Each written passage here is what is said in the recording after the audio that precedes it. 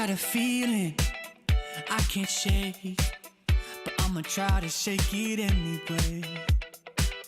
I got a move that I can't break, but I'ma break that thing anyway.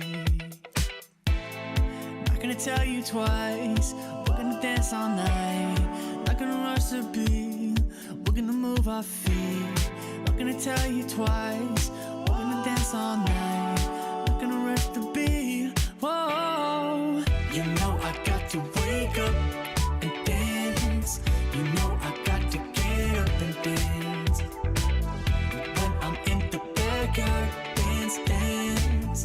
When I'm in the graveyard, we dance. When I go back to sleep, I dance. In the realm of dreams, I dance. When I'm in the boneyard, dance, dance. When I'm caught off guard, I dance. Feet on the ceiling, feeling great. Don't tell your mama we shaking, babe. Break the rules and do your thing. Bring your shoes, yeah, bring your date. Not gonna tell you twice, we're gonna dance all night. Not gonna rush the beat, we're gonna move our feet. Not gonna tell you twice, we're gonna dance all night. Not gonna rush the beat, yeah. You know I got to wake up and dance. You know I got to get up and dance. When I'm in the backyard, dance, dance.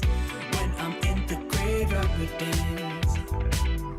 When I go back to sleep, I dance. In the realm of dreams, I dance. When I'm in the boneyard, dance, dance. When I'm caught off guard, I dance.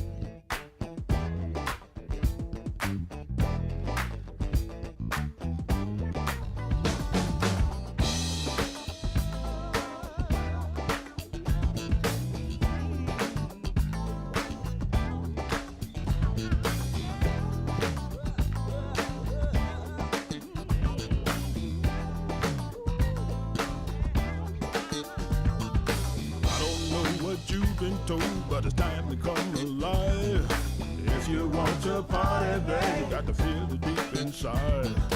All I really want to do is the things you just can't hide. Put your funk around it, babe, and I'll take you for a ride. You know that feeling. You know that feeling. You know that feeling. You know that feeling.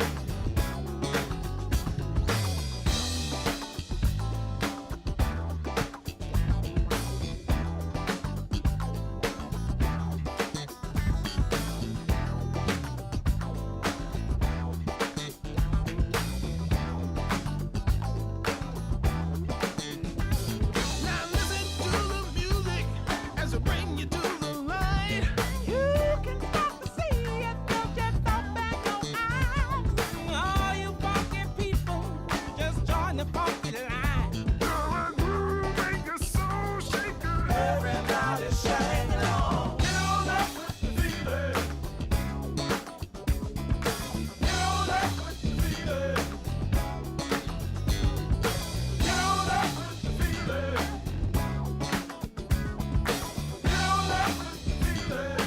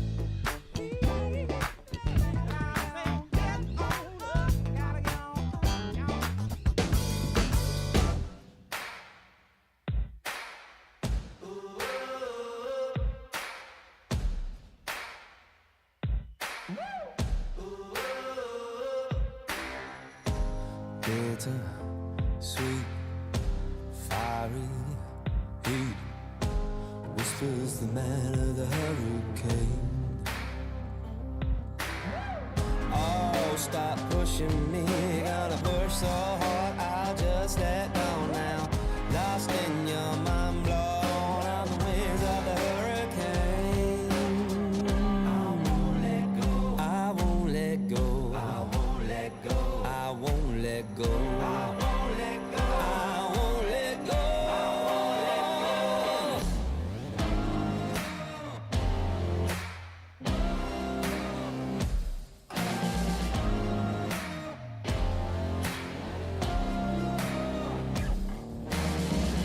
Ain't never giving up on you. Gonna see this storm all the way through. Gonna push right through the driving rain. Gonna ride on the wings of the hurricane. Ride on the wings of the hurricane. Ride on the wings of the hurricane. Ride on the wings of the hurricane. Ride on the wings of the hurricane.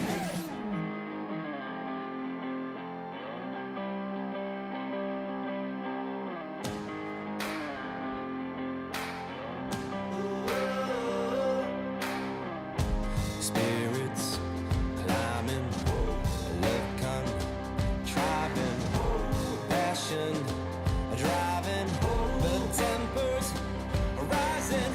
Whoa, stop pushing me, you're gonna push so hard, I'll just let go now. Lost in your mind, blown on the wings of the hurricane. I won't let go, I won't let go, I won't let go. Ain't ever giving up on you. Gonna see this storm all the way through. Push right through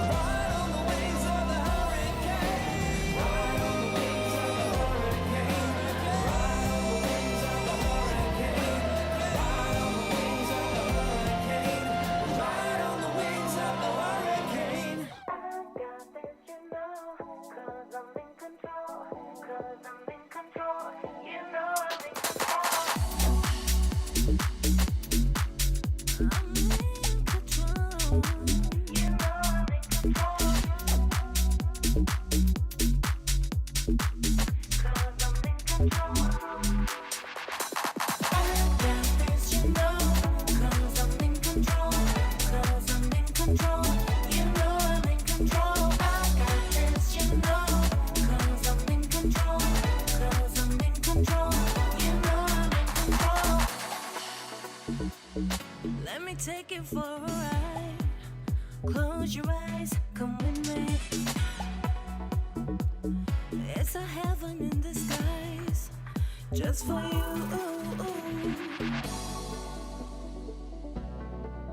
Just for you.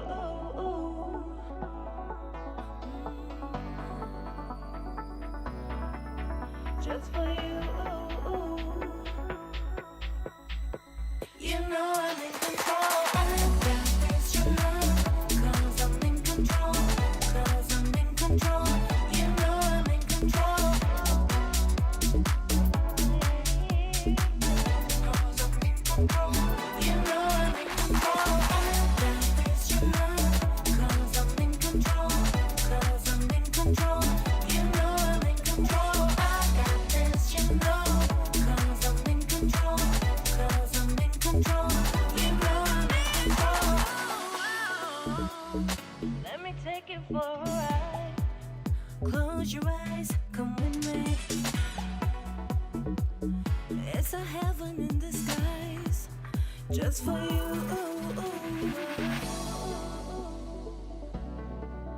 Just for you.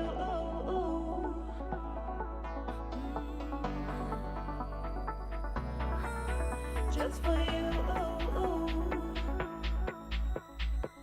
You know I'm in control. I got this, you know. 'Cause I'm in control. 'Cause I'm in control. You know I'm in control. Because I'm in control. You know I'm in control. I got this, you know. 'Cause I'm in control. 'Cause I'm in control. You know I'm in control. I got this, you know. 'Cause I'm in control. 'Cause I'm in control. You know I'm in control.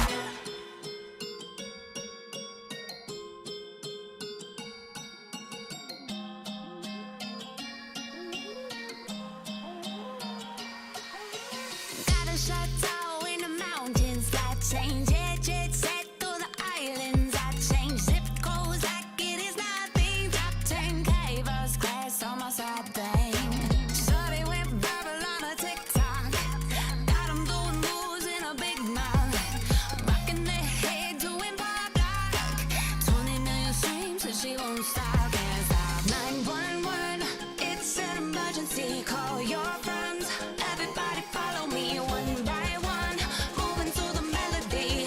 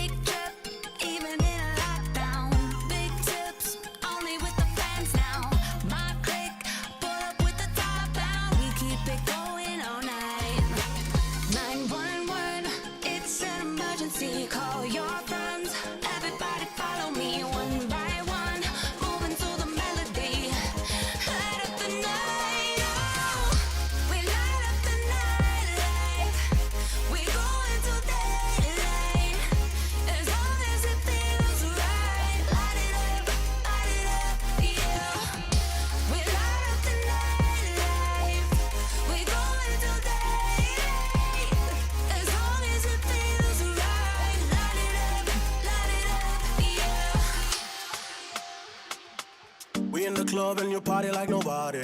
We in the club and you dance like nobody. We in the club, girl, you show me your mata, your mata, your mata. We in the club and you party like nobody. We in the club and you dance like nobody. We in the club, girl, you show me your mata, your mata, your mata. Eh.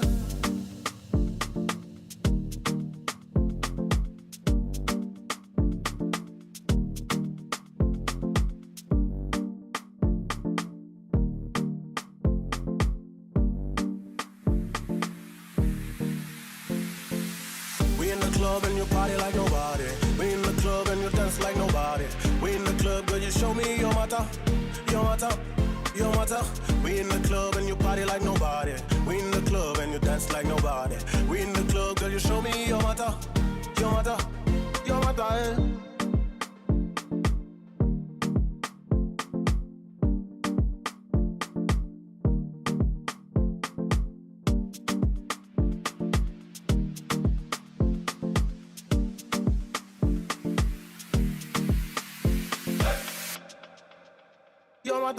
We in the club and you party like nobody. We in the club and you dance like nobody. We in the club, girl, you show me your mata, your mata, your mata. We in the club and you party like nobody. We in the club and you dance like nobody. We in the club, girl, you show me your mata, your mata, your mata. We in the club and you party like nobody. We in the club and you dance like nobody. We in the club, girl, you show me your mata, your mata, your mata. We in the club and you party like nobody. We in the club and you dance like nobody. We in the club, girl, you show me your mata, your mata, your mata. Your mata, your mata, your mata. Your mata, your mata. Your mata, your mata. Your mata.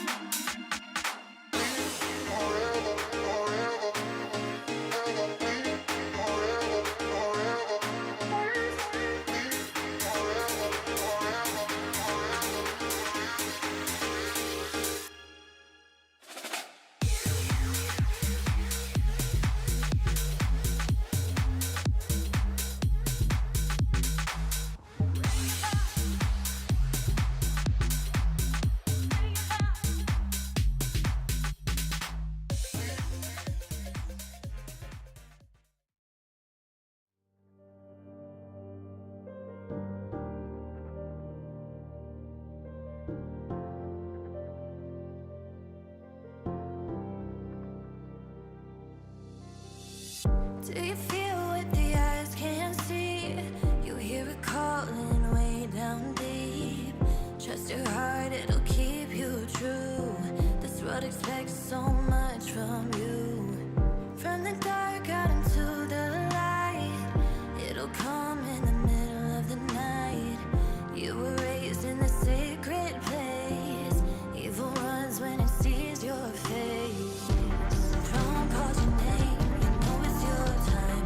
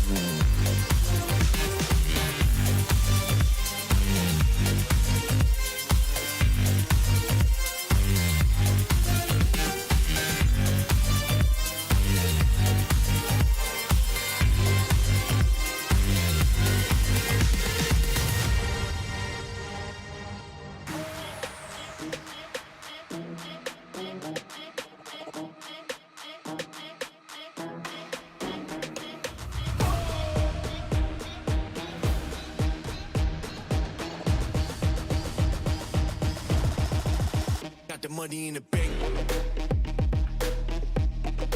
Hit you with the. Hit you with the bank. Hit you with the. Hit you with the 808. Hit you with the. Hit you with the 808. Bang to the break. Bang to the break. Bang to the break. Bang, bang, bang, bang, bang. I'm a boss, yeah, you know that I'm finna shine. Got the money in the bank.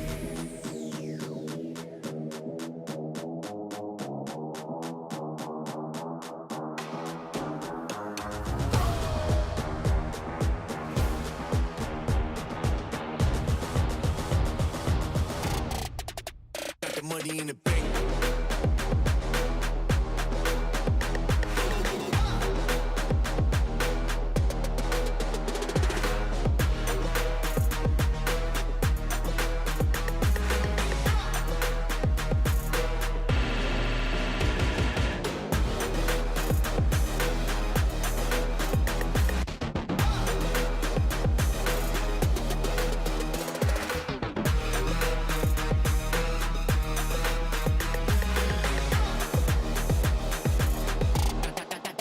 Got the money in the bank. Bank, bank, bank, bank, bank, bank, bank, bank, bank, bank, bank. Got the money in the bank. Hit you with the 808. Hit you with the. Hit you with the bank. Hit you with the. Hit you with the 808. Hit you with the. Hit you with the 808. Bang to the break. Bang to the break. Bang to the break. Bang, bang, bang, bang, bang. I'm a boss, yeah, you know that I'm finna shine. Got the money in the bank. Usually I take a backseat, yeah. Low key, I tell I'm discreet and don't wanna put my heart on the line too many times. I've been burned, I bounce back quickly, and with the drama, tell 'em miss me. Won't ever let it go too far, expose my heart, that's risky. Maybe there's just something about the way you stop and stare. Something in those eyes tell me you care. I'm still learning how to trust. So can we keep this between us? I got a reputation to uphold, so don't reach out your hand for me to hold. Don't rush to tell the world that I'm your girl right now, 'cause I might leave swiftly, just based on my history. Been on a take them flights at the side of trouble. Maybe there's just something about the way you stop and stare. Something in those eyes tell me you care. I'm still learning how to trust. So can we keep this between us? If you choose to stick around, don't say I let you down when I burn it to the ground. Because I'm still learning how to trust. So can we keep this between us?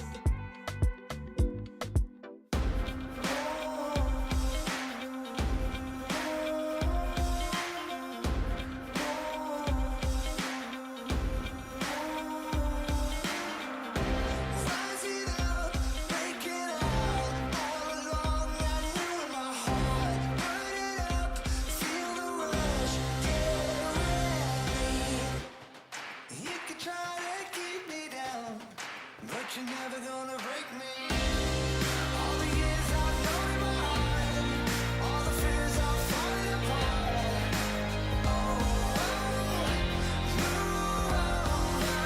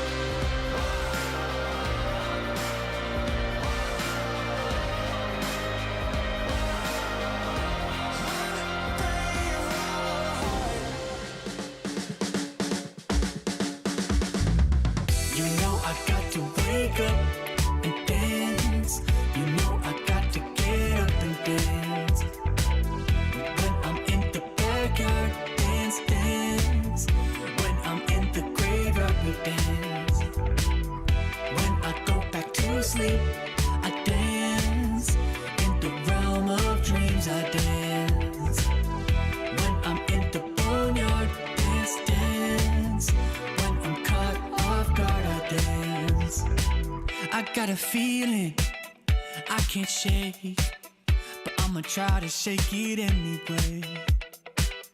I got a move that I can't break, but I'ma break that thing anyway. Not gonna tell you twice, we're gonna dance all night. Not gonna rush the beat, we're gonna move our feet.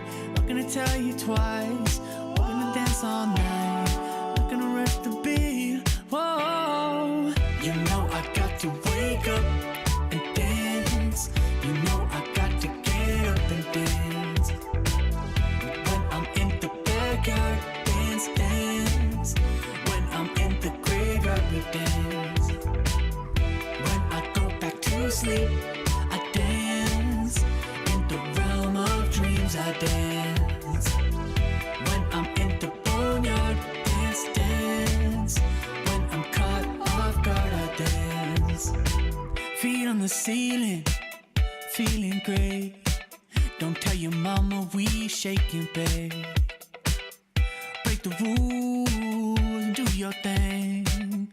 Bring your shoes, yeah, bring your date. Not gonna tell you twice, we're gonna dance all night. Not gonna rush the beat, we're gonna move our feet. Not gonna tell you twice, we're gonna dance all night. Not gonna rush the beat, yeah. You know I got to wake up and dance. You know I got to get up and dance. When I'm in the backyard, dance, dance. When I'm in the graveyard, we dance. When I go back to sleep, I dance. In the realm of dreams, I dance. When I'm in the boneyard, dance, dance. When I'm caught off guard, I dance.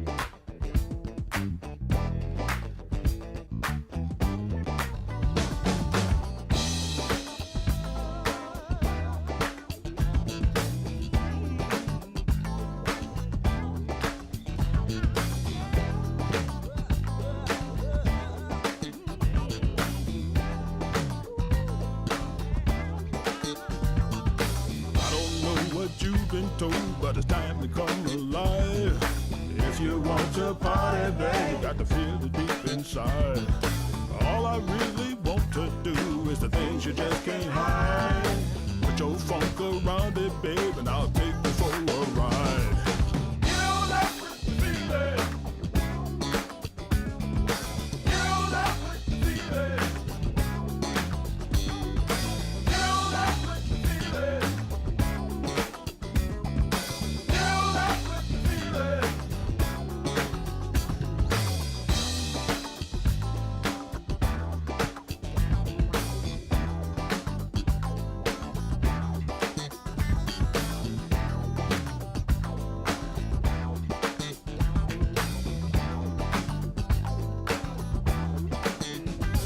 Now listen to the music as I bring you to the light. You can stop the sea if you just open your eyes. All you funky people, just join the funky line. Girl, groove make your soul shaker. Everybody sing along. You know that feeling. You know that feeling. You know that feeling. You know that feeling.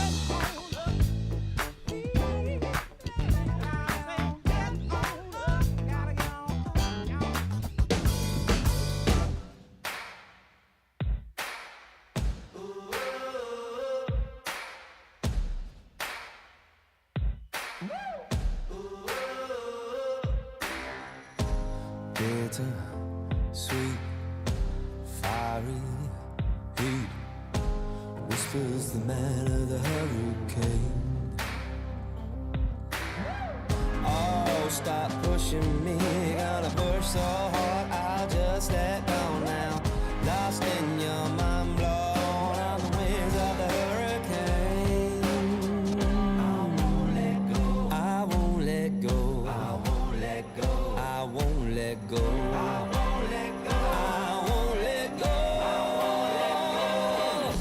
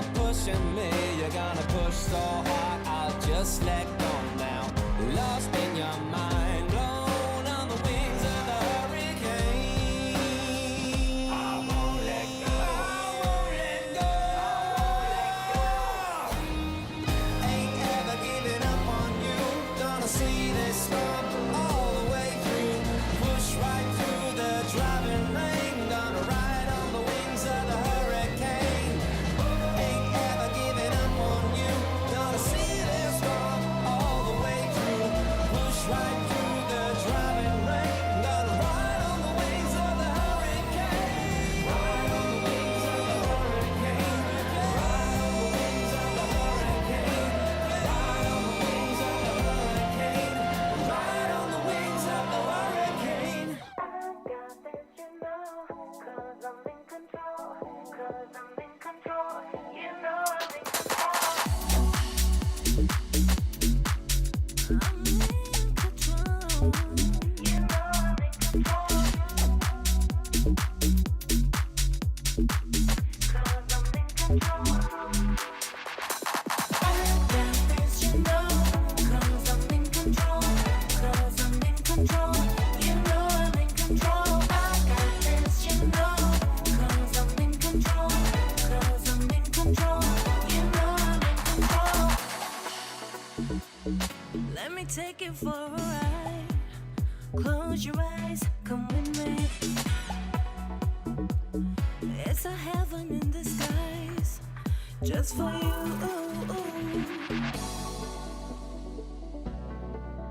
Just for you.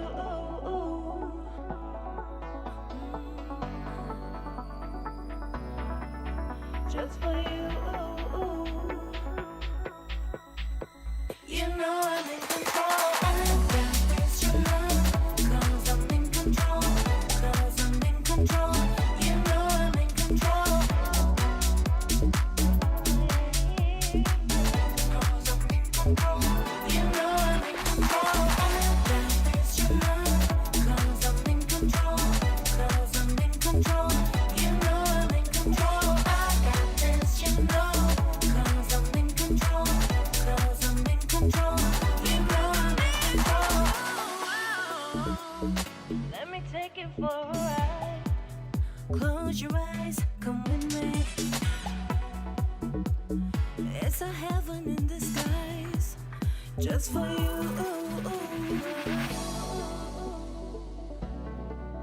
Just for you.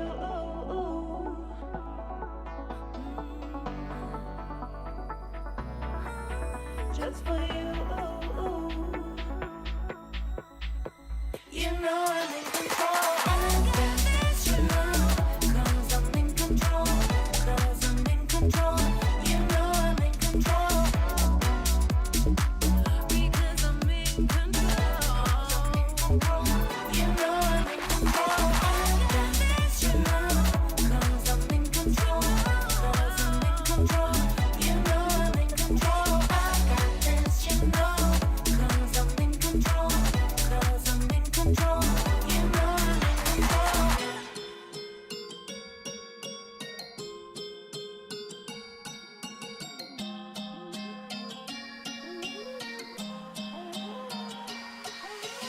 Got a chateau in the mountains that change.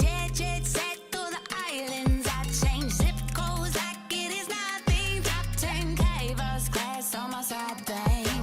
Shorty went viral on a TikTok. Got 'em doing moves in a big mouth. Rocking their head, doing pop like 20 million streams, so she won't stop, can't stop. 911, it's an emergency. Call your friends. Everybody follow me one by one. Moving to the melody. Light up the night, oh. We light up the night life. We go into daylight. As long as it feels right. Light it up, yeah. We light up the night life. We go into daylight.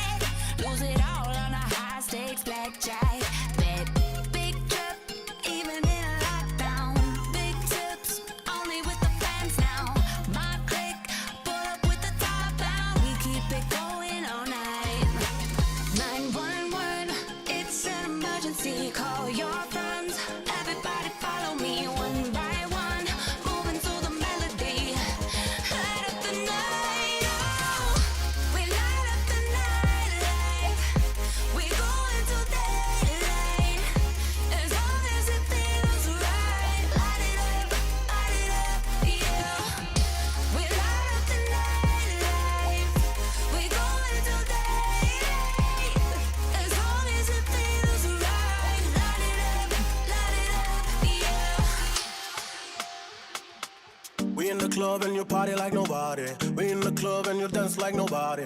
We in the club, girl, you show me your matter, your matter, your matter. We in the club and you party like nobody. We in the club and you dance like nobody. We in the club, girl, you show me your matter, your matter, your matter.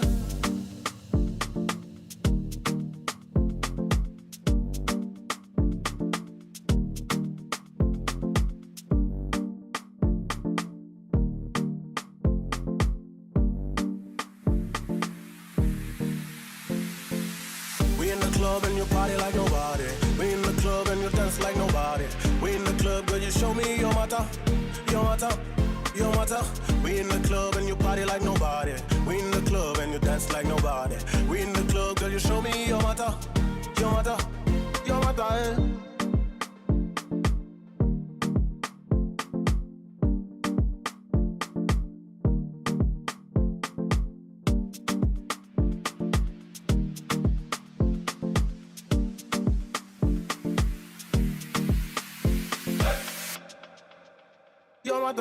We in the club and you party like nobody. We in the club and you dance like nobody. We in the club, girl, you show me your matter, your matter, your matter. We in the club and you party like nobody. We in the club and you dance like nobody. We in the club, girl, you show me your matter, your matter, your matter. We in the club and you party like nobody. We in the club and you dance like nobody. We in the club, girl, you show me your matter, your matter, your matter. We in the club and you party like nobody. We in the club and you dance like nobody. We in the club, girl, you show me your matter, your matter, your matter.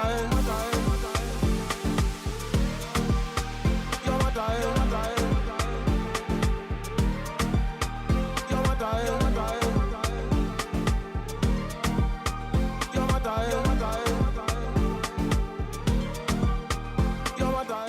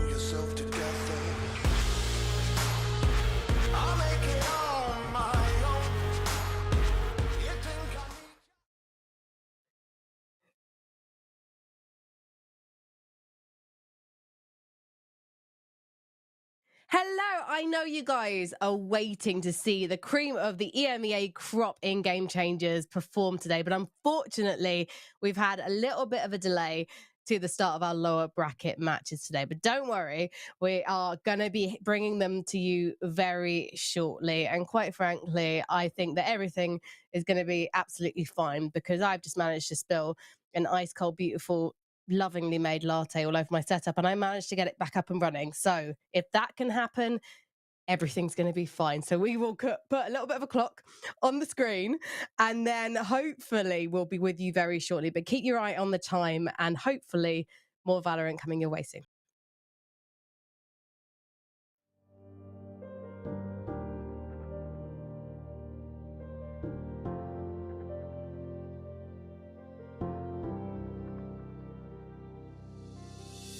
Do you feel what the eyes can't see?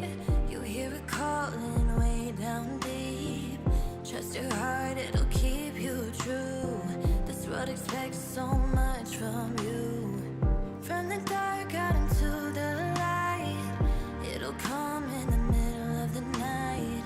You were raised in the sacred place. Evil runs when it sees your face. Throne calls your name.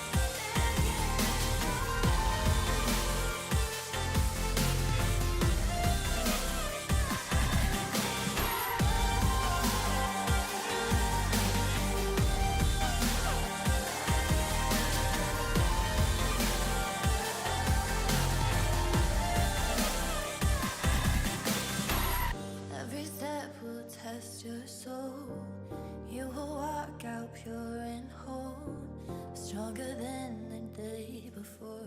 Tomorrow you'll fight for more.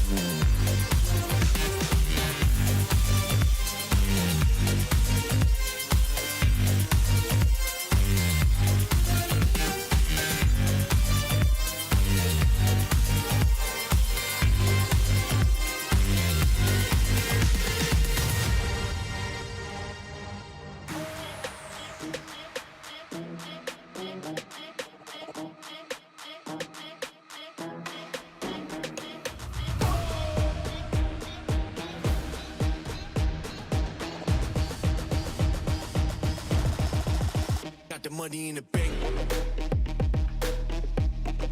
Hit you with the. Hit you with the bank. Hit you with the. Hit you with the 808. Hit you with the.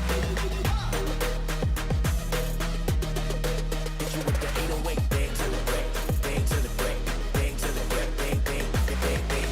I'm a boss, and you know that I'm finna shine. Got the money in the bank.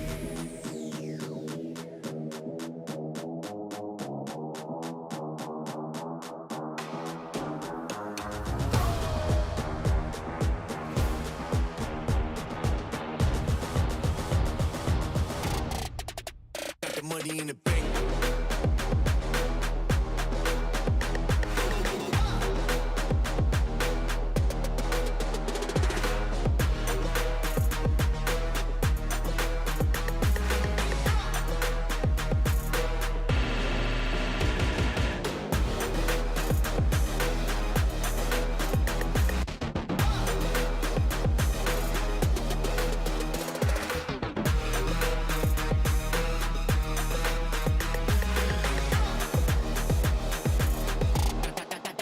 Got the money in the bank.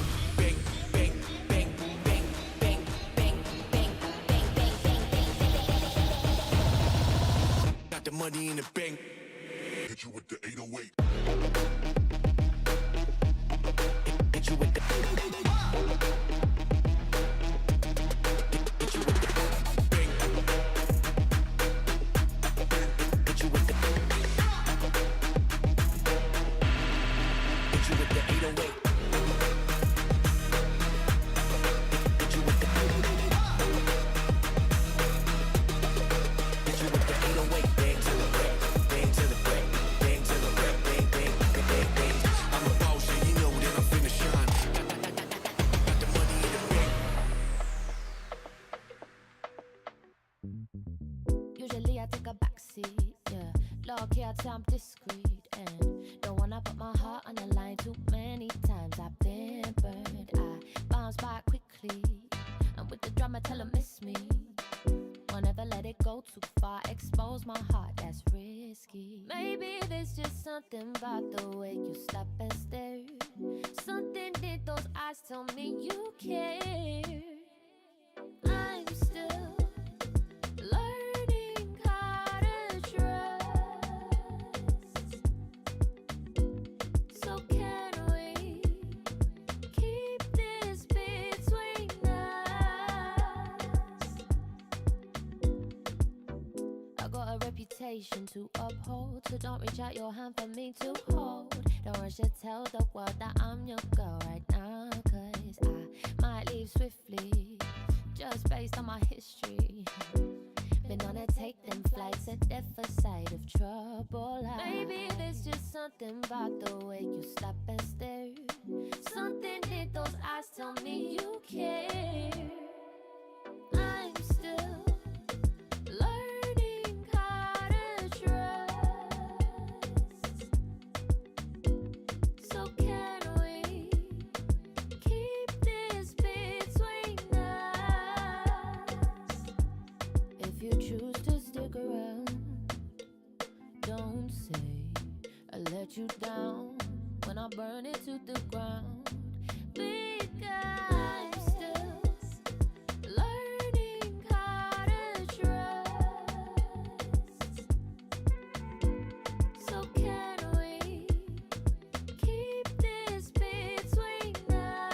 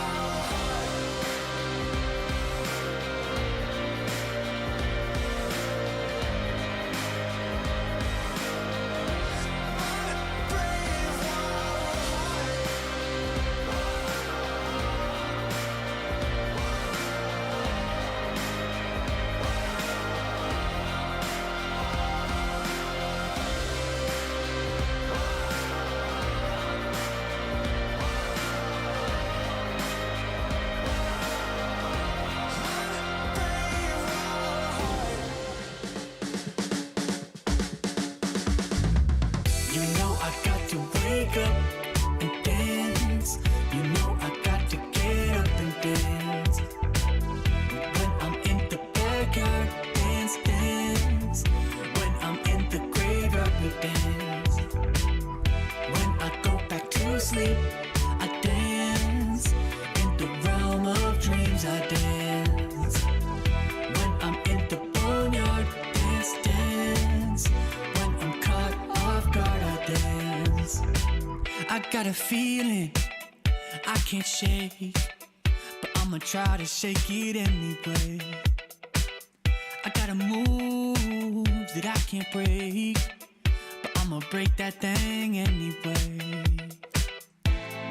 Not gonna tell you twice, we're gonna dance all night. Not gonna rush the beat, we're gonna move our feet. Not gonna tell you twice, we're gonna dance all night. Not gonna rush the beat, whoa. You know I got to wake up and dance.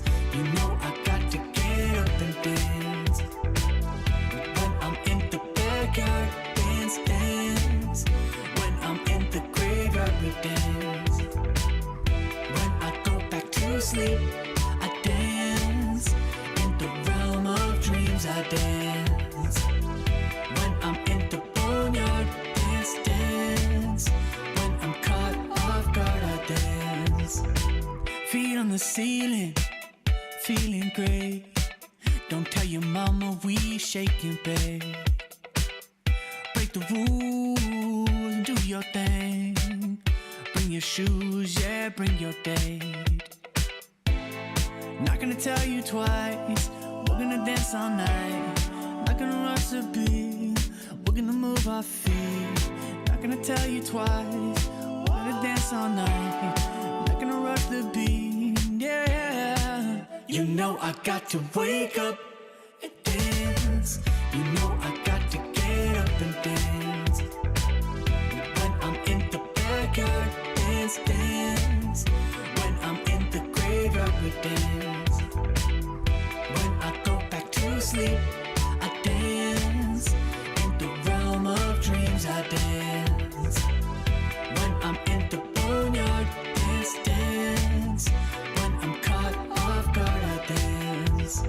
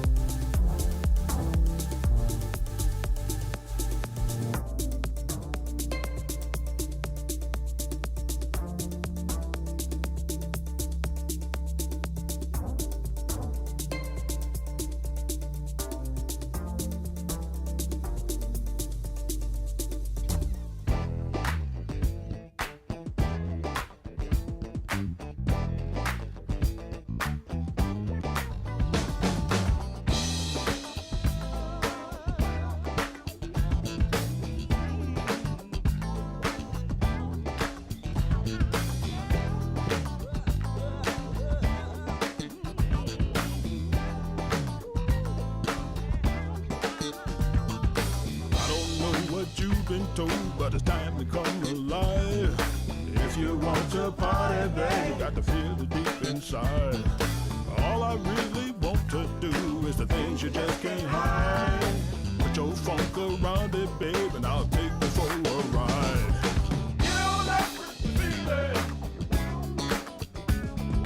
Get on up with the feeling.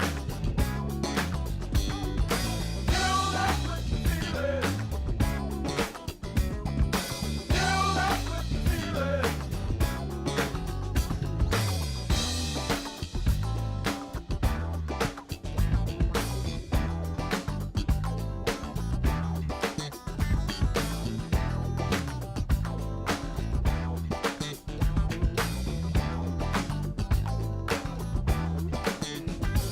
Now listen to the music as it bring you to the light.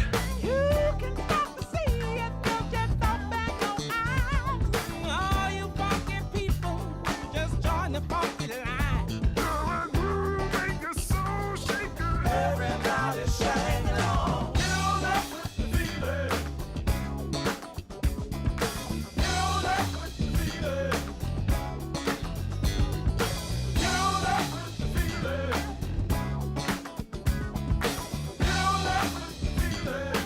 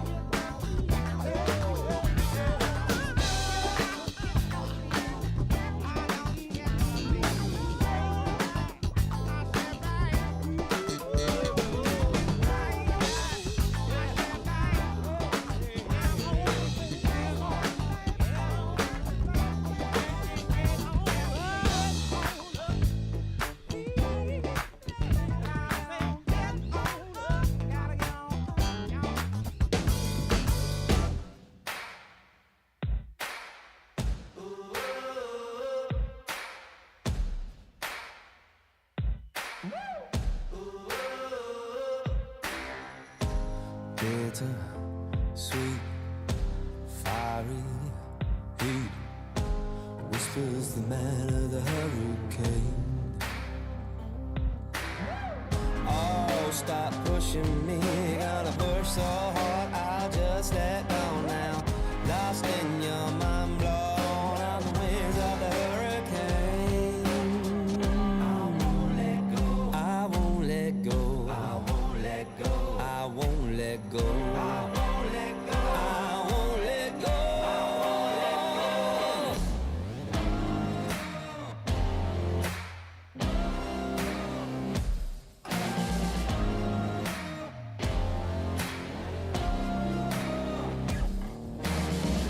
Ain't never giving up on you.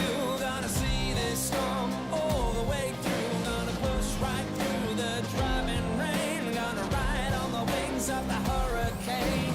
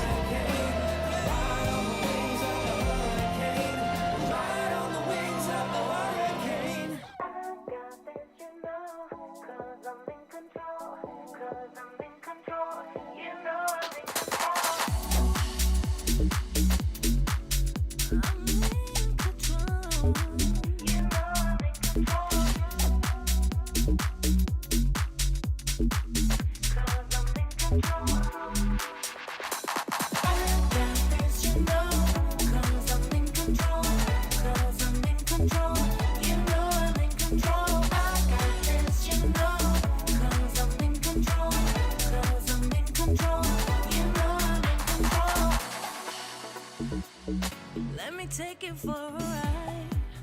Close your eyes, come with me. It's a heaven in disguise, just for you.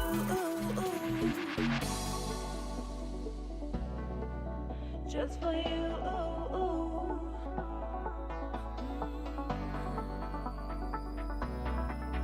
Just for you.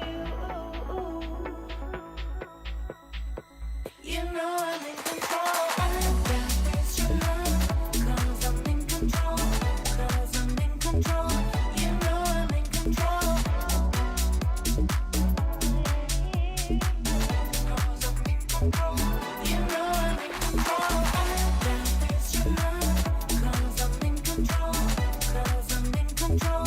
You know I'm in control. I got this, you know, 'cause I'm in control.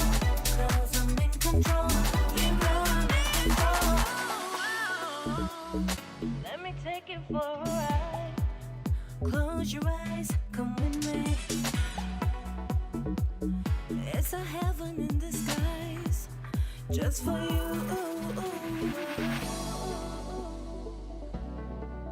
Just for you.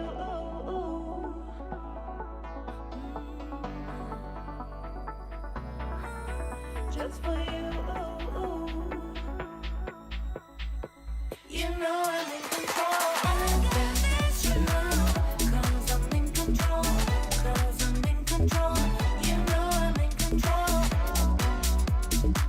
Because I'm in control.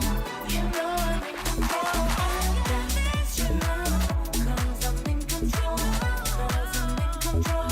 You know I'm in control. I got this, you know, 'cause I'm in control. 'Cause I'm in control. You know I'm in control.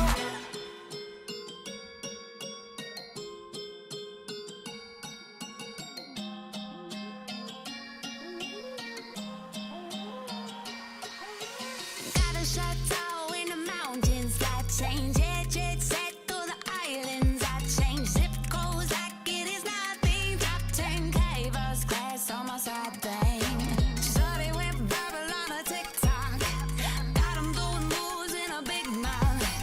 Rocking their head doing pop lock. 20 million streams so she won't stop. Can't stop. 911, it's an emergency. Call your friends. Everybody follow me one by one. Moving to the melody.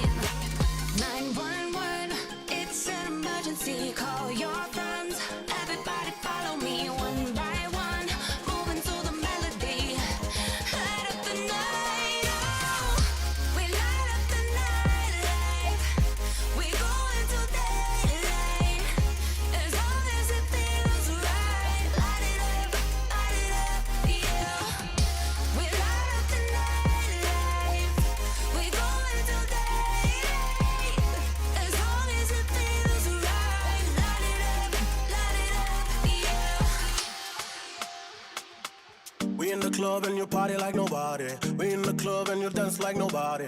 We in the club, girl, you show me your matter, your matter, your matter. We in the club and you party like nobody. We in the club and you dance like nobody. We in the club, girl, you show me your matter, your matter, your matter.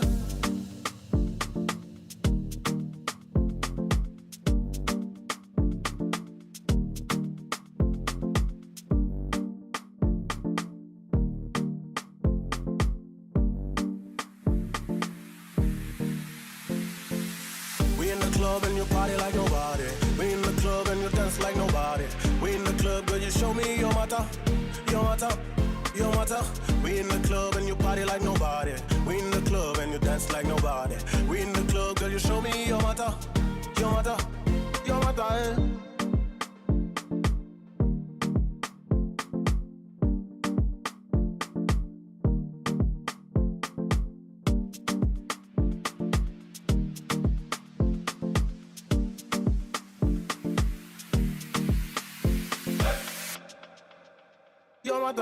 We in the club and you party like nobody. We in the club and you dance like nobody. We in the club, girl, you show me your matter, your matter, your matter. We in the club and you party like nobody. We in the club and you dance like nobody. We in the club, girl, you show me your matter, your matter, your matter. We in the club and you party like nobody. We in the club and you dance like nobody. We in the club, girl, you show me your matter, your matter, your matter. We in the club and you party like nobody. We in the club and you dance like nobody. We in the club, girl, you show me your matter, your matter, your matter, your matter, your matter, your matter, your matter, your matter, your matter, your matter.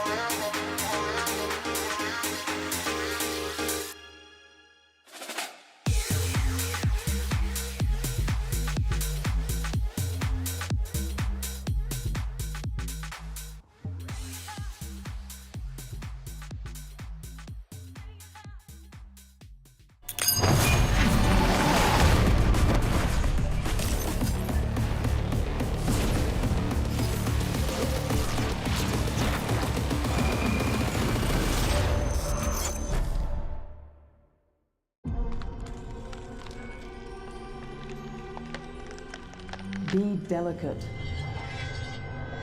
gentle, precise. Calm down. Why are you trying so hard?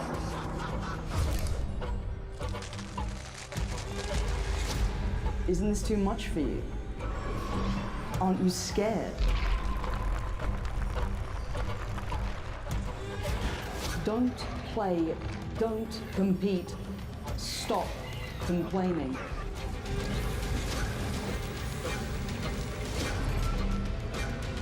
Whatever you do, it'll never be enough.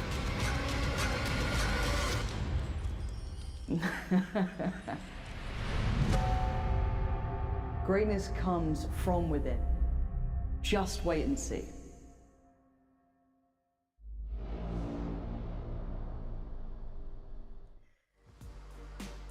I've just had a thought. It was Lauren. Lauren is the reason that we have been patiently waiting to get this event underway. I say the event underway. The event's been in full swing all week. Thank you for joining us for day 5 of VCT Game Changers Stage 2. We've got 2 lower bracket matchups. They're very exciting, of course, because it means you gotta win. Otherwise, sadly, you are out of the competition, and they're coming up for you today. And also coming up is the expert analysis from my friends Mr. Mitchman and Billy. Mitch, how does it feel to be in the middle again rather than in this position? Well, it's fantastic, to be honest, Frankie, to be surrounded by so much talent. Yourself, it's good to see you again. I haven't seen you since the EMEA, been a little while. And Billy, got to meet you over in Madrid as well. I'm very happy to be here. Yeah, Billy, you happy to it's be here? exciting. Just checking. Sorry, yeah, of course. Like as Mitch said, it's nice. It's a good group of people that we get to start the day off with. I know we had a bit of a delay in waiting, but you know we're getting ready, we're getting started, and I can't wait to see these games that we've got ahead of us. I can't wait either, which means that we can get into the map veto pretty much straight away. I should actually introduce the fact that we've got BBL Queens versus Falcons Vega coming up first. Falcons surely the favourite in this one, Mitch, and probably have the upper hand in this veto as well. Yeah, I would think so. I think there's a lot of maps that they can bring it to. Recently, their Ascent's been looking very good. Their Sunset, their Lotus, their Split. Like this is a team that I think on most maps might just be able to edge it out individually if they find BBL on a bad day. And the Breeze off rip, not too much of a surprise. This is where they've been taking a lot of the time banning that out. Icebox from BBL. We end up with a Sunset pick from Falcons. I'm excited for this one. A map where they beat Odd One Out. They beat G2 as well, a team you might know. And if you can take down Gozen on Sunset, you can take down anybody. Yeah, I think that's a great point to make, Mitch. And I think as well, like waiting on this one that BBL are going to select, I think this could be a big, bind. I'm quite surprised by that bind pick, I'm not going to lie. I think Lotus probably would have been a better pick from them here, considering how they've played on it so far throughout the playoffs. I mean, the only time they've actually ever like lost a game was when Lotus wasn't chosen, and that was yesterday's game against Giant X. You know, it's been a very dominant map for them. A team is yet to make double digits against BBL on that map, so it's surprising. And look, Falcons are just going to get rid of it now. Yeah. I mean, realistically, you know, the lack of a Lotus pick has been the highlight for the last 2 days. I think yesterday, sure, they end up winning their map pick, but it wasn't as convincing as their previous Lotus matches have been. So it's strange to see them move away from it. I also like the idea, though, of just having that little bit of a fresh twist to your map pool. Just strange to see it when elimination is on the line. Can I don't think their bind looks that fresh, Mitch. I mean, they narrowly won it yesterday against Giants, and I can understand the logic here, which is you pick a map that Falcons have openly admitted is not necessarily their strongest. They've left it in the map pool because they feel like Breeze is actually not working out for them. So BBL have come along and they've said, okay, cool. Well, we did win on bind yesterday. Okay, it was an OT. We did win though, and Falcons, maybe they are going to be vulnerable there. But surely, as Billy's pointed out, they should be playing to their strengths and going for a Lotus. You would think so. You really would. And I think for this squad, it's even weirder when they already got to try their bind against G2. They got destroyed, but I sort of understand coming out of that and going, hey, you know what? We're a good bind team. That's just the G2 effect, right? We need to build it up more, try it against Giant X. And I agree with you. It didn't look like it worked. Super tight game. It came down to the wire. To leave it in here to still stray away from Lotus, the only reason I can think of is that they think there's too much tape. They played it in 4 games in a row, so everybody kind of knows how they play Lotus. But I still think it's safer to play to your strengths. I agree with you, Frankie. And Falcons know how BBL might be playing Sunset on this opening map because we saw them again narrowly lose it this time in overtime. So let's take a look at the agent select. I imagine we're going to be seeing what we've seen before from these two teams. So that's going to be coming up in a moment. Mitch, what did you actually think of the lineup that we saw on Sunset yesterday from the likes of BBL Queens? Just to remind you, we saw a Gecko, Omen, we saw the Sage, actually. That's probably the key talking point from the lineup that they like to run. Yeah, absolutely. They swapped out a Sage for what their opponents and what most people are bringing in is a Cypher. Or Cypher obviously has a lot of benefits. I think especially new patch Neon, it's going to be pretty pivotal. But I really enjoy the Sage. I think especially with Omen, there's a lot of interesting walls you can do. Have Omen TP up on top. Paper X are a great example of that 2 international events ago. So there's a lot of ideas and a lot of things you can create angles your opponents aren't ready for. So I love that. Okay, Billy, let's see if they are going to run it back again. They're probably up against a Cypher, and yep, Falcons are basically presenting them what they played against yesterday. And BBL Queens were able to put up a fight. What do you like about the comps that you're seeing here, Billy? Do you know what? I agree with Mitch. I like the Sage. I like the fun little things that you can do with those sort of, as you said, Omen plays with the Sage and the sort of getting different heights on the map. It kind of causes Falcons Vega to be a bit more cautious and a bit more, you know, like use their initiative to use that initiation util a bit better. But looking at this, I think the main thing for me with Falcons Vega is it doesn't really matter like what their comp is. They're such a flexible team that they're always able to adapt around any player. And I mean, the big one being Mary coming into this one, a lot of the role swaps that they've had to have, you know, they're a very flexible team. So yeah, I think it can go either way, but I think Falcons Vega, you know, that flexibility, it's can't touch it.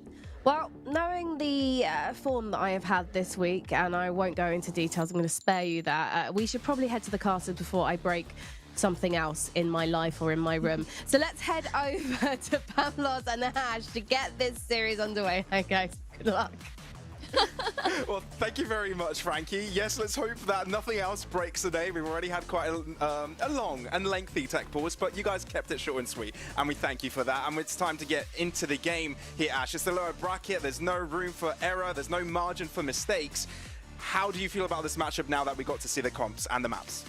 I'm feeling actually kind of scared here for BBL. They have had a fall far from grace since last year, like heading into stage 1. Even it was a bit difficult losing Vanya as the IGL Philippa, taking on this role for the first time, a bit more of a long-term project when I'm looking at this roster. But when you look towards the map pick bans that we just saw, I think Mitch hit on it. It does very much so lean in the favor of Falcons, and it's a big risk to be taking because that match that we saw for BBL yesterday up against Giant X was a pretty difficult loss for them. Very different from what we're used to seeing coming out from them, and a bit of a struggle in that kind of sense. So hoping that they can reset here into this next day. And wait. 2 shots, maybe 3 shots and 3 kills. No, what on earth is going on? We've only just started. No! Stop it! Oh, it could be the ace, but Eva says no to her ex-teammate. Or at least, no, not ex-teammate, to the ex-organization. But damn, what a start from Schnell. Eva's left all to herself, and it's a 1v4. Of course it's difficult. I think the job has already been done here, but what an amazing start to this game, I'd say. I love that we see the aggression coming out from her. It can be risky being that controller player, but previously being that duelist on so many rosters, it isn't surprising to see that kind of bold play coming out from Schnell. But Ava's left now into this 1v4 situation. A little bit of poke, but the cavalry will be running over. They're so diligent to play together here too, Pavlos. Yeah, they've just grouped up. There's no reason to make any mistakes. They know how fine margin this game is.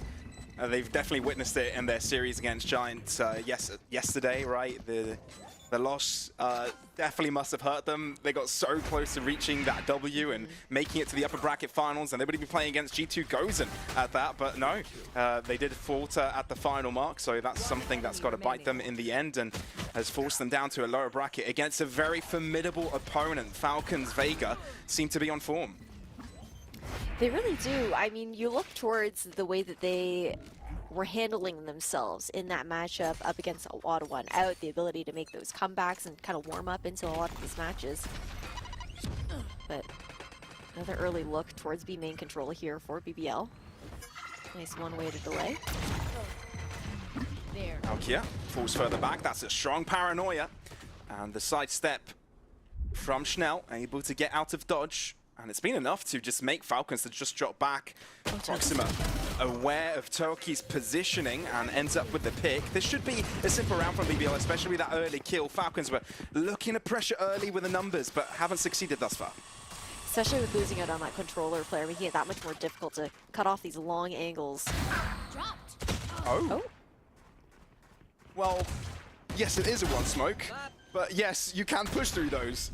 And I think Falcons are able to capitalize upon that early kill, find a site pressure, maybe get the spike down as well. But BBL looking to group together to take this retake.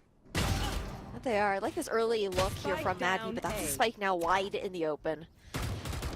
And Sandra calls to do a lot here. Heroics required. Eva, last player standing again on the second round, but BBL able to square things up, avert any sort of crisis, and end up with 2 off the rip. A relatively comfortable start here for BBL, but this is where things get a little bit more interesting. Falcons having their bye coming into this. Falcons is also this team where I think that we've seen them kind of on the back foot in a lot of these pistols. They'll lose the first 2 rounds, but then it's typically smooth sailing. Of course, up against a team like BBL, you expect a bit of a tighter fight. But overall, it'll be interesting to see how these compositional changes really make a difference here when you're looking towards those sentinels. Spike down, attacker spawn. An immediate pick. Okay, so that's the vertical angle. The wall boost up in towards that window to find that first blood. I can tell that Falcons are sort of wary of that position still. Quite diligent to clear it out already. Boombot as well as a flash expended to it. They see the wall and realize, okay, well, you need to be careful of your corners here. Defender might be stuck by to the other side of it instead. See BBL pressuring the other end. Mary expecting it. She's topping the charts in this tournament, second in ACS overall. But look at Toki. She's the one that looks to inflict more pressure into mid. Might be able to split the map in 2. Well, Alkia is on the lookout. Toki, good open, and that's Falcons now with the advantage.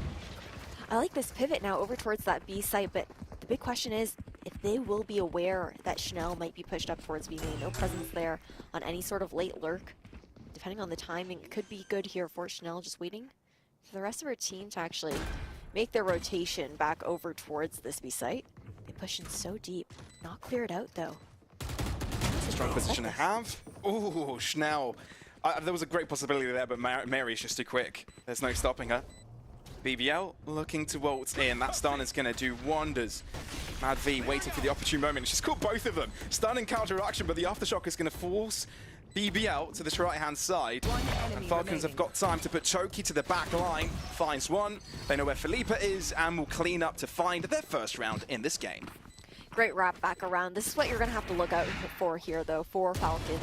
They're so diligent, again, within these post-plant situations. Once they get that spike secured on site, they're very good at taking one of those lanes, 2 of those lanes, denying that space early on, making it a lot more uncomfortable for the defenders to find that retake. And they'll play so diligently together, always in those pairs here as well. But weapons in the hands of BBL, finally. And we've just got one away from the Thrash on the side of Proxima here, too. Heavy lean over towards this A site, looking to deny that upper angle, but BBL, they're not going to be playing for elbow control this time around.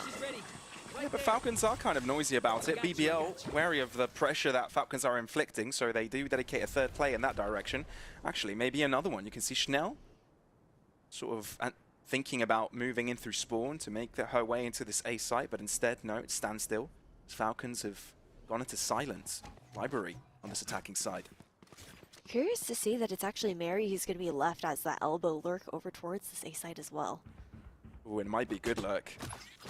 Alkia nearby. Oh, but this Boombot will be spotting Mary. But who's stuck in with who? The paint lands perfectly, but Mary is just too strong. Eventually, the catalyst are the paint shells, so the trade does come out. But what do Falcons do with this? They're lined up outside of B. Still got the Thrash in just to clear out towards back site. Nobody's home here on B. Of course, Chanel's the one who's going to be able to make these calls for the rotation, right? Just tucked in towards Boba, maintaining this space. And this time around, they're actually going to all fall back, play towards B main as 4. BBL will need to push through, disallow that opportunity to just kind of spray towards that spike, but you also see Sandra positioning herself for that wrap back around towards Market. Out of the defender, these are so difficult situations to uncover, especially with a lurk in the making from Sandra. And BBL are sort of lost in this endeavor, right? Because what do they have at their disposal? Maybe a wingman can assist with a diffuse, and it's actually stuck with it. Wait a minute, they might actually have it. What? They were able to hide behind the wall, and it works out for BBL. I have a massive question there. I mean, BBL, you For Falcons, you don't expect them to be planting so close to the corner. That ability to tuck back around. I don't know if that was that Wingman who planted too far to the left? Possibly? I don't remember. But still, a mistake that cost Falcons a very important round. And I feel like if they lose this one, they'll be in dire economical straits. Very difficult. At the very least, they do have that showstopper to work with. And Mary has been lights out with her utility this entire stage so far. We've seen her just copying a lot of these nades, finding multi-kills with the showstopper as well. Early pressure over towards Market Door for BBL. They just hold steady, they hold strong. You can see them anticipating still another one of those pushes up towards mid. But the wall to go up just to completely deny that opportunity, that possibility over towards Toki, who has typically been taking that space. And a comfortable lean now towards this B side. A great read here from BBL. Schnell's going to have to hold strong into market to try and shut down Falcons for pushing over. Schnell was at a higher ground, but has to TP away. But Mary's aggression pays dividends into B main. Still Proxima stuck on site, but cannot do a thing. Overwhelmed by all the angles, and suddenly this B site fully under control of the Falcon side. Quite comfortable at that. With money dwindling, actually getting that pick on Toki makes it a lot more feasible now for this retake in a 3v4. Sandra so low. So is Mary, but it doesn't seem to matter as they do connect their shots. 2v3, and this endeavor might be doable. If they find another, Alkia might have birthed life to this round for BBL. They look to approach, Mary looks to isolate, and she's just so damn accurate. It's Mad V actually, but still, the damage will be done. Nevertheless, Alkia already quite a few to her name this round, but running out of time, and she knows it. Blind as a bat and drop splat on the ground. That's Falcons finding themselves the answer. Incredible utility usage coming out from Madvi there just to delay that opportunity to tap towards that spike, try and bait out those fights, and buying as much time as possible. Now only one away from that Rolling Thunder here as well. But this got close, Pavlos. BBL, there was an opening to actually try and find this retake. They did quite well considering it was down to, what I believe like a 2v4 initially. But now on the back foot on the side of BBL, they're going to be stuck on those pistols. They do have a couple of these ultimates to work with within that Thrash, within that Showstopper. And they look for this early mid control. The first look at it, aside from that pistol round we saw, Chanel just walks, well, I guess TP actually, Shrouded Step, over towards Tiles. And Falcons are so aware, anticipating this sort of aggression here on the eco run from BBL. Still a while to go, but imagine the story where Mary makes it through the lower bracket run and ends up facing against G2 Goes and former teammates. God, what is that mid push? It's pistols, huh? Okay, sure. For a second there, I thought we had time to story build, but apparently not, Ash. Listen, it's Sheriffs and it's Game Changers. What do you expect? True. Mary, though, likes to return the favor. She wants to be the top raise on the score sheet. Breaking that door for the additional pressure. Look at such a deep line that Wens has over towards A, though. Again, that comfortable stack towards this B site, playing those numbers. Just due to the positioning. That creep back in. Satchel out. I'll discharge it. Last class pack available for Mary. Stand up. Finds cover. This aftershock will be menacing, though. At least she's got the cage to work with. Sandra's got her teammates back. Falcons move in as a unit, and it pays wonderfully. And as Wingman gets a spike down, this time in the correct position. It looks like they'll be able to secure this round as well. That they will. Little camera, gonna have to take out that tag. Unfortunate here, and everyone's probably just gonna flood on in over towards Wens, even expending the molly. But all done and dusted, as expected here in this 6th round. 3-3 as Falcons tie things up. But I like the idea. I like how we saw, despite the round not going in the favor of BBL, it was really great utility usage as far as just playing very reactionary coming out from Philippa. So we got to see some more of that coming through. Now, as we actually head into a timeout, probably chatting about the fact that they have 4 ults online. You also see Falcons, they've got 2 on the precipice of coming out here as well. So just looking to chat about how they want to deal with the fact that Falcons will be looking for a lot of that ult orb control here in the early round. Yeah, that's possibly something that Falcons will be going for, and BBL need to stay in check of. But obviously, at the same time, you need to consider that Falcons have built up quite a lead, and BBL, you can't sort of go on losing a round, losing one round when you've got the bye round kind of means in this situation that you're losing 2 consecutive, right? And this is exactly a situation they're in again, right? So it's a very important round, one that could make a massive difference to this map, especially if they want to be considered as a contender in this map. Even though it's Falcons' map pick, I think it's one of the 3 that is most likely to swing either way. You're definitely right about that. Definitely a scary map beat out here for BBL, but this is also a team that I think adjusts so well after failures here as well, where they're just able to kind of bounce back, look at their mistakes, try and brush up. And both teams also so good at these adaptations mid-game, changing up their approach. With a much more passive look. Very deep slow here from Wens, but no one was home on the side of Falcons. She'll just be jiggling it for now. I mean, Falcons have played so slow, anticipating that BBL will be challenging for these ult orbs. And they try to catch them off the back of it, let them expend some early util. At the 1 minute 15 second mark, sees Falcons making their way into this A site with a lurk of Sanja over to A. Wall broken. How do BBL react? You can see some of these individuals start to drop towards this right-hand side. Sanja keeping them on their toes, though, and that's the important part, because player, maybe 2, will need to keep their mind on this mid-lurk. Look at the way that they fall off. That information alone, the fact that 2 players had crossed over towards that A site. See the smoke going over towards top mid. Look for a pivot towards B, but again, Chanel consistently pushing over towards B main to maintain this space for the team. How much can she hold back?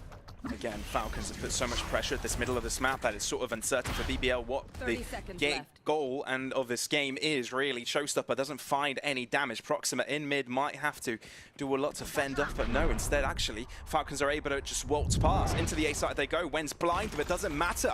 Able to find Mary. Now stunned up, has to do other work, but it's got cover towards this right-hand side. Now she's still Toki. TP's right into her face. Not much time, though. Then we get the spike down. Toki, close to the action. It's Proxima looking to turn it around, and she might be able to do so. Denied. BBL are able to find the lead.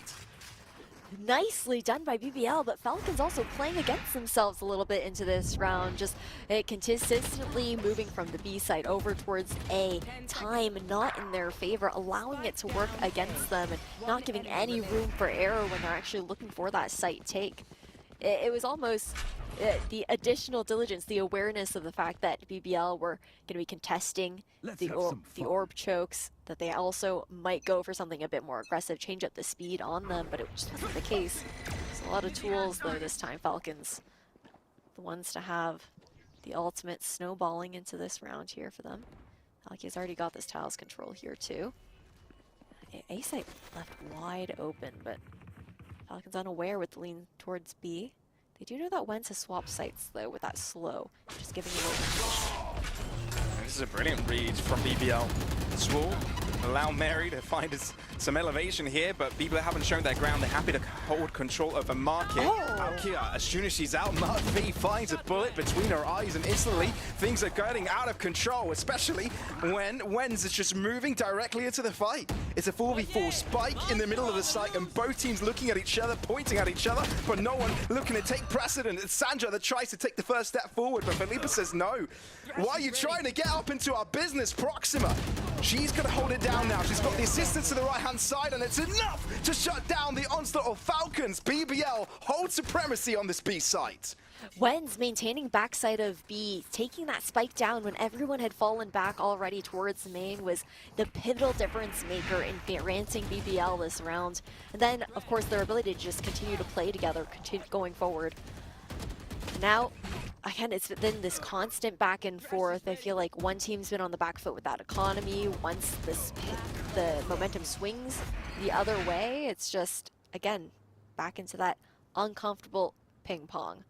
Only 4 rounds left, and Falcons are going to be the ones to call the timeout this time, because that was expensive for them. They used quite a bit to try and guarantee that. The Thrash not really able to find anything as well.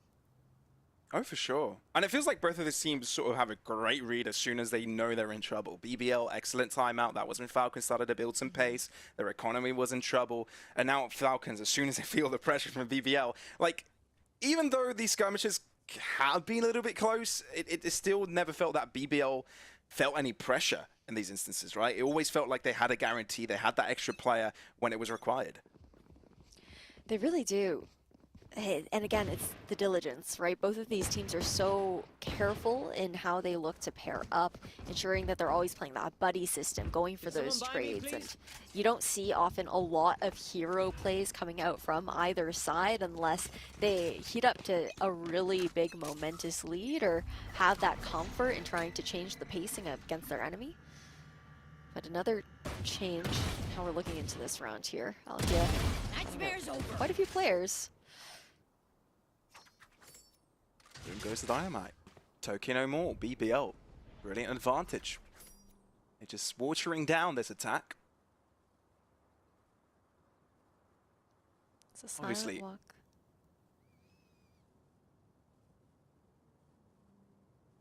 I love that we're just both waiting for each other to speak. But at this point, yeah. Wenz is in trouble, actually. Bullet received to the head, but can replenish herself just a little bit as Falcons are knocking on this B-side door. It's so uncomfortable to even try to take anywhere. I feel like you might look for a bit more mid-control. You do need to try and maybe find market in this situation because it's Toki who's taken out first, right? So you don't have any smokes. Now Proxima has also walked all the way down towards mid. She should be able to hear, especially once they get to this part. Yeah, that rotation will be heard by Proxima. You already see that lean now from BBL towards this A site. The one way to deny short here as well. And Philippe is only one away from the Rolling Thunder, so one kill, and this could be over in a wink of an eye. And that's exactly what's going to happen. 13 seconds, and I'm afraid there is literally no access to the site. You're going to have to walk through a crossfire of a few players here. Schnell has been pretty damn good on these holds, and she will be again a double kill for Schnell as BBL look to retrieve a 6-round, doubling the score of Falcons. And the timeout, I guess it will come down to this following round, round number 10. This is what Falcons have been waiting for.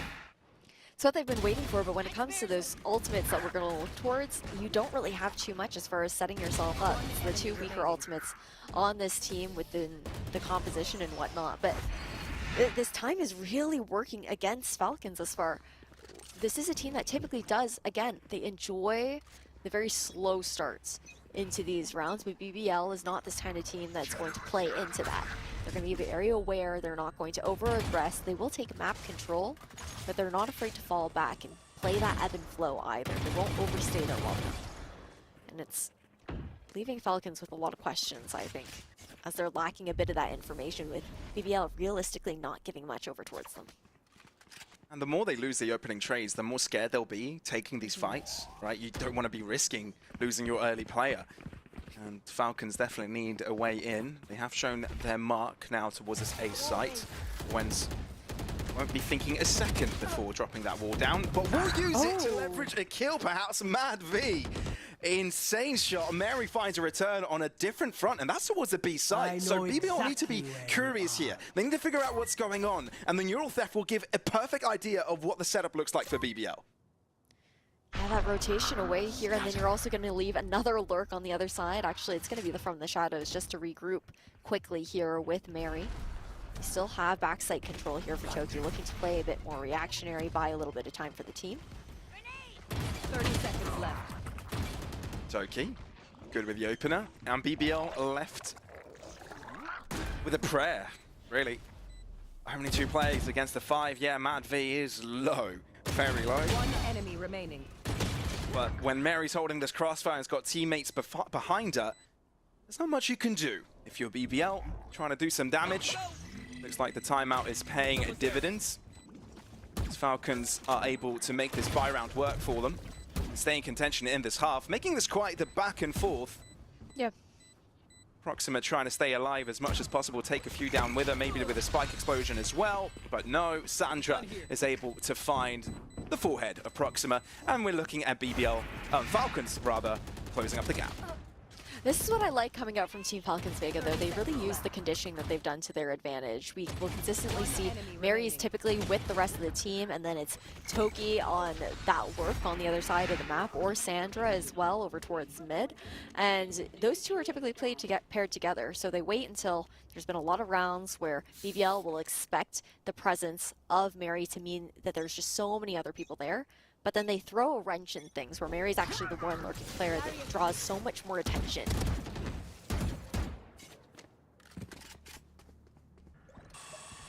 It's the second time BBL went for this. This time doesn't work out. Bit of chip damage done. Yeah, it's what the Sage is all about on this map, right? You want to find these off angles, try to catch players off guard, get those early picks, sort of a freebie provider. Oh, Mary might have been looking at the minimap there. And this paranoia will stop this push from Falcons. Oh, no. Dear, this Pain Shield as well could have done damage to Toki, but thankfully she can Shroud Step away. It's all good, all good. We do have the Showstopper available still here for Mary as well. Ava's hearing all this noise being made here from Falcons on this rotation towards the C site. Got flash in towards Elbow. Everyone's just backing off, playing together. Pushing back down towards short. Yeah, and with this Dizzy, I think BBL are going to make a decision to drop back here, try and play as a 5 to go for this retake, especially when Mary throws out a Showstopper. You've got to be able to run fast enough, and that's exactly what they do. Sandra, though, of course has got to be a caveat in the mix. Of course, she has to be on the lurk. And BBL now need to be able to handle the pressure from behind if it comes to it, but they do group up together. It's only Felipa on a different front. Eva tries to close up the distance, but is out into the open, still is alive. Huge position to garner. Mary to the one side is able to find one and drag one down with her, but Schnell is good to find two herself. Onto the side, Wingman is putting pressure, and BBL needs to start peeking. That's where Falcons can come in and start shooting off head. Schnell is solo, but Madvi is doing an excellent job to balance this tempo. Down to the spike, the smoke drops, but it's Madvi to find the kill, and Falcons keep it going. She guarantees that Rolling Thunder into the next round here for Falcons as well, and Madvi is always the player that you want in that 1v1, that 1vx situation. She has that clutch factor to be able to actually close these rounds out, but it got dicey, it got tight, and it got pretty scary on that retake. At the end of the day, we look into this last round of the first half. BBL still able to buy up nearly in full. It's going to actually be two Guardians in their hands, which makes things a little bit more difficult. Granted, mechanically, it's not too much of a difference for these players, if we're going to be quite honest. That Resurrection, Wences has been holding on to that for quite a while, hasn't really found an opportunity to use it in any of these rounds either.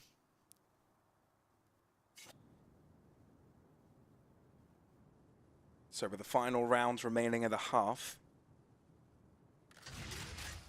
the tension is at an all-time high as Wens looks so great.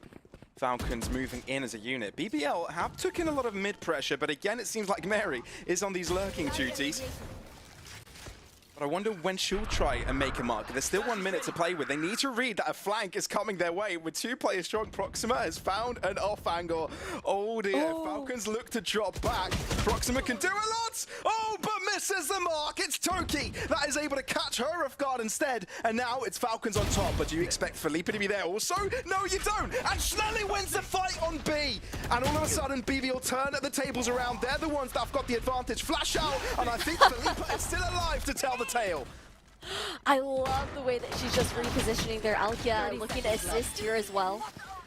And that Resurrection finally does come through now. 3v2 situation. Ava's just right around the corner, though. They're looking to push back in on Proxima. This fight has become so messy. Proxima and Schnell are on two completely different fronts, and they can't do anything against the double banched up players of Falcons. They do have time to get the spike down. That's the issue. The Wingman will assist in that endeavor, and now what Falcons can do is just focus on holding down the site. Schnell has got a task on a hand and a half. And especially with a Thrash in the hands of Eva, this is not going to make the endeavor any easier. No, it has to be some sort of contact play, but you also have that Cam watching the cross, right? Makes it just that much more difficult. Not quite a one-way, a little too high. Yeah.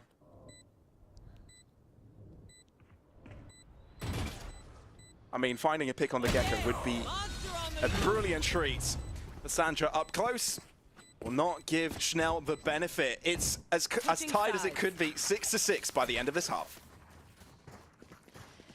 So back and forth, but it's just been a couple of rounds chained together and swap momentum towards the other side. See how the pistol ends up going, because that was quite the electric start coming out from BBL with Schnell just TPing straight in towards tiles in the first round. I'm curious to see the kind of pacing that BBL will approach this with. Again, I think it's a little bit different when you do have that cipher you have to worry about, with those tripwires making all the difference. And Sandra's been playing so well today here as well. Meanwhile, in BBL, a lot of our attention has been drawn towards Schnell to be the difference maker in a lot of these rounds. That's true. Her teammates call her the emotional support of the team as well. So if she can do that backing up on the server, well, that helps twice as much. But like you said, the pistol can make quite the difference, especially in tempo. Neither of the teams seem to have a hold of the pace just yet, but BBL might have a better chance to do so now that they can dictate it as they are on the attack. Wingman has gone to the site to put the spike down, but they feel like they need to aggress to make sure the spike does end up in the ground, but it doesn't. Falcons have the answer, winning most of their duels. Only Sandra drops on their end, and Madvi is holding out the corner. It's Felipa all to herself, but it's a high-low setup from 3 different players from this Falcon side. They'll be winning the second pistol. The idea was there from BBL. We saw great utility. There was the Dizzy going out backside. Sandra not able to capitalize off of her trip, but that nade coming out from Mary was all of the difference in delaying this push, denying that choke point and the flood that BBL were actually looking for, and that quick rotation from the rest of the team. They're going to flip-flop sites straight over towards A. Actually, maybe a bit more of a default look here. Expecting the stun coming out from Mad V off of some sort of contact with Ava peeking around the corner. Oh, never mind, they're just running. Damn. Okay. Sure, okay. BBL get the opening kill. I think the weapon is too far out of reach. Or might not be. Not really contesting it. Toki's so low, she doesn't really have a choice. Has to play it safer. And Madvi doesn't have assisting utility either to help. So that's a free Bulldog. Yeah, it could be the difference maker into this round. Got Mary solo over towards, man, Toki. Solo, she's still walking up though. That's so, the info is brilliant here. It allows the rest of the team to rotate over to B. So much space, and the timing's so good as well. Then you're walking straight into that tripwire. You've got Mary, who has her nades still to play the same way that we saw into the pistol. Just react off that contact. I just wonder how much damage BBL can do here. The nade is going to complicate the endeavor, and just the matter of having more reconnaissance, more information, allows Falcons to set up this exactly how they would have liked. Go a little bit deeper, why not? Grab all the kills you can. Eva is the only player to drop, and that was a first blood. Falcons on 8. Great reactionary plays coming out from Falcons. The pairing of Mary alongside Sandra on that B site. That stun, I feel like it could have been the difference maker had that stun come out right off the gate on that A main push. Maybe a little bit of a miscomm with that timing. But nonetheless, it happens. Now you've got weapons in the hands of BBL. Looking towards, not too much to say about these ultimates so far. Sandra could get that neural theft, a little bit of information bolstered. But otherwise, again, this very early look, just looking to farm up into that Thrash. Falcons consistently fighting for A main. Just makes it that much harder for BBL to set up and go for the site of choice, knowing that Falcons will always have some information available to them by pushing one of these extremities. Double peek. Does this allow Wens to take a wider swing into mid? The long way around is around BBL take, and they're heading towards the safe side, and I think Falcons might have overcooked it a bit. But I think with that flash, it sort of shows Falcons the way. BBL might be moving into an open site, but Falcons will have all 5 players to try and make this retake work. Spike planted. Smoke going over towards elbow here as well. With most players on site. Blast back straight in. Doesn't wait for her teammates at all. Blast backs in, but the fault line was exactly what was needed to keep Alkia alive and well. Double kill for her before she drops, so Falcons actually find the answers. Wingman trying to go after Proxima, spotting where she is. Dizzy is going to do a little bit of trouble onto the side, but Chanel peeks out and actually finds the answer onto 2, and all of a sudden it's Eva against her former team. 3 players she has to find. Finds another Bulldog, has a few more bullets in it, but Chanel is able to find her out into the open. A triple for her to allow BBL to close up the gap. That's so unfortunate. Just the Bulldog sitting on top of the Vandal that she really wanted to pick up there. It's just too awkward to try and play over towards Generator, knowing that every single crossfire is watching you. Can't do much in that situation whatsoever. You've got to respect Falcons from going ultra aggressive in that fight, trying to take on BBL before they have the availability to sort of move into defensive positions. And Mary thought of it, but the stun was great from Philippa. It really was. Falcons, again, this team, where they're not afraid to change up the pace. They'll go for a bit more of that slow approach, be a little bit more measured, a bit more careful. But then they'll swap it up on you within the blink of an eye just to try and catch you off guard. This round Proxima is only 1 away now from that Thrash. Plant could very well have it into the post. Gonna regroup. 3 players on Falcons looking at mid. Creep down from Mary. Oh, Mad B as well. Of course, you've got to get up to some cheeky shenanigans, which BBL read, by the way. 3 players pushed up in mid, or 3-4, but it looks like Falcons are done with their shenanigans. Toki aggresses herself and tries to return the favor for Falcons' side of things. Still, flash coming through. Toki repositions enough to find some space here. Paranoia, it's good to deter her opponents, but a 2v3, is that possible? Amazing wall and aftershock here as well, just to deny Toki the ability to actually play off that flash, that near sight. Proxima's watching, and as soon as Chandra swings, she will fall to the ground. Toki, all to herself. She's done quite a bit to try and draw Falcons right back in the game, but she needs to pull her team back in again. Smoke on the spike might give us some extra space. They know where she hides. And there's 3 players that can just triangulate her location, essentially. And that's going to be an equalization. And Falcons, I believe, have hit recession. Oh, they absolutely have. It's going to be sheriffs across the board for them, having to go for quite a light buy into the next round. But, man, the crossfires are so good with BBL, the way that they choose to set up, because they can comfortably just maintain that short control when you have that wall going up, it being uncontested, you safely tuck over towards one side, and then you have one person on the right, one person on the left, both swing, you're done and dusted. 4-1 split over towards B. Alkia has consistently been taking this trap wire out, though, as Sandra's been trying to play with. Hasn't really found that value that you'd be expecting. They're gambling, though. Well, you do expect a gamble in the second round, but as soon as they hear the trip breaking, they will second-guess the decision. And will look to move in as a unit towards this B site. Yeah, the wall against pistols doesn't really help, does it? Delays them substantially. And BBL will just drop back, try and play it safe. I love this. Oh, wait.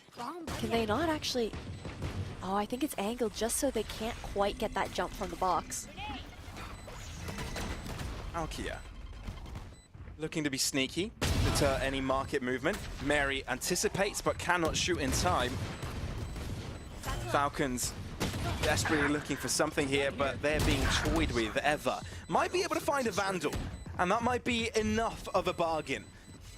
Chanel won't even try to deny, says the round is theirs, no reason to lose an extra life, and BBL find the lead. All 3 players, including the Vandal holder, have dropped from Falcons. You really can't blame them, right? You're looking towards the fact that Philippa is a couple away from that Rolling Thunder, just 1 away from that Resurrection for Wens as well, just trying to deny as much of that ult building potential to the side of BBL as they can. And a timeout to be called now from Falcons. I like how proactive actually these two teams have been with their timeouts, just really calling them before anything gets too out of hand, since Falcons have yet to find success since weapons have come into play. Yeah, it's a dangerous time here for Falcons. They know they want to be where they were the previous split, be in the finals of GC. And if they don't make that, that's a disappointment, right? Mary is a worldwide winner, right? She's got a champ's title under her belt, and that's what Falcons thought they were bringing to the table, right? They thought they could upgrade this roster and make it even stronger and contend for the finals. And if they don't make that, if BBL stand their ground today and knock them out of the tournament, it's not exactly what they were hoping for. No, it definitely isn't. I mean, both these teams have fallen from grace, realistically. Of course, BBL, again, talking about it a little bit, how it's a bit more of a long-term project with the fact that you have Philippa. Sure, she was a secondary caller previously, but now fully taking on that IGL role this year is a big change. And Vanya also, having had that so much star power as an individual, now being on that G2 roster, but speeding things up here, Alkia. Very quick. The bounce, but doesn't expect ever to be this close. Never mind, she does. All covered, no worries. A site fully under control of this Turkish team. As Falcons try to draw it right back up. Wall now towards the defender spawn. The Cade's one of the entries. Sneaky positioning from Mary. And I believe, no, from Alkia, and I believe Schnell is there together as well. Two players hide in the corner. But Schnell ends up dropping first. You expect Alkia to be close by as well. If BBL lose more players here, Falcons could take over. But Alkia will drop eventually. Mary is lightning fast to the trigger. BBL, how do you recover? They play with a timing game right now. They've got a stun, they've got an aftershock, and it will be enough to take Mary down. But it's been diffused halfway. They're going to have to take the confrontational fight, and they will win each of their engagements. BBL hit double digits. A great recovery, all things considered, when you have Alkia and Schnell falling so early in that post plant. Falcons were so diligent as well with the TP, expecting that, having that aftershock thrown up and forcing her off the angle. Of course, she doesn't want to drop down on top of Alkia either, right? So she has to sidestep instead. Very clean here with BBL, the way that they were looking to fight back into this. And that was the round that we expected, that Falcons wanted to try and win with the weapons. Now, again, back on the back foot. Do you have some of these ultimates snowballing up, though? Oh, Mary. You know they gotta go for a risk here. And it might be the right moment to do it! Sandra's Sheriff hits so strong as well. Mary uses the showstopper to end this round in its tracks. What an incredible round by Mary and Schnell. I mean, that is a momentous play that you want to bring yourself back into the game. Not that they were necessarily out, but this particular half was looking pretty tough. And that was just a single ult investment going into it on top of all of those picks with the Sheriffs coming out from Falcons. A reminder as to why Mary was the best duelist within Game Changers for such a long time. The fact that, again, she's able to come back full force after taking some of that time off. I mean, it's perfect to see, right? She's expecting to go to university in September and thought, okay, finished high school, let's drop into the server, play some video games. And she's still smurfing like she always has. Let me try to make my tuition back really quick. That got stunned. Sure, yeah. Make the tuition before it's even needed. Why not? But it's safe to say Falcons need to keep up with the momentum, and if they lose it, that previous round matters naught. It's quite a bold play coming out from Sandra there as well. I guess trying to get ahead of it, knowing that Philippa does have that Rolling Thunder to work with, and Mary just goes back to take the space, knowing that expecting BBL to have fallen off. And BBL win every single individual fight. Not quite sure what happened, if it was a double-sided peak or individual fights taken out in mid. But still, Falcons end up dropping their hold. The good thing for Toki is that they are heading in her direction. She had the element of surprise, but still grabs two. Did she just make this doable for Mary? It's Mary, so yeah, absolutely. There is a resurrection though. Wen does have that online in case everything does go awry. But with Mary, you never know. Yeah, one side of smoke was enough to give Alkia the advantage there, and BBL getting ever closer to shutting down their opponent map pick. We knew this map would have probably been the closest of the two, but Falcons have been picking it every single time so far in this tournament. Maybe not every single time, but pretty much every chance they can get. They only dropped the first match they played on it, and ever since they've been sort of unstoppable on it. So if BBL stop them in their tracks on the lower bracket, could be quite disrupting for this team. Be quite important for them to steal away this map pick as well as we head into bind for our second, which is a bit more dodgy for BBL. Speeding things up, pushed all the way down towards mid, but look at how far back BBL are playing all the way into their spawn. Expecting that aggression once again. We have two great retake ultimates here on the side of Falcons. And Philippa is still holding on to that Rolling Thunder dearly. Not with the spike at this time, though. Just poking and prodding, drawing so much attention on the side of Falcons towards this B side. Bit of a disruption here and there, breaking trips. There. BBL still spread out, making sure that Falcons aren't being overly aggressive. The Falcons are playing within the dark, sort of starving from utility, from information.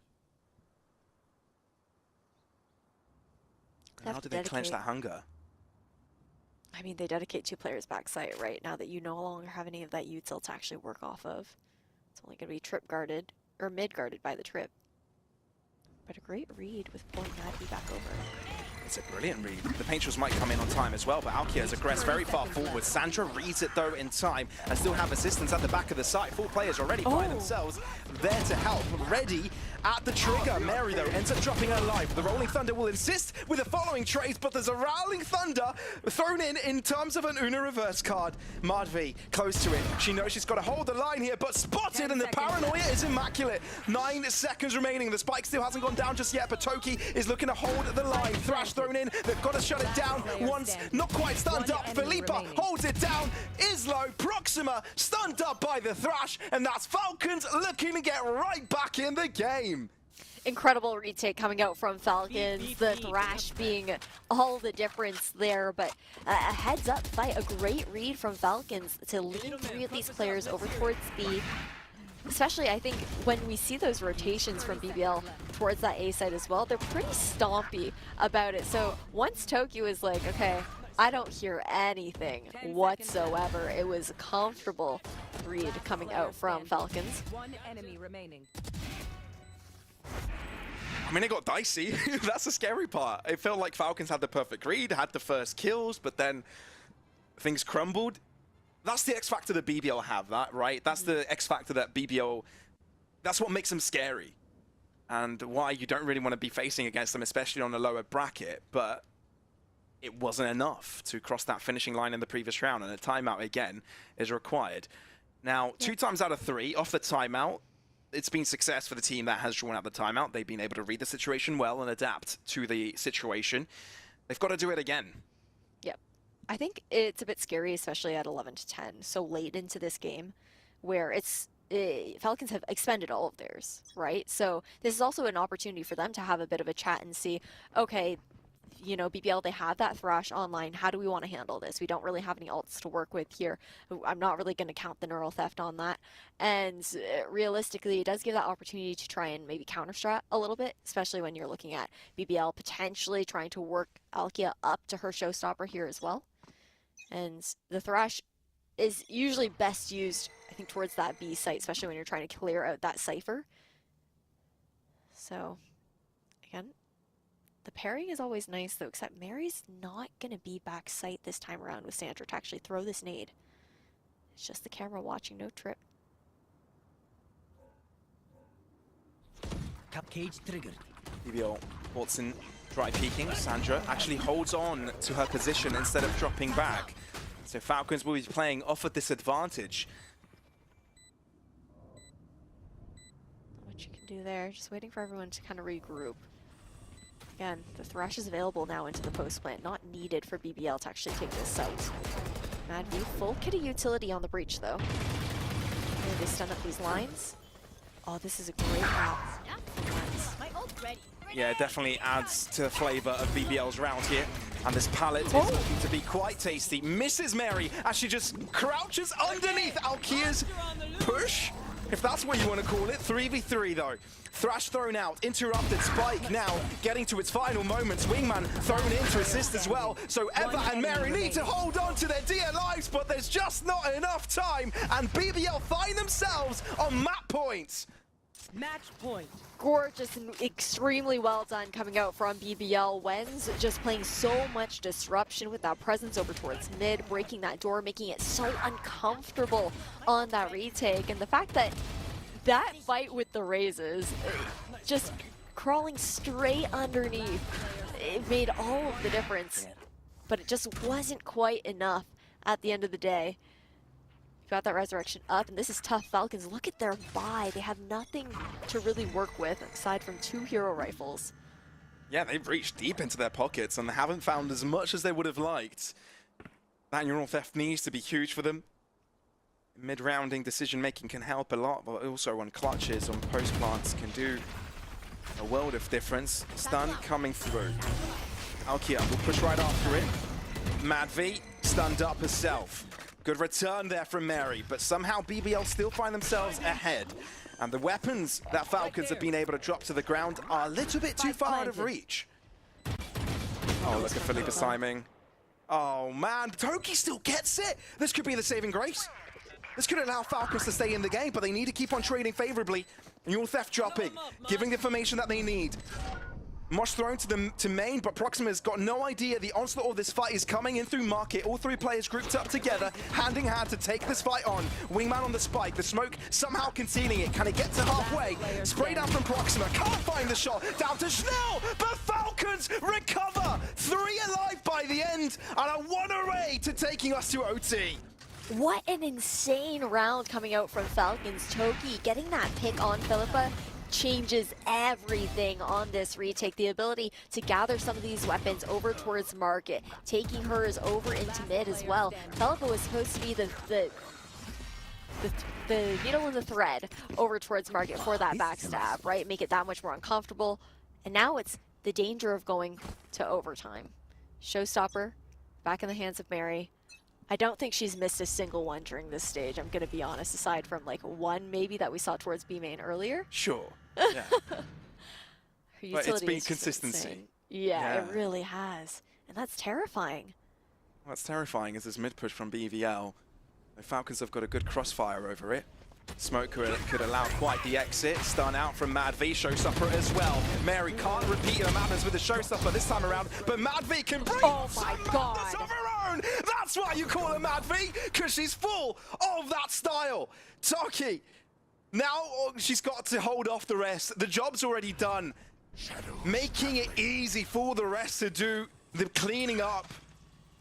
Absolutely insane from Mad V, and BBL holding their head in their arms. What can you do with this? Stun out, Toki just plays it safe. Falcons have got a clear bird's eye view of what is going on. All of them grouped up to take on this fight, knowing exactly where Philippa is, and we are looking at overtime for this first map of this series.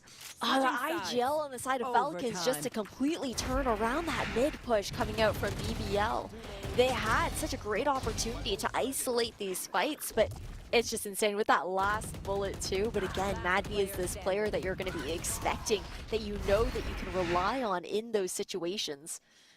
And timeout off the gate. Falcons going to call it. Sounds like, I mean, they're just going in with their game plan straight away into OT here, Pavlos, feeling some confidence to close out this first map.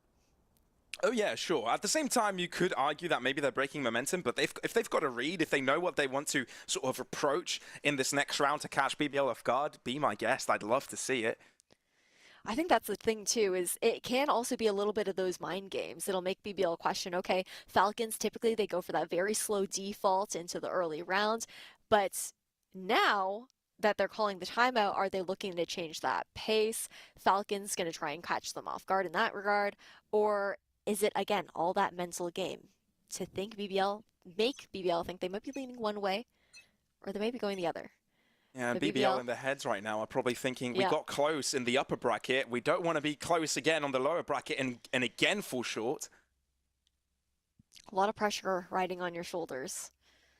Both these teams having been to grand finals within the main stage before. BBL being one that made their way all the way to champions last year. Of course, it's a different core this time around. As we head into the first round of overtime. Classic kind of 4-1 split leaning towards this B side. Immediate deep smoke respected here from Falcons as well, alongside that nade to push them off the angle. For now, shoulder chipped for Mary. BBL comfortable to keep their players a little bit further forward. While Wentz is on scouting duty towards this A site and won't ring the alarm bells of concern until she spots out any movement. Flash comes her way. She can hear the commotion as well. 3 players just marching over. But pull the brakes for just a little while. As Mary is looking to do some exploration of her own. This stun is superb. And they might be able to catch Mary off guard if they check this corner in time. Mary, that's a great collection, so it's a trade. And Falcons haven't been able to find the advantage onto the A site just yet. No, but so much information garnered here because B main completely cleared out at this point. No way Wentz peeks this. Dizzy thrown out. Choki able to find the shot. Falcons have got the advantage. 40 seconds now on the clock, and BBL have to respect this push. I mean, they do. All players divvied up right now here on top of that. 30 seconds Proxima left. alone.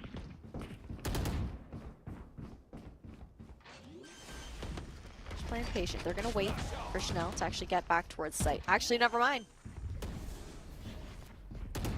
Well, that's both flashes. Only a stand remaining, and maybe a Paranoia and a Dizzy to work away with this retake. Paranoia does get thrown, so does the stun. Mad V, though, first to line her shot up nicely. Sandra looking to see where the remaining 2 BBL players are coming from. They've got the calls. They've got it all telegraphed, and it allows Eva to just position herself deeply to the side corner. This time, it's Falcon's turn to be on map point. I saw the idea there from BBL. They're looking to stall that plant out as much as they possibly could with the utility coming out from Philippa, but it's tough in those situations because you also don't want to just be going for, you know, those hero swings. Sometimes it is fair that you are in a 3v5 situation. You're just trying to see if you can find something to open the round up. Player standing. But then that means that there was nothing actually left for the real retake that had to come through afterwards. And BBL Queens, they're going to pull out their own timeout here as well. So both used right off the gate. Of course, for BBL, it makes sense, right? They're now facing up against this match point once again. And Sunset is this map that we're hoping for them to try and take, steal that away from Falcons if they want to make this best of 3 a little bit more comfortable considering these map picks. I definitely love how the timeouts are valued. And this match and the game changer scene especially, it's good to see, because often I hit my head sometimes.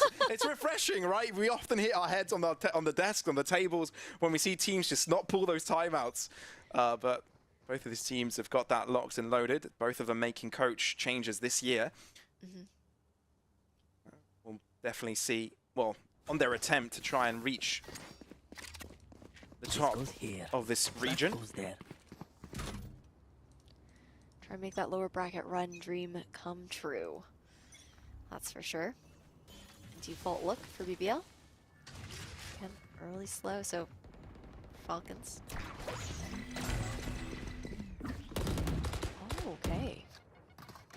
Nice aggression. You could see that, like, Wentz throws out that slow, kind of expecting some sort of peak like that to come out from Falcons as well, right? The fact that Toki and Mary were constantly pushing up, and it's a heads-up play now to just scale back over towards this A site that's much weaker. It's going to be free for the taking to actually secure that plant. It's a double-sided approach as well. Actually flooding mostly that left-hand side. We're going to deter them a little bit. Toki looking to see if she can find any damage from this higher ground.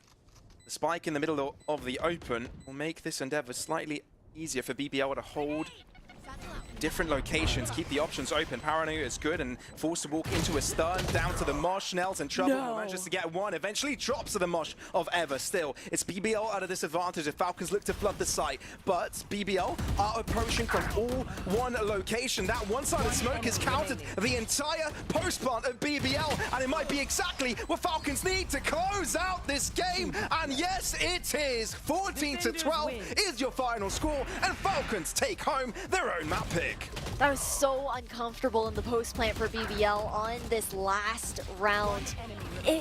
The one-way made all of the difference. We did see, though, Ava, she had the idea of wrapping back around towards mid, but everyone else had just fallen on site too early. She didn't have the time bot for her. She had to double back, and at that point, elbow control had already been completely given up. But what a way to use these timeouts in both of the favors of these two teams. The mid-round pivots, the mid-game pivots have been stellar so far from both BBL and Falcons here, Pavlos. It's been an excellent game, and I hope that the rest of the series has the same sort of vigor, style. We want to see these teams battle it toe-to-toe when it comes to Bind, don't we?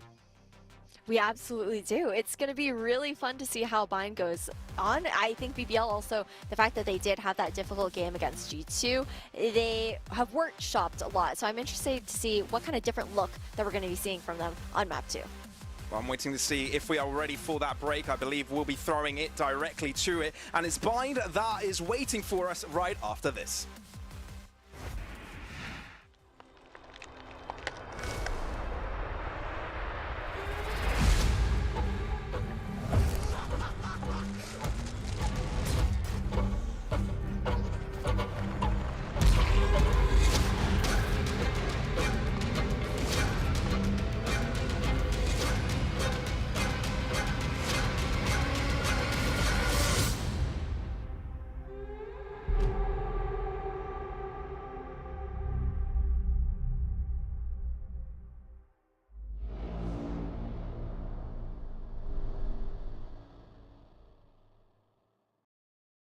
I know a place that will break you into 1,000 pieces. Stay away from them. Stay away from Lorca, Paco, and Picasso. Don't ask about Lola. Ay, Caballo Grande. Ay, Dolor de Nieve. But in spite of everything, it occurs to you to visit Andalusia. Don't say I didn't warn you.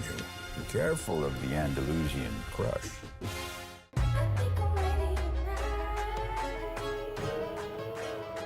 Hey guys, it's Jimmy Lin. In this series, I'm going to walk you through Attack on Pearl. Watch out for the stairs, clear this angle. You're going to be able to fight this.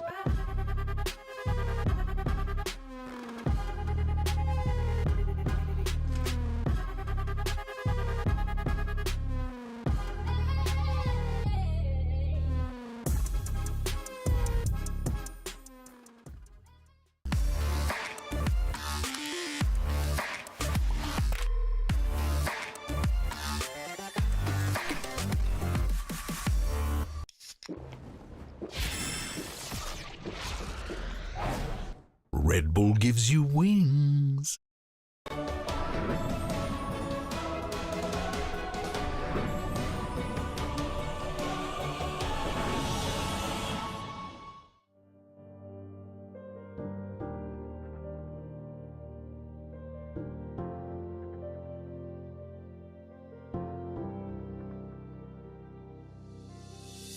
Do you feel what the eyes can't see?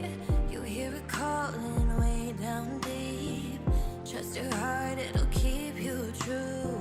This world expects so much from you. From the dark out into the light, it'll come in the middle of the night. You were raised in the sacred place. Evil runs when it sees your face. Throne calls your name, you know it's your time.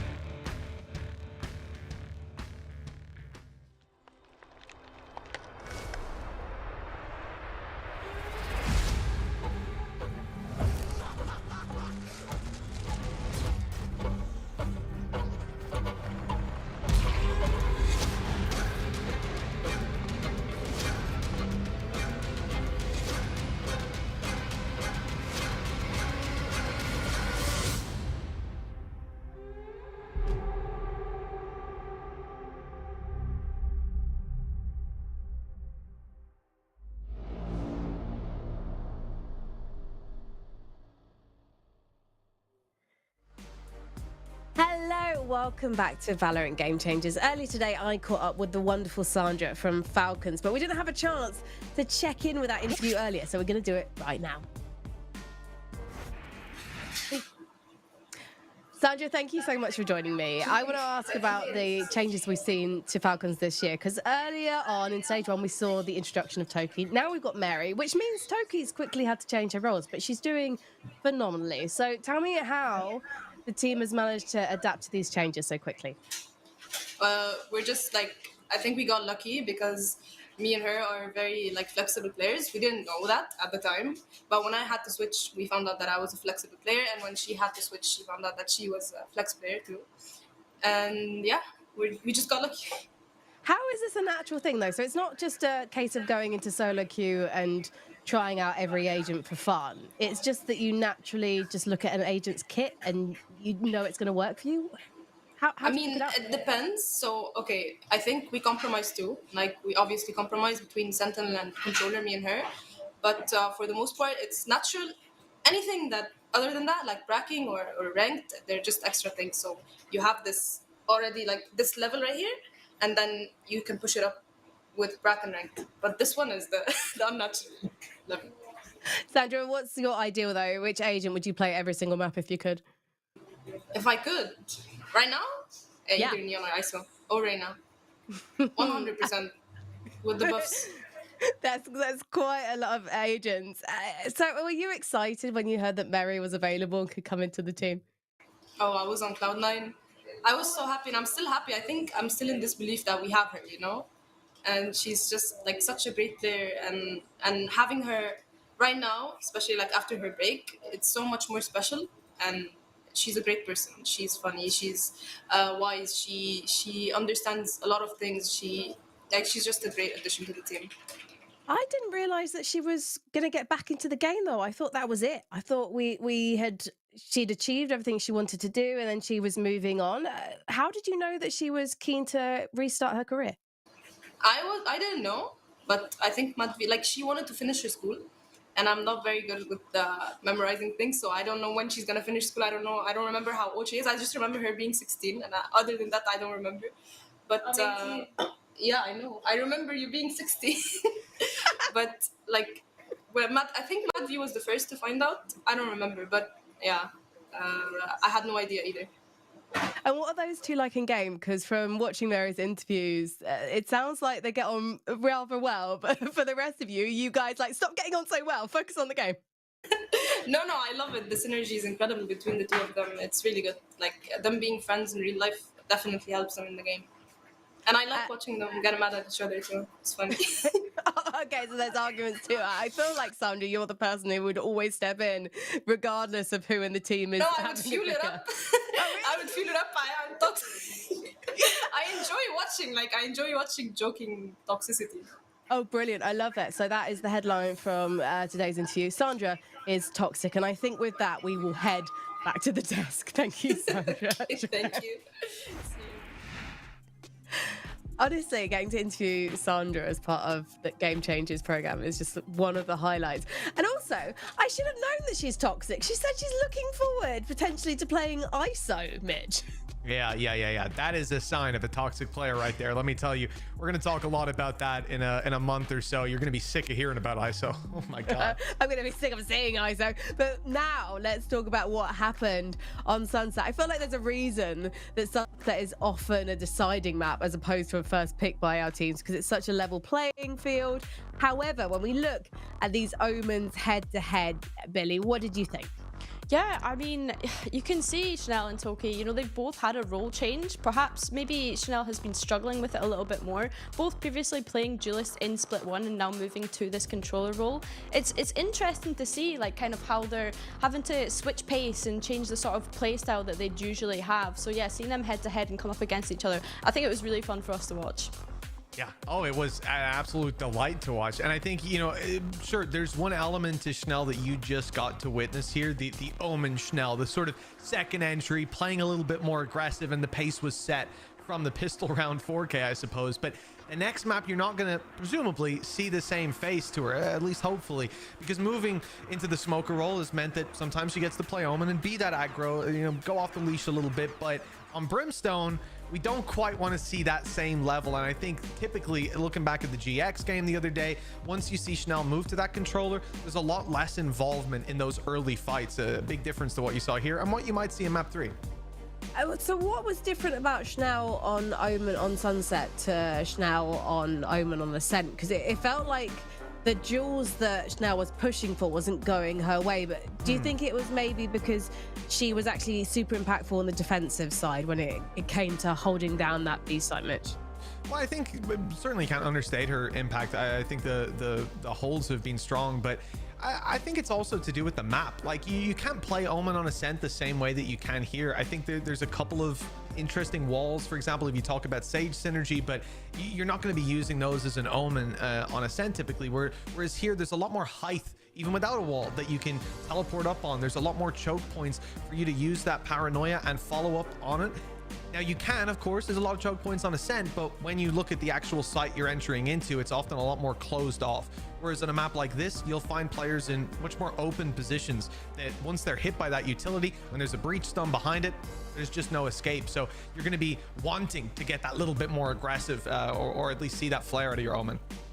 We have our agent select ready for our next map, which is going to be Bind. And Billy, we were just talking about this during the ad break. The fact that we're still a bit confused by this Bind pick. Why the BBL Queens are not necessarily playing to their strengths and going for a map that we know works on Lotus, and instead playing a map that Falcons narrowly won the other day, but also BBL Queens are only narrowly winning on recently as well. What are your thoughts here as you look at agent select? Yeah, Bind is an interesting one. I mean, BBL did lose it once in the group stage, and of course, like Falcons and BBL both have a win on it in playoffs. So I think it's going to be, I mean, we already had a close map just then, but I think this again could be a potential overtime map. Yeah, it's definitely going to be interesting. I do feel as though that BBL have perhaps played into potentially Falcons' weakness, or what they think is Falcons' weakness, because this is a map that Falcons have been banning throughout the stage so far. Yeah, I think that's a good call. The real problem for BBL is that moving onto their defensive sides, they've just had a big struggle since dropping the Sky, dropping the Sage as well. Not that that went tremendously well against G2, don't get me wrong, but that's the G2 factor. I think now the Fade Gecko, it did very well in attack, but the defense, it really couldn't keep it together. Well, let's see what happens as we head into Bind, because it could be a 2-0, but who knows? Maybe we'll go all the way. Ash and Pavlos, what do you guys think? I mean, given how the previous game went, I'm going to echo what you said. Who knows? Anything can happen. It's Bind, of course, the second map of this series. It's BBL's pick here, Ash. The desk was a little bit confused about this. What about you? I understand why the desk was a little bit confused, because it was, again, in that group stage, a tough match up against G2. But that's also G2 goes in, right? Like, that's the star-studded roster. All they did was bolster their roster, adding Amy, adding Vanya on. It couldn't really have gotten any better. And then you look over towards that matchup that they had against Giant X. It went to overtime, 15-13. So very tight game. And the worry, though, is more so, I think, into the second half here for BBL. Attack is quite strong for them. They're quite comfortable, especially getting those plants down and even just like fighting forward in general. But defense was where we saw them lacking. So we'll have to wait until later in the game, as we do have Falcons starting on the defense. Well, I'm seeing 4 players towards that right-hand side in that side, up. pushing very far forwards. Well, they're going to be missing everyone from BBL because they themselves have brewed up quite the fast of attacks, while the only defender in that area is Eva, dropping back to that elbow area and allowing BBL to plant. But the thing is there's no Cypher, there's no Killjoy. You don't have any flank watch when it comes to that utility. So this timing is going to be insane for Falcons to walk up towards Hookah. No Cypher, but you got Wenz. He will try and hold Sandra back. Try as all she can. Eva, beautiful shot. If you double that up, it might be fantastic. BBL shot down to the ground. Felipe has something of her own to say, but her life is short-lived, and it's Falcons to grab first blood. I mean, the timing was impeccable, again, from Falcons to just go for that walk-up immediately. BBL wouldn't have expected that to creep up just so quickly. But the pistol round into the pocket of Falcons allows them to look pretty comfortable into the next. And so this is kind of like the one of two sides that you get for Falcons, right? They're either playing very far back, playing that like big retake game deeper on towards site, or they're going from that control. They're getting more aggressive, and I love that pistol walk down towards short. That's very fair. For a second there, I thought that we were doing Wens 30 by replaying the first blood shots twice, but didn't happen. It's okay, it's okay. It's BBL on the pistol, Frenzy in the hands of Proxima, and Falcons look to hold back this time around. No aggressive shenanigans, instead full spread out default. Or two players looking to defend. Chip damage done. Was that? Oh, no. That's a lot of damage, actually. Toki just going to hold back, but she might be overwhelmed by all the approaching players. Proxima does find a shot, and if they get the spike down, it won't be too bad. I love these cheeky smokes that were thrown down as well, just to be able to comfortably drop onto site. So much info found. Really is. Mary trying to turn the tides around, and she'll do exactly that. Philippa, though, has done damage the previous round, and she'll look to do it again. An expensive one for Falcons, but they gather it nevertheless. That they do, but again, good eco damage, like you were talking about. Pick up some of those secondaries to try and bolster the bonus into the next round. But a lot of creativity coming out from BBL there. I feel like that could have been, honestly, I was like, okay, Toki could get a couple more, especially if that snake bite had landed. Apply that decay, and it gets a little bit more dodgy there. But on this map, Philippa is really one of the players that we're going to look out for here on the side of BBL, the IGL for this team. She went really big on the attacking side up against Giant X. Of course, you can't always expect that kind of performance to be repeated, but I feel like she's already setting herself up well with how confident she's playing right now on the attack. Very true. You want to be seeing this confidence, especially how close the previous map went. 14-12, with BBL having the first match point, by the way. It was Falcons to turn it around and salvage their own map pick, but this is Falcons again on a sneaky push. They just love pushing these extremities, and Proxima knows it. Grabs one, thinks better off taking another fight. You can see Mad V sticking by, looking to try and find the return, but the damage has been done. BBL have got the advantage. That they do. No showers control, though. You can see Falcons will just maintain the space. Oh, a bit back and forth there. Sandra finding that one random kill with a ghost. It wasn't too bad of a return, but BBL will look to make smooth work of the rest of this round. You can see the two remaining Falcons players bolstered up on the entrances of the north side of this A site. Yeah, Wentz holding out Toki's angle, and yeah, Eva was also being discovered as she disprayed with the Bulldog. Just looking to do a bit more economical damage, right? On your bonus round, see how much you can take away from the opposing team. One enemy remaining.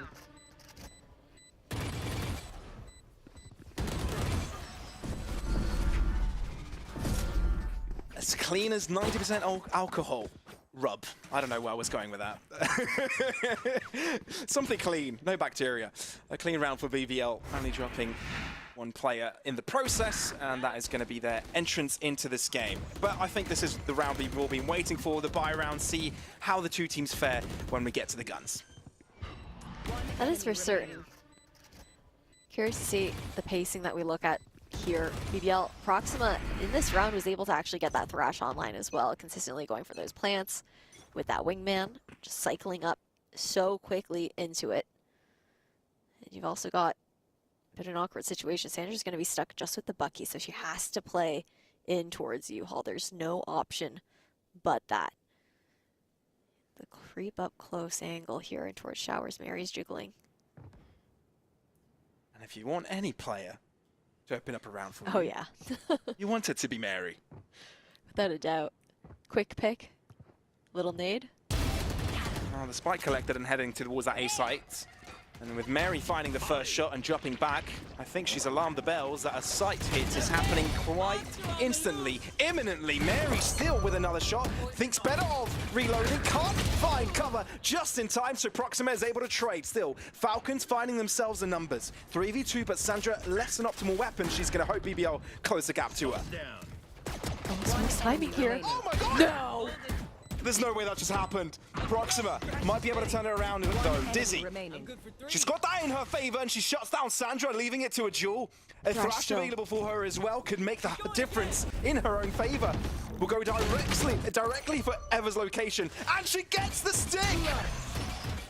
Misses the first couple shots, but we didn't see that. It's okay. For Proxima. Closed her eyes for the first 2 shots, all good, but what a way to do it. Proxima, she was a little bit more quiet on that first map over on Sunset. Now finding her groove, and already off that, halfway back into charging that Thrash back up nearly.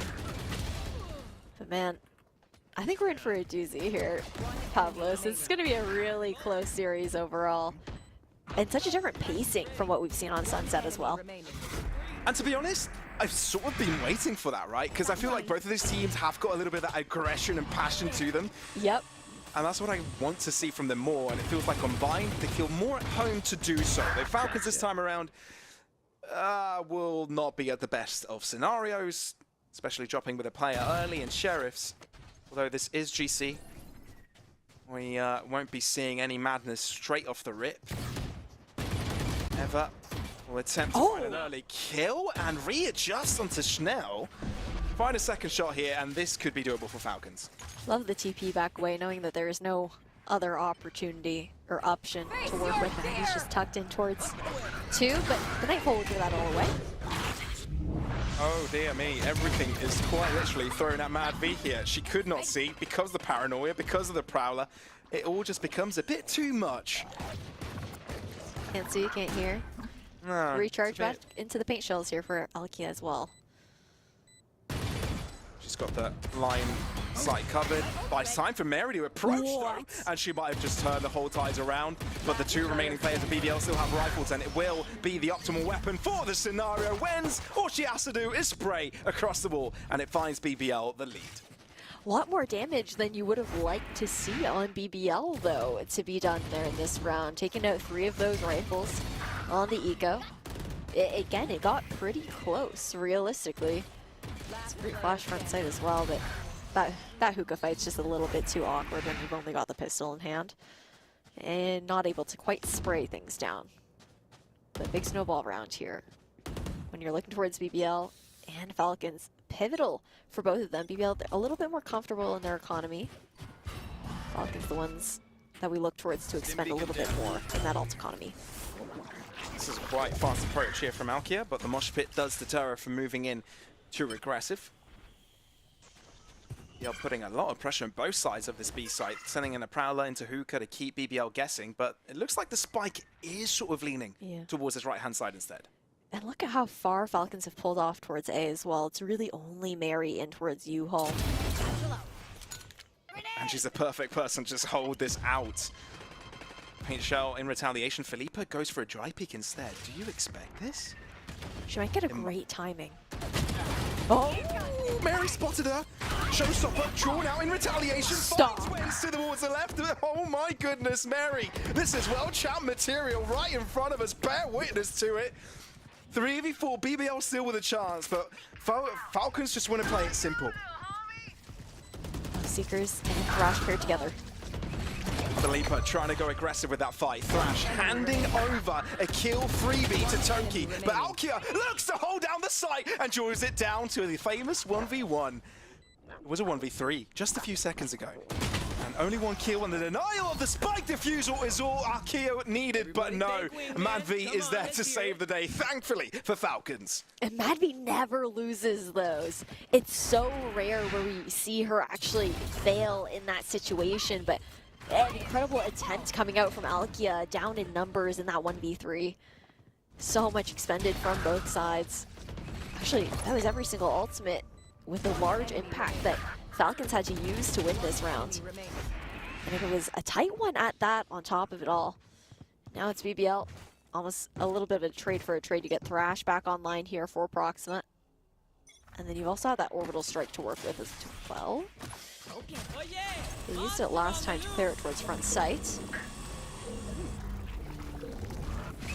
Wary of a shotgun, you know. Why not? Yeah. When in Rome. Look at them playing for the retake here on the side of Falcons. all gathering together, syncing up into a CT. It's just that BBL no. They've got a lot to throw at this as well. This orbital strike will be massive for this post plant. So Chanel, all she has to do is just stay alive in this distance. Smoke shots. Alkia single-handedly down elbow. It's an instant trade though. Chanel to the left side of this side hold. Madvi, perfect hold as he pushes Crouch down.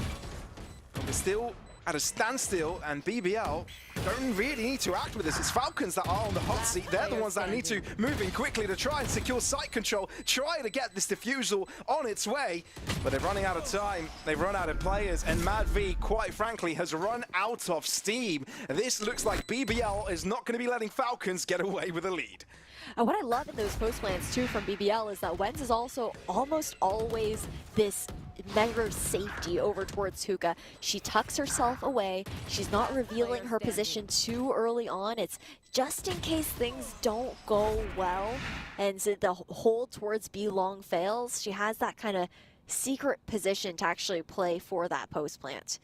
For the timeout to be called now here from Falcons. Again, they find the first 2 rounds.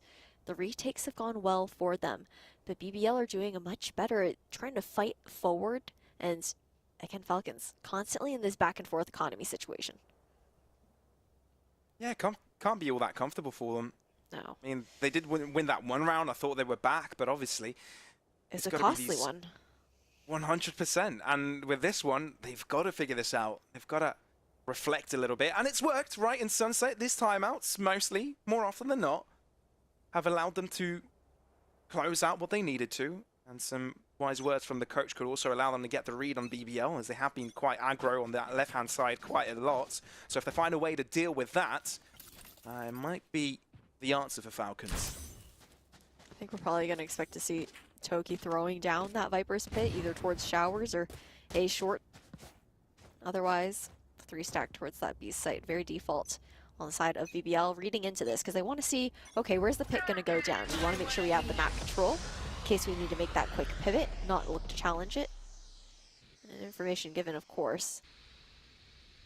Very patient, expecting, again, some sort of aggression coming out from Falcons. I feel like those walk-down contact plays.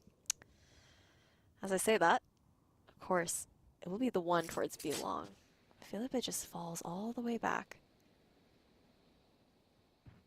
She was just super casual by getting that kill as well. She just doesn't react. It's one of those cool things that people do when they know they're good. Just grab a kill, no reaction. Keep it calm, cool, and collected. Oh, just dodge that Prowler in towards short here too. They're looking for the backstab. Mary's got good positioning towards backside though. Opportunity did made to buy some time for Toki to reposition. He's already mixed up. Well, the Bucky is in play. It's time to show up, though. Somehow, Little Bro survives through a couple of sheriff shots. He's a big boy now. Big bro. Is he big bro? No, he's fairly little, but he's growing up. He's a little guy. He can withstand quite a bit now. I feel like Thrash is big bro, but... Maybe. No, he's even little bro. He's just a speedy, annoying, running around toddler, you know? Oh, okay. Falcon's turning it around here. But Wenz might be able to save the day. How has it transpired into a 1v1 again? How does it even happen again and again and again? She doesn't lose those, not in any situation. Madvi just always keeping her cool. 4-4 to tie things up. Thrash back online for her as well. And it got dodgy. Big part of that was a great dizzy out through that heaven smoke. We'll see it in the replay in just a bit, how that round really did transpire, but it was a nice flood on towards site. Great trades coming through. Yeah, you got the drop down. Last player standing. Ah, the I mean, it's crossfires. chunky. It's the fact that she found a Vandal and was able to catch them off guard. It's insane. 3. Oh, Mary. And she's got her whole team with her! She doesn't even need a team, though! She's just too strong all by herself. Proxima returns the favor, keeps Falcons with ants in their pants, still 2v3, and you've got to be careful with this. Don't want to give away your advantage. No, carrying these rifles back as well, so they can't be picked up here by the attackers. Not that it really matters. It's only Proxima who would really need the upgrade. But it's still doable here, Pavlos. 1v3 situation. You've got a Nightfall in the hands of Philippa as well. But the attackers, they're currently all split up. We're going to see BBL look to sync up back towards A short.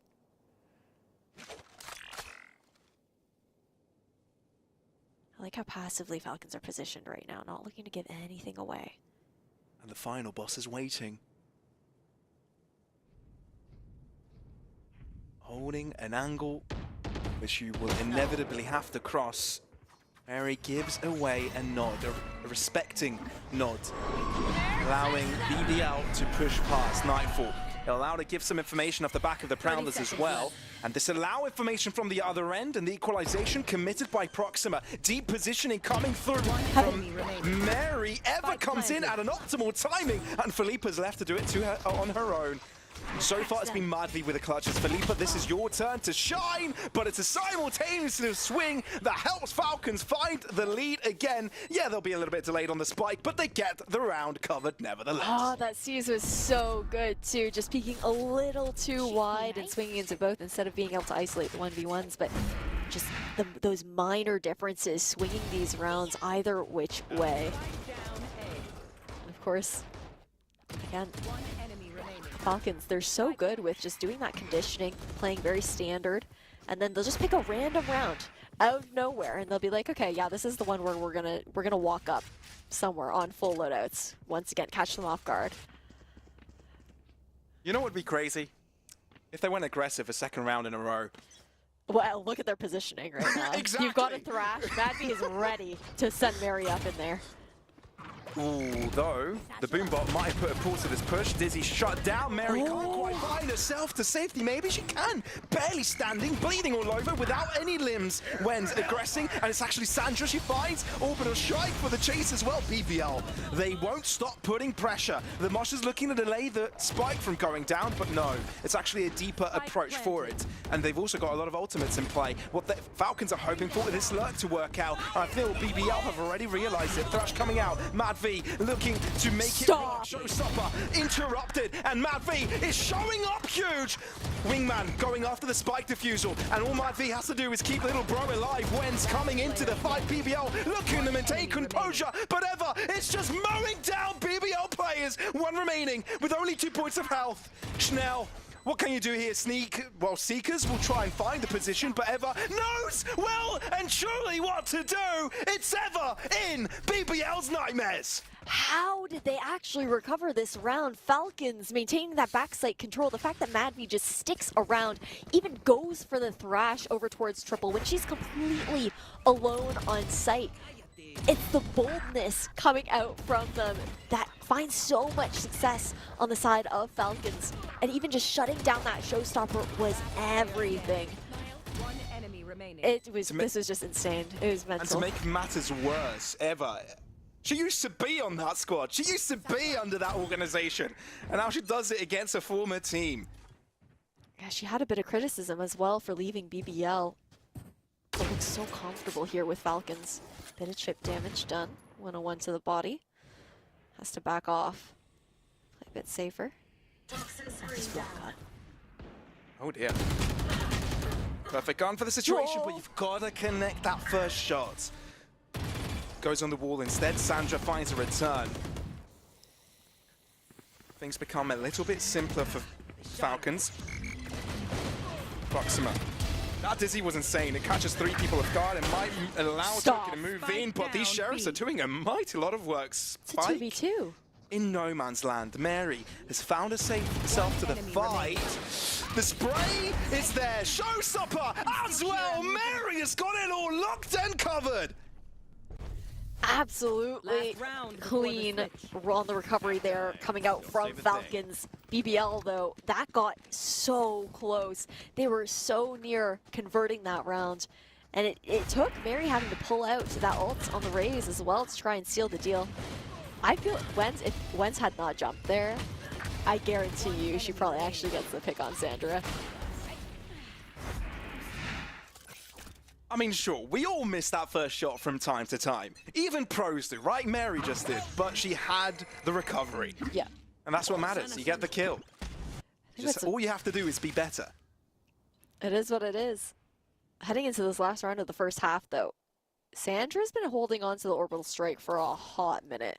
We have yet to see it actually be really utilized so far. I think it was once very early on in the match.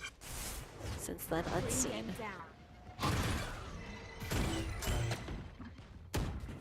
Oh, that's quite aggressive. And Ever super smart to just ease off it. Toki.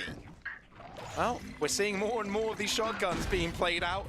And it's paying dividends this time for Falcons, though. BBL looking to go quite deep. Mary, though, seizes the opportunity to move into sight. Orbital strike dropped. It doesn't find anybody, but it does block one area of the map. Alkia looking to move into the back line. Already on the spike diffuser, Falcons are just demanding control, and BBL can do nothing about it. There's an incredible flood back towards site here. You see the orbital strike was actually utilized to zone off towards elbow, make it an unfair fight, funnel BBL into the crosshairs of Falcons. And if they aren't there, then they just flood on towards site. They just keep playing heads up, keep playing forward, and divide up the team where it's no longer planted for them because they decided to go for that elbow CT control. It's all retakes across the board nearly. I think it's one round. If Mary keeps this up, she'll be top of the standings for ACS in the entire league right now. Currently sitting second, where Rescue from G2 Gozen currently has first place. But if Mary does keep on going with this streak of form, she might be finding herself that top spot. Hey, she's trying to meet her old flame back up in the upper bracket into the finals, right? But Pistol, again, BBL playing a lot more standard. They opted for that Showers control instead, try to farm up to that Thrash early on. What you don't see often, though, is this heavy hookah presence when you lean over towards that B site. And it's a very late wrap back around towards long. Ooh. Chanel has the assistance of Felipe nearby. And the Prowler might not indicate Chanel's presence. She's got a decision to make here. Does she stick around, throw a smoke, go back into the site, or get into the TP? She does choose the first option of the three. And Felipe finds a shot through the smoke, making the endeavor a little bit easy for BBL, but they've needed this. They've needed a Hail Mary.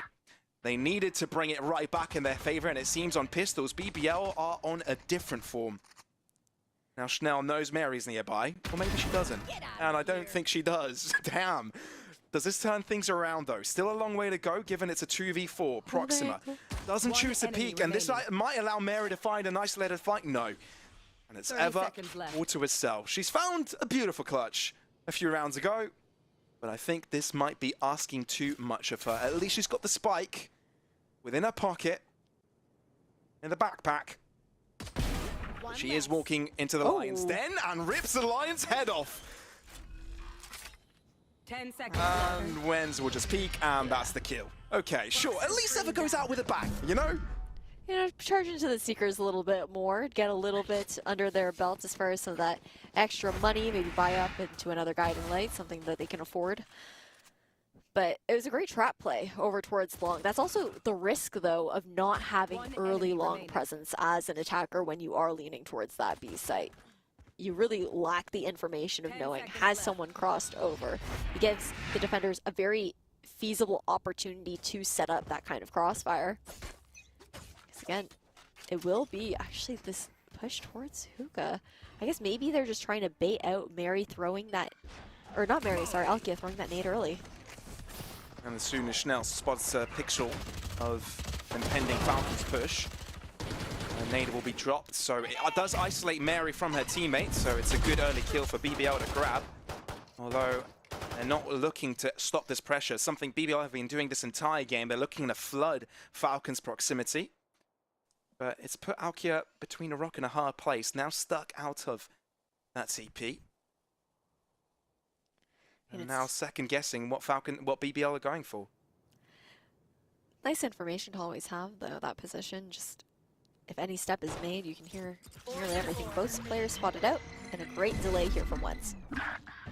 Push does come through. The TP from Mad V to get the pick on Alkia. That's genius, by the way. That's absolutely insane. Wenz couldn't hold back the cavalry, so Falcons here might have a chance. It's a 2v3 on this site. If they can find the first 2 kills, it might be doable, especially whenever finds the openers like that. Philippa drops, and there are guns to upgrade to. This could be Falcons' round for the taking. What is with the frenzies? So much impact coming through. Both players on BBL split up. Enemy remaining. So smart to move together into elbow as well. Wen's alone, Ghost, not the best weapon, but it might just be enough! Wen's able to recover, averting the crisis and keeping tempo flowing for BBL. Such an expensive round there overall, but a Red Bull clutch to come out from BBL Falcons. It's a bit, I mean, they did well to try and whittle down that economy. Again, we have to remember that it was their eco at the end of the day. At the very least, BBL, they're able to find the round, but they won't have much to work with up against the anti-eco this time around from the attackers. One enemy remaining. I mean, it's a bit of fighting back. That's what we wanted to see from BBL. We know they're definitely worthy and capable of giving a fight like this. But yeah, like you said, economically difficult, challenging. Ever looking to pressure early, something that BBL have done a lot on their attack. Went very close to this fight and might be able to catch them off guard within the chaos of these toxins. Though Madvi is able to reposition on a weird post and allows Falcons to gain superiority. It looks like Alkia is a bit exposed, and Mary White swings, but this time doesn't get the better of her opposition. And all square, 3v3 with Toki holding the next angle of approach. Is Toki to shut down Proxima, and she keeps it going. She's feeling it, adrenaline running through her veins, and Eva will follow up to allow Falcons to regain composure and find themselves their first attacking round. Oh, that got so dodgy towards short. Wen's with that positioning, it was an insane play. You might as well try and go for it on a bonus, right? Try to catch your opponents off guard, but a great recovery once again, just being able to bob and weave through all of those Viper smokes from both sides. As we head into the next one, this is where it gets a bit more interesting, right, Pavlos? Both teams will be on to their full buys.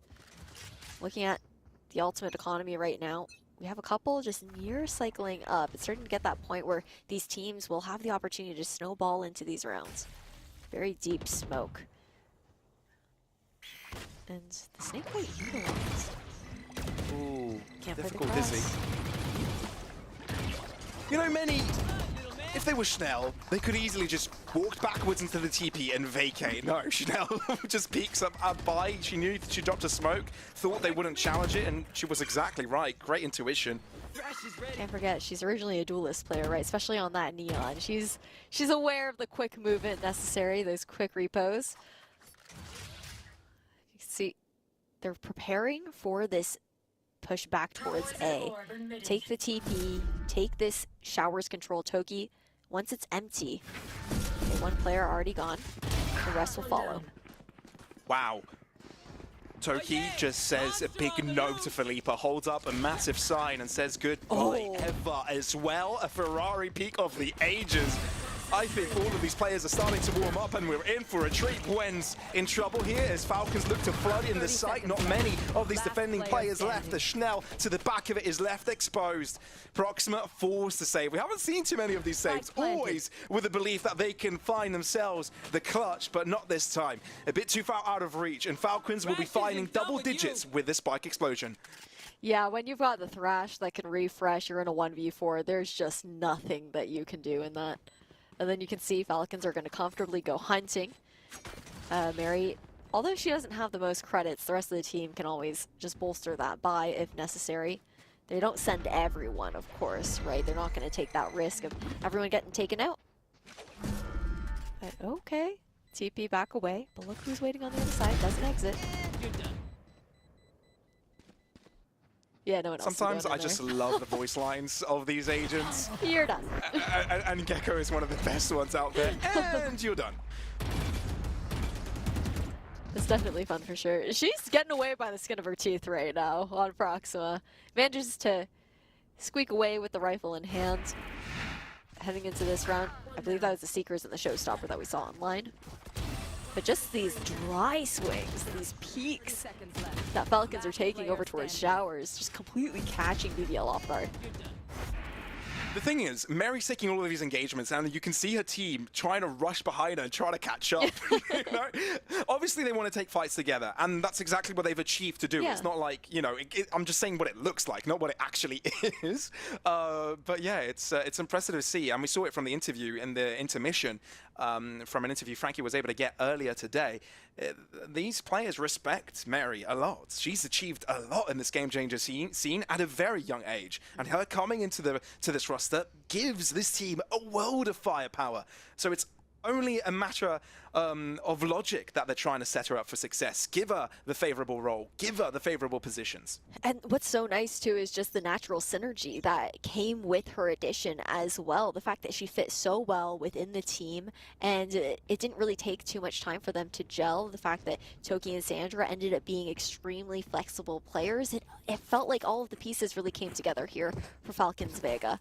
I'm looking forward to seeing how they continue to even push forward, because of course they're doing the lower bracket run right now, but with more time together, as this was a very recent roster change, you can imagine how far they could just soar. Seekers and Showstopper Online would make a mad combination for this execution towards the B side. They do. Seekers have realized there's two players across this long side. Mary has been able to rotate all the way around, throws a Showstopper through the TP. Doesn't quite work out, but still, we're looking at Falcons having the advantage in numbers. They've been able to win most of their trades, though Toki's kept two rotations busy, so it's going to take quite some time for BBL to be relevant in this round. Yeah, and Wenz has a Bucky here as well. That's so awkward. Just going to have to fall back, and look at this timing. Toki is so aware, so heads up of this. Realistically, I feel like you're looking towards BBL, even though it is this 3v4, they might just look for those exits. One enemy remaining.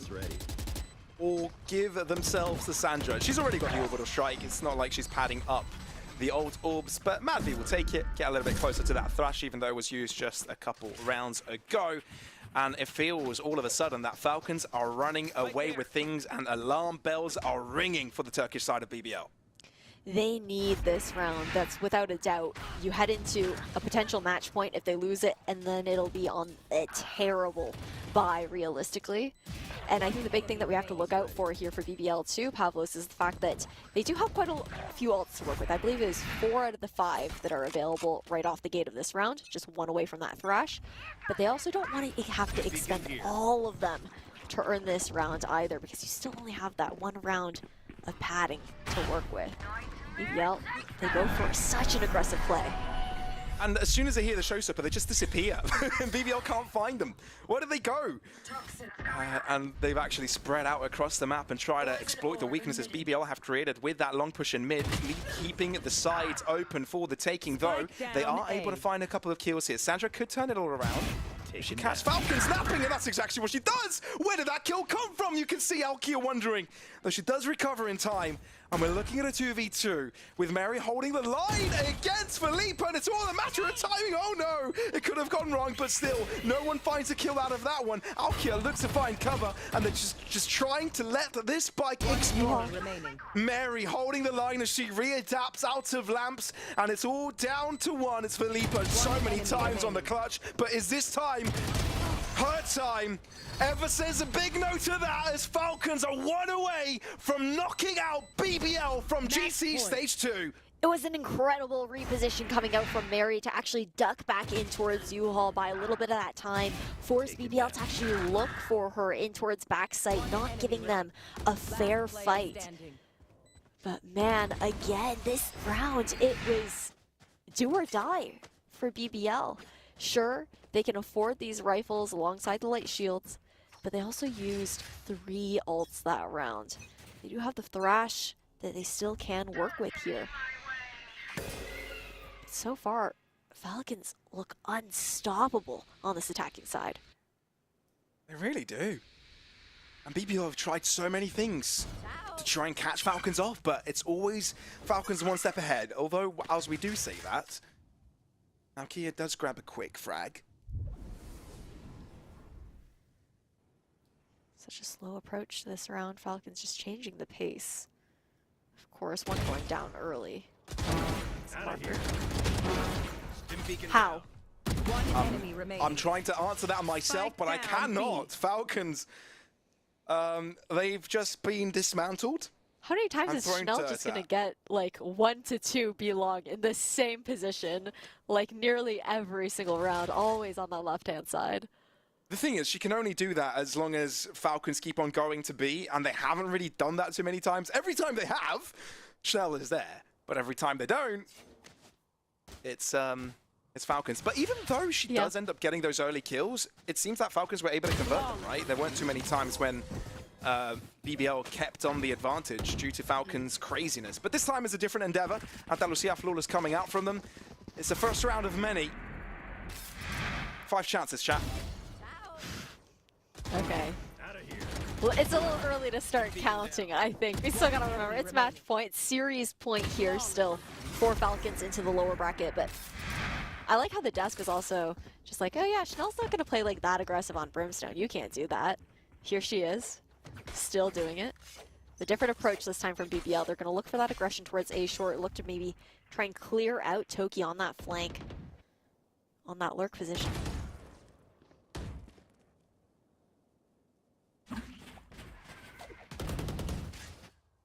It's quite formidable to see how BBL are keeping Falcons on their toes. Sandra, though, ooh, again, a matter of timing. Halkia is quick with it. And the Falcons this time around don't adapt too quickly, although Toki has moved quite far forwards and Showers might call in for reinforcements if she gets a hunch that players are missing from this area. They do hear a boombot dropped out in short, so they know where Halkia hides. The Falcons make a lot of noise with this TP. That they do. But they have a lot of time to play with. Still 50 seconds on the clock. 4 players stacked towards A, and look at the push out from Philippa as well. Makes this read so comfortable. Wingman leaving Spike right outside the front door of Showers. Alkia drops. Mary is there to return, and she seems determined to close it all out in favor of Falcons. They were down a player early, but Mary has got something else to say about this. But Wens is here to stay. Oh, dear me. And will be able to rip Mary's shoulder off her body.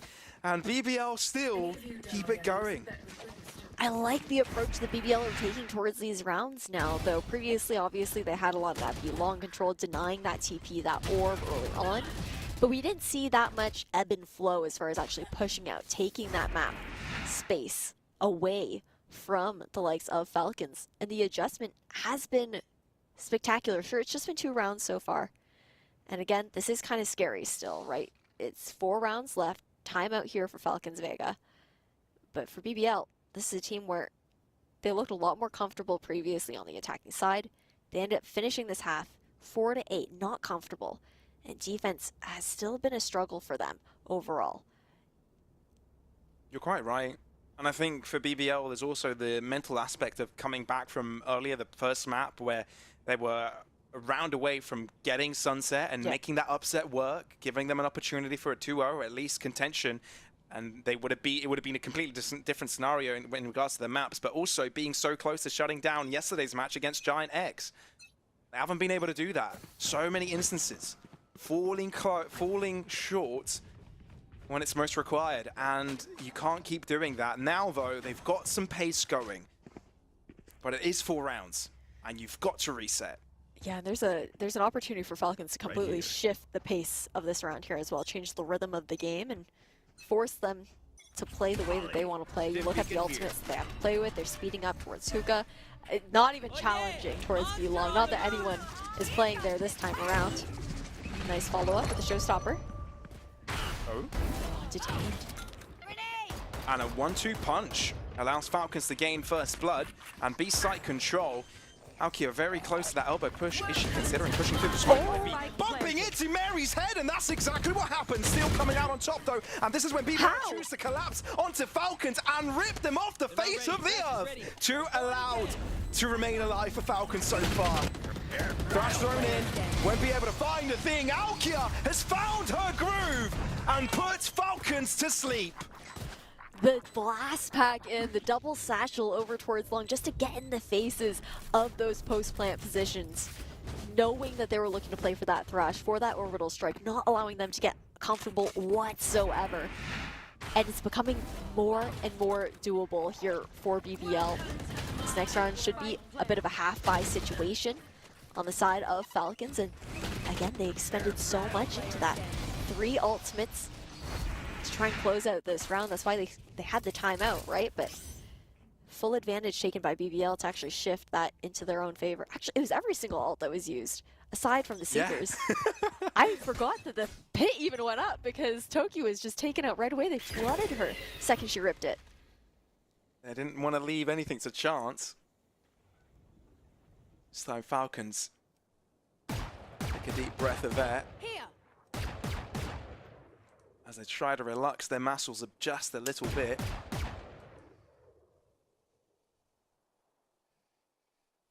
Because they themselves don't want to be the choke factor, right? No. And they've found out what it feels like to be finalists, and they want to make sure they know what being champions means. Nice drop out from Philippa. Different positions being held by BBL on the B site this time around. Still, it's not a commitment. A lot of time to play with here.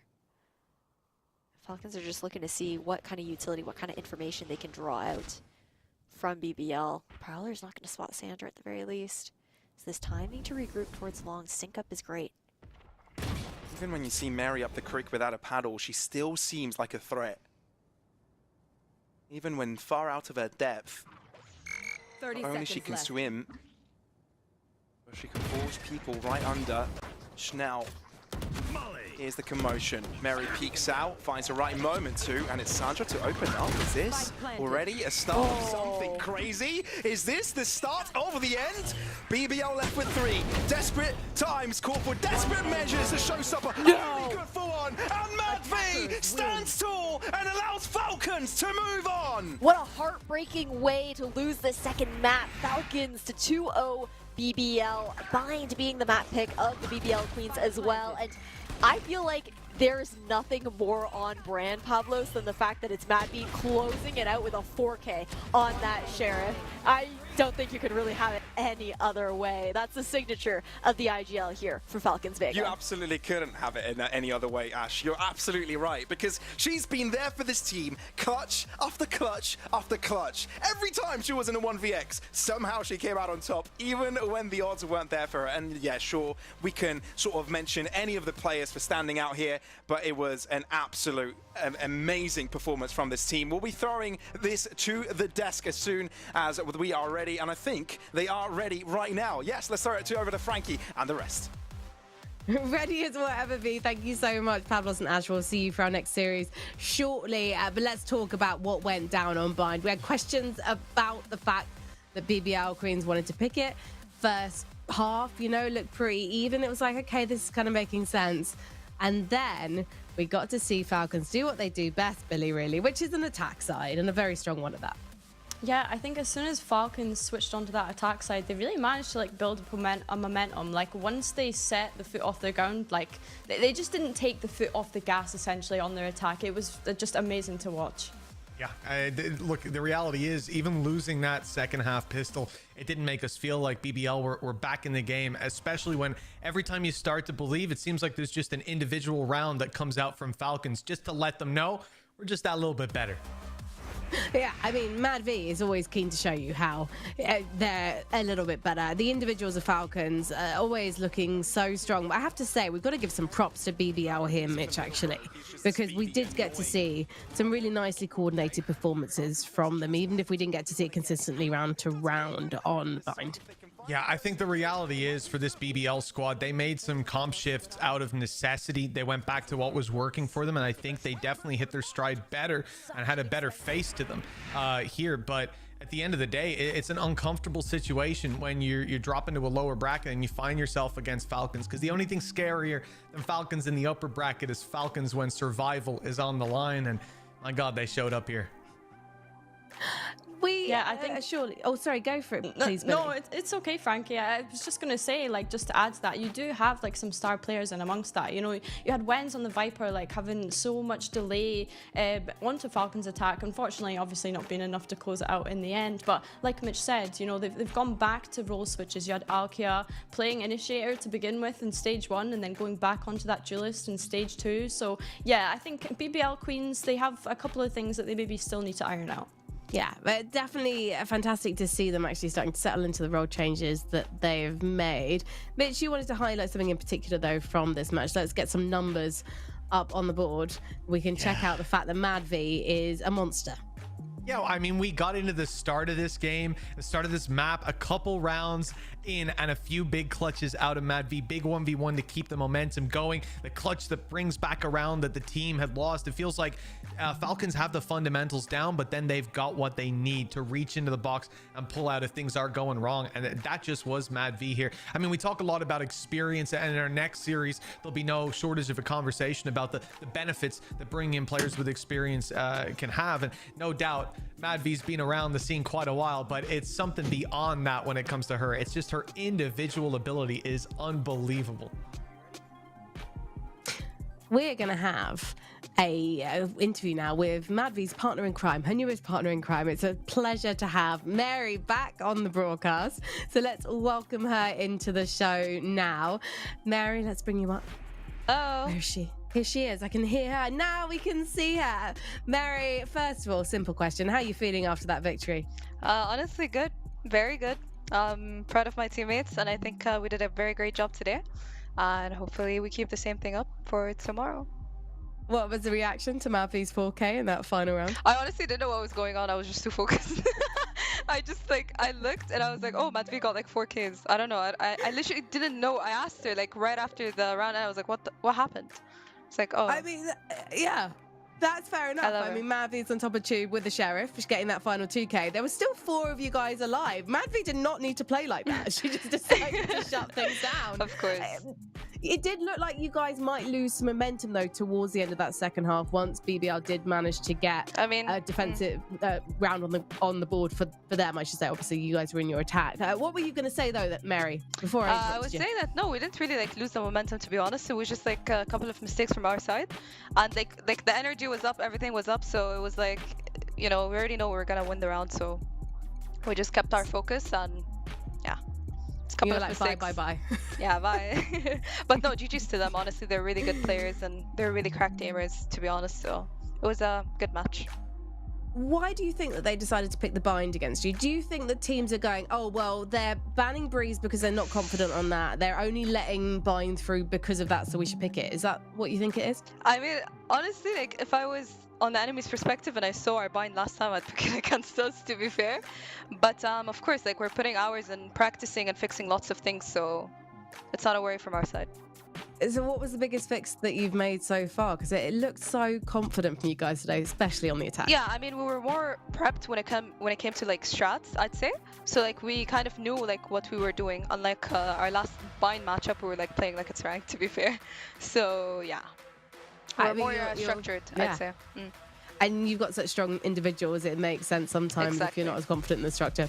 Yeah. Play to the individual's strengths. Tell me also about first picking Sunset. I feel like this is normally a deciding map, so it's definitely a vote of confidence to go out and go, yeah, actually this is going to be the first map that we want to play in a series. I mean, to be fair, like we didn't really have like a thought process. We were like, okay, well, guys, want to play Sunset, and we just played Sunset. Like there's no like favors or like, oh, this is our good map. We were just like playing the game like any other map.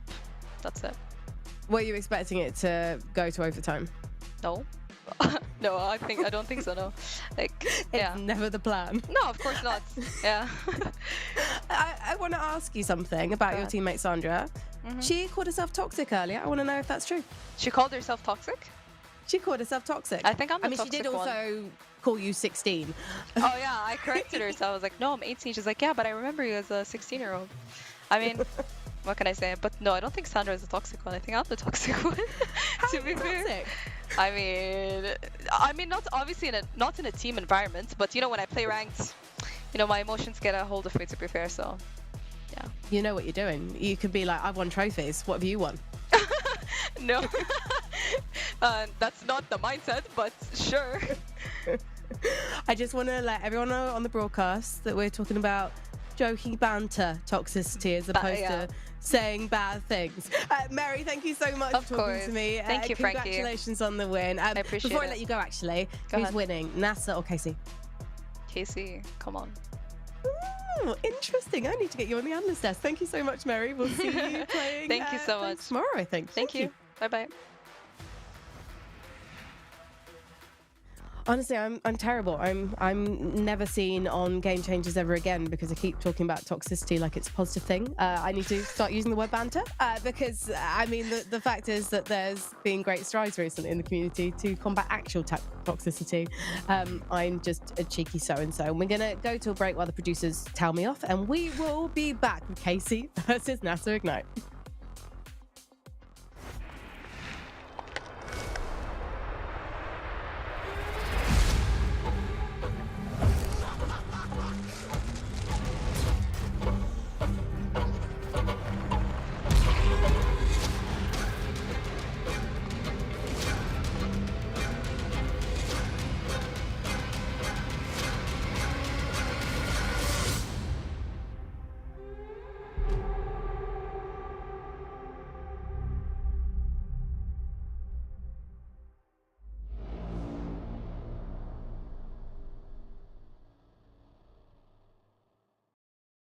I know a place that will break you into 1,000 pieces.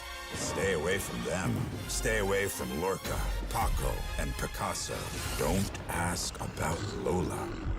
Ay, Caballo Grande.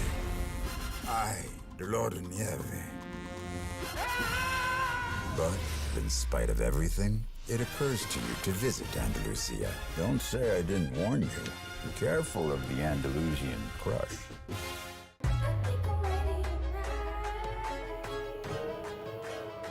Hey guys, it's Jimmy Lin. In this series, I'm going to walk you through Attack on Pearl. Watch out for the stairs, clear this angle. You're going to be able to fight this.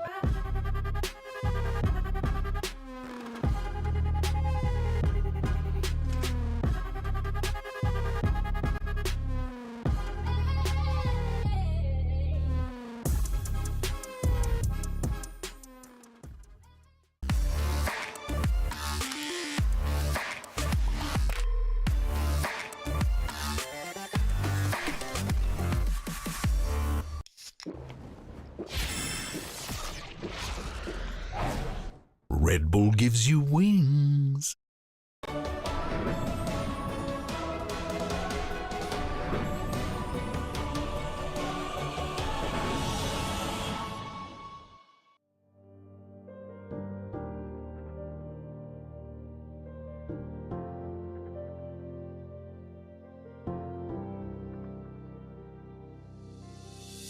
Do you feel what the eyes can't see? You hear it calling way down deep. Trust your heart, it'll keep you true. This world expects so much from you. From the dark out into the light, it'll come in the middle of the night. You were raised in the sacred place. Evil runs when it sees your face. From calls your name, you know it's your time.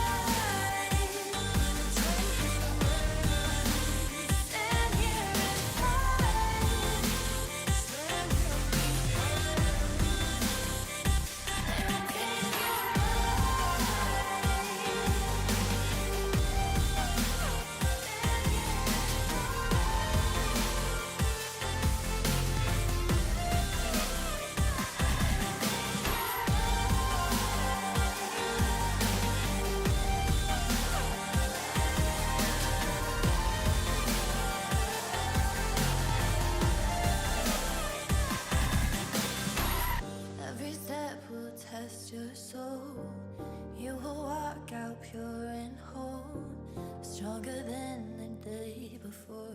Tomorrow you'll fight for more.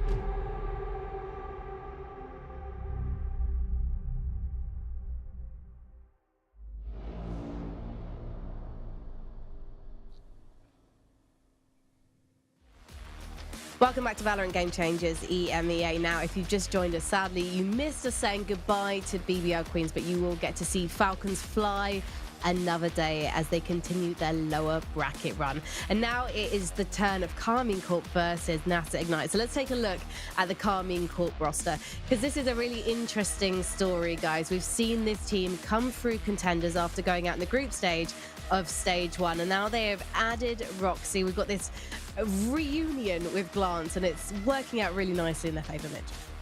It absolutely is. Yeah, I think Roxy brings the experience that you want from or on this team, rather. The reality is she comes from a 6th spot on G2, not somewhere that players with high ambitions are going to want to be situated. So looks for a new home, finds it here with a roster that's been tenured by contenders, and they have actually looked very good. I said earlier, this is the team that's probably surprised me the most coming through this stage.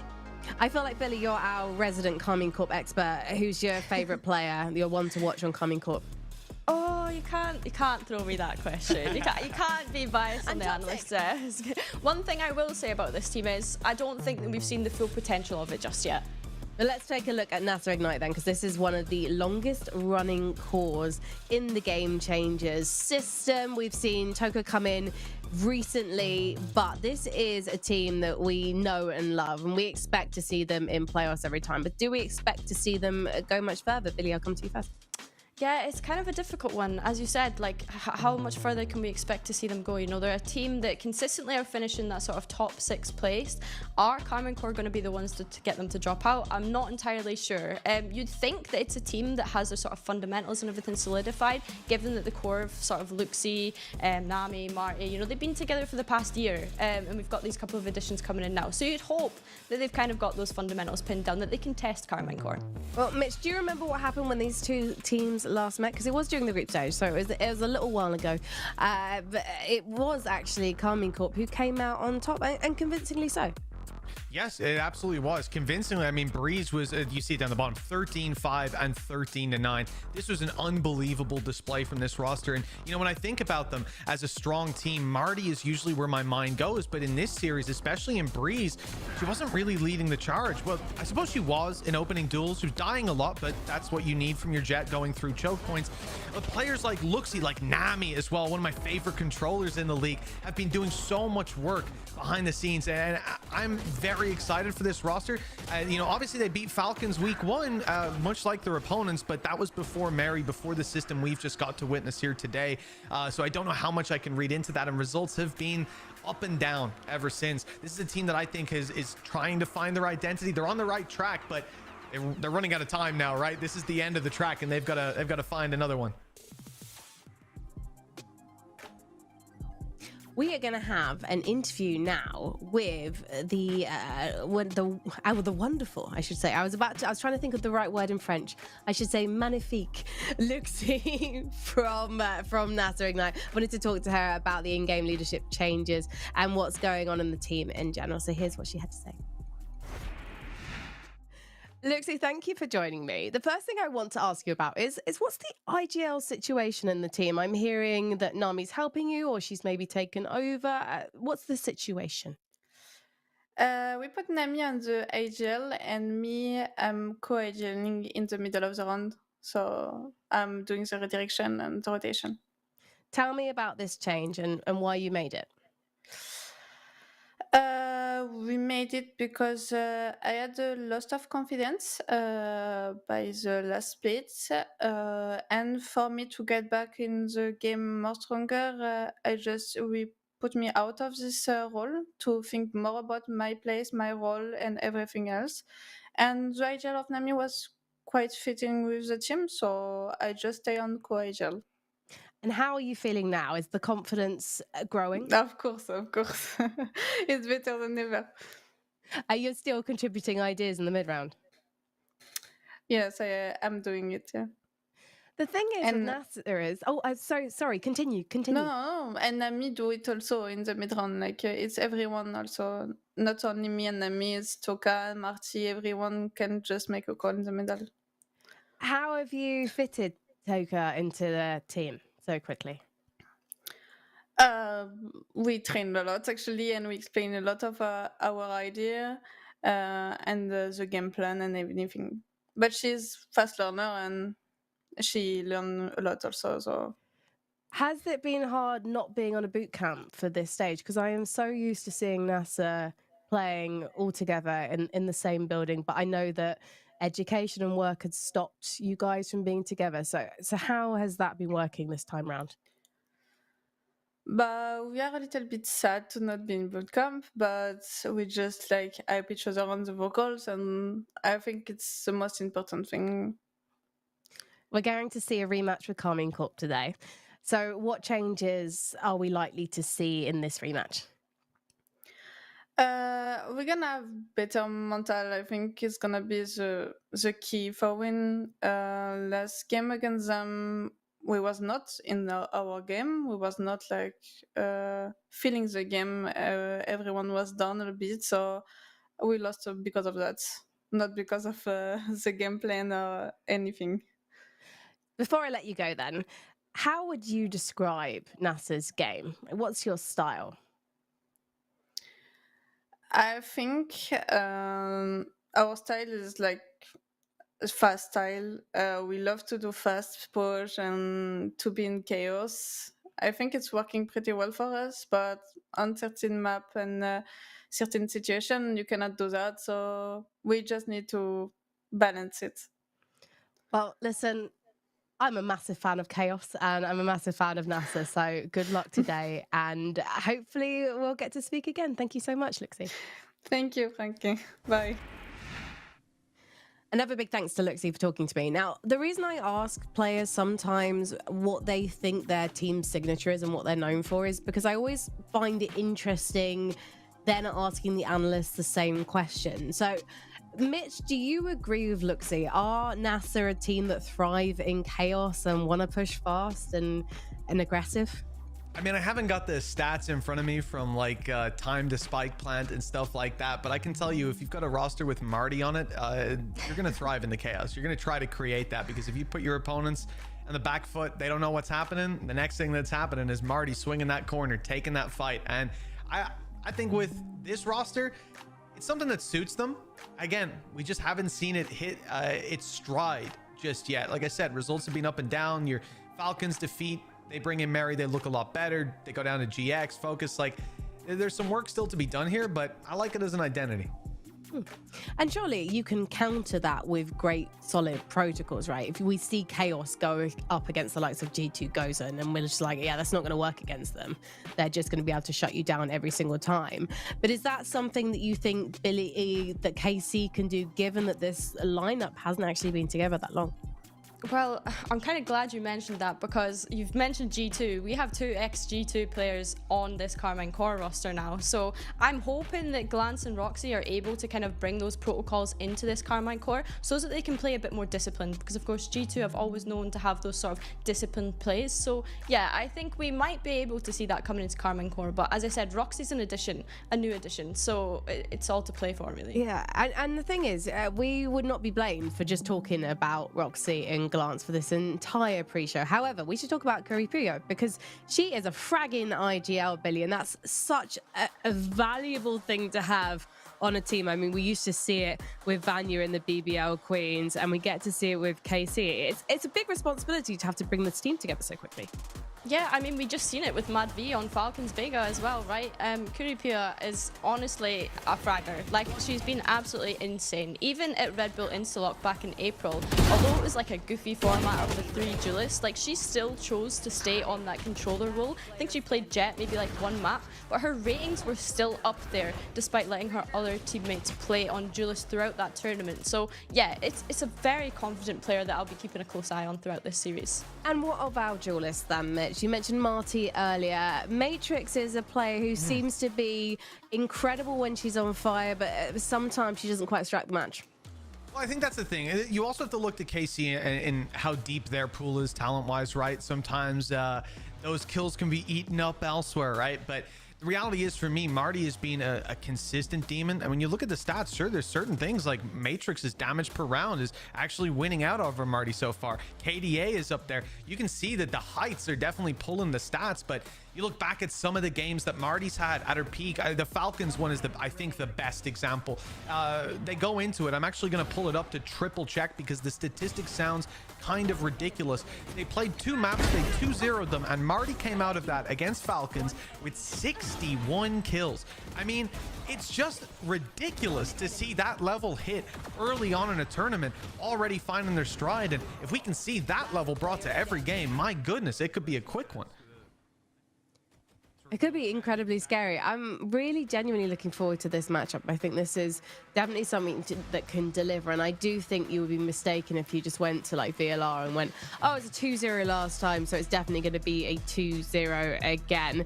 We should have our map veto ready, so let's see if we're going to see the same that we saw last time. I'm just going to remind you guys of what we saw last time. So we got to see Breeze, which was picked by Casey, then NASR picked Ascent, and Lotus remained. Billy, do you expect the same this time around? I mean, I'd hope they'd want to switch it up and give the viewers something a little bit different to see this time around, and hopefully, like you know, NASR have maybe learned that lesson if we do go to those maps. But I mean, something that we can see that I expected here was, you know, that Carmine Core instaban bind, that NASR instaban sunset. They've both banned both of those maps like every single veto that they've had. So yeah, Flotus is one Carmine Core usually leave to float, so it's nice to see that that's happening. Icebox, first map we're going to. Don't know how I feel about that so far. NASR Ignite statistically would be the ones to be in favor of that one, so it's no surprise that they've gone for that one. Yeah, I agreed. You know, Icebox, sure, the win rate might be a little dashed by the G2 tax that KC had to pay on it, but they had a very tight, it was 18-16 against Falcons on Icebox. That's pre-Mary also. So for them being pushed the distance early on, it's a little bit concerning. And you move to Breeze up next. Again, a good map for KC. The only loss they have is up against G2. And other than that, they've been dominating teams like NASR, teams like Odd One Out. So a very strong pick for them. Icebox does look a little bit more shaky in my mind for NASR. I think in the pick stage, definitely in my mind, KC have won that veto, and we'll see. Well, split removed. That leaves us with only one choice, really, doesn't it? Takes a while to come in, but it is Ascent. And Ascent will be NASR choosing to start on the defensive side as well. They've gone for defense picks on both their maps as well. Interesting. This is a really interesting video. I'm just wondering, do you think we're going to see a composition change on the Icebox? Because when I think of NASR, I think, oh, Safi's just going to pull out a Phoenix, surely. But at the moment, we haven't seen them actually bring this Phoenix to Icebox. Is that too cheesy of me to speculate on, Midge? Maybe. Listen, if they pull a Phoenix out on Icebox, we might have to have words. I think both teams will probably run with what they have been running. You know, you've got KC going 2 maps, same composition, same thing can be said for NASR. And changing it up at this stage of the tournament, when it's eliminations on the line, that's not really when I want to see teams try something new. And you know what? We don't really want to see a Phoenix on this map, or most maps, to be fair, but I do like to get a little bit funky, especially when it comes to the NASR cons. But it's looking pretty safe on both sides here, Billy. Yeah, I mean, interesting to see Carmine Core go for that double sentinel. I mean, they do usually play double sentinel, but yeah, even with the Viper anchor as well, I don't know how I feel about it just yet. I'm presuming that their defense is going to be pretty strong with that lineup so far, and yeah, no changes here so far. Yeah, Purely based on comps, I think I prefer what NASR are coming in with. I'm a massive fan of the Gecko on this map. I think it gives you a little bit more versatility in terms of planting. You don't have to plant, right? First of all, one person's removed, and the Sage walls, we see it so consistently played as a off-site, break the wall and cause problems on the back of it. I think Gecko's utility gets you in there as well. It's a good composition, but again, Vito seems to favor KC. Yeah, well, let's see if you guys are right as we head back to our casters, Ash and Pablos. Thank you very much, Frankie. And I am excited about this one, right? Because on the one end, Carmine Court sort of come out of nowhere with a bit of an extra addition of Roxy the stage and have taken everyone by storm. But on the other, we've got some of the more lesser-known players. Some, at this stage, when all of these players that are remaining in the teams that are currently still in the tournament, they don't stand the same stature here at Ash. So I'm wondering, is it fair to say they're a big underdog in this match? I don't actually think that they're necessarily a big underdog in this match. We have to keep in mind that NASR did manage to finish within top 6 the last stage within EMEA. They also took us by storm as far as the expectations of them really coming out of nowhere specifically in this season. But I don't even necessarily agree with the desk that this leans that far into the favor of KC with this map pick ban, because I think that you look towards the maps that they've played, they've also shown a lot, and NASR have that opportunity to learn from a lot of the mistakes from the last time that they played up against this team, where Carmine Core were the ones to be showing a little bit more of their hand there.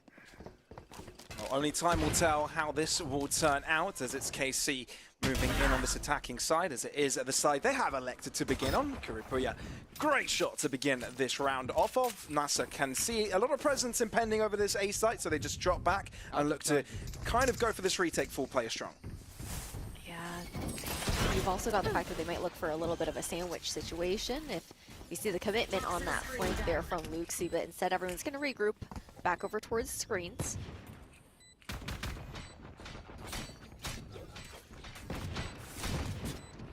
It's going to be Nami to find the first shot. So it does even the scales just a little bit. Kuripuya, though, is very, very blind. It's Nami to again carry on the momentum. 2 kills to her name already, as KC look to group up together and allow NASR to move where they hide. KC, beautiful execute on that poise plant that allowed them to get the first round. Very comfortable there for KC. I think that's the big thing that we have to look out for as well within the differences in this composition. Wow, I can't even speak. But the difference between that double initiator versus the double sentinel. And Icebox, I think, is one of those maps where you look towards that KJ, that Sage, and you think about the possibilities that you have with them. Sure, you're not having as much information, but if you can secure that post plant, you look quite comfortable. You have that wall that can buy you so much time. They get very awkward.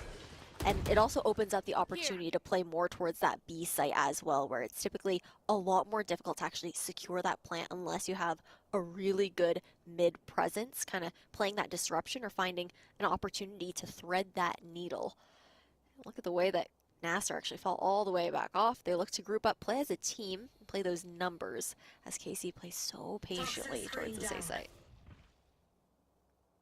Yeah, this KC style reminds me of the KC team in VCT EMEA a little bit, with how they like to group up. Yeah, they're sibling teams. True, indeed. A bit rough around the edges, but at least it's traded out. It's just a pistol player from this KC side to find some presence, find some information over to this B site. So it pulls the trigger on the attack. KC will be waltzing in, not finding anyone nearby, and will be placing down the spike. NASR quite far backwards. You would assume they'd save, or not save, at least die to the spike explosion at this point if they can? We'll see. Based on the positioning right now, it seems like they might just be looking to contain KC and see if they can even take out as many of these weapons as possible. It does look like they're trying to use the power of numbers to take over. Nalo, good for one before she drops, but if NASR find any more kills here, this becomes borderline expensive. One enemy remaining. A glance, brilliant double kill to come her way. Safia keeping things a little bit dangerous, but it's still carried over by Matrix. Yeah, that's it. That's the round. KC 2 in a row. Very nicely done. However, the second Vandal actually wasn't able to be picked back up. here. So it will just be the Guardian alongside the one to carry over. So at the very least, to get rid of the one rifle that you could look towards. But because of the style of buy that Carmine Corps opted for into their anti-eco, it allows them to bolster their bonus quite comfortably. It's the perk of having Kuripoya on that Sheriff in the last round, just to be able to buy into the team. The stack over towards the A site here for NASR is the read this time around. Again, you see that lurk towards the mid side. A must need when you want to push towards this B site. You don't want to allow them to focus too comfortably on that plant over towards that space on yellow. Here.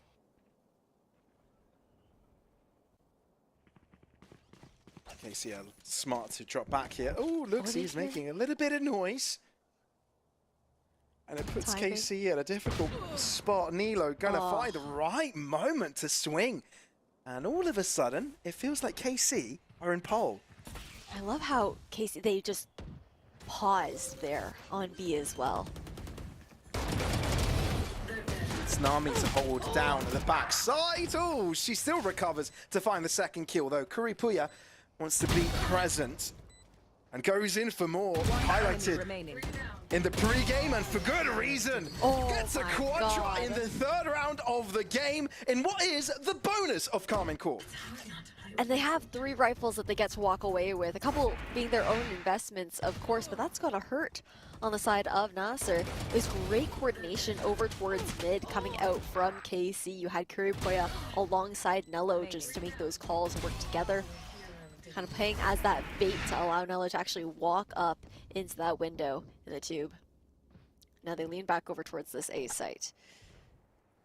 Nothing to really work with here if you're looking at NASR's buy. Already might be able to get a body shot off and have the rest of the team try and clean up. But it's going to be a tall task to order. KC are just so patient with the way that they like to play further back. KC is one of those teams that sort of indicate why it's so useful that world champ teams and regional champ teams disband, and the players that used to be in that roster sort of spread around into other teams and spread that knowledge onwards, and KC seem to be using that nicely so far, and the likes of Clowns, the world champ, Roxy, regional champ. They've done quite a bit to show up so far and want to move onwards into the slower bracket run. A lot of formidable teams, and GC is getting a lot more competitive as time goes on. Matrix very close to this fight, able to take on the first engagement. And just like that, they've gathered control. NASR, though, are working on a pincer. But they are just looking to buy as much time as possible, dropping back towards site as well. There's heads up about it. Well, if KC can take care of one front, quickly eliminates the problem of being locked in the middle. But they've got so many players to throw at this problem that they can just resolve it without too many issues. One casualty, in fact, and it's 4 off the rip for Carmine Corps. So much awareness. To be fair, NASR have gone for some of those backstabs previously, so just anticipating that type of move at this point, especially when those playing from CT are taking so long to push in. You can kind of tell, okay, they're buying a little bit of time for the rest of the team to catch up right now. As we head into the 5th round, investment of the operator into the hands of Marty here as well. She'll be playing over towards mid, maybe looking towards under tube. Push down out. Nice updraft here. For Matrix to find the upper angle, forces Nami to back off. I've got my eyes on Marty's operator though here, Ash, because like we were talking about the stats, top in the ACS and in this tournament, Marty is 3rd, second only to Mary and Rescue. So this angle now is with so the cheeky. operator, she can find so much impact. Oh, sees one, not quite. Hasn't quite been given the angle she needs. The Toxic Scream making it difficult to tackle. In case he sort of get away with a plant scot-free. Yeah, comfortable. Now you're looking for an opportunity to try and backstab maybe over towards mid. Play that utility. Great drone. Tucked away, Safia on top though. She will get discovered though. Crucial pickup from Matrix, and she keeps it going. Indomitable, absolutely phenomenal. Though somehow NASR are able to turn it around. Wait, Tokame and Marty are still in the fight, and Neela's on the wrong side of things. Marty is here to stay. An incredible retake by NASR. Hey, you shouted her out for good reason, right? The expectation's high. It looked a little bit dodgy the second that toxic screen goes up, denying her that line of sight, but the team floods in together so well, even using that wall to their advantage to provide a little bit of cover to find a bit more ease to push over towards yellow and clear the space. But they gotta repeat this success. KC have a bit more comfort, of course, in their economy. Right here. You see Nami's even just gonna buy up only to the judge, knowing that she has that pit online, try to get it off over towards 410. Deny that upper angle and information. Some backup here as well. Nowhere to run! Oh, that timing. Oh, nothing's really found from Hunter's Fury, not even a tag. I don't believe Marty is patient enough to hold that mid corner. Even though Nilo seemed like she might have had the benefit of timing. Curry Puya on the other end though, being the lurk while KC looked to navigate towards mid. Maybe even the cross towards this B site. And that they will. It was the turret, I believe, that signified her presence there towards mid. She ended up taking it down on the boiler, right. so just re-peek towards underneath. But I like this contact play from Kiripoya. Just find a timing here on Luxie.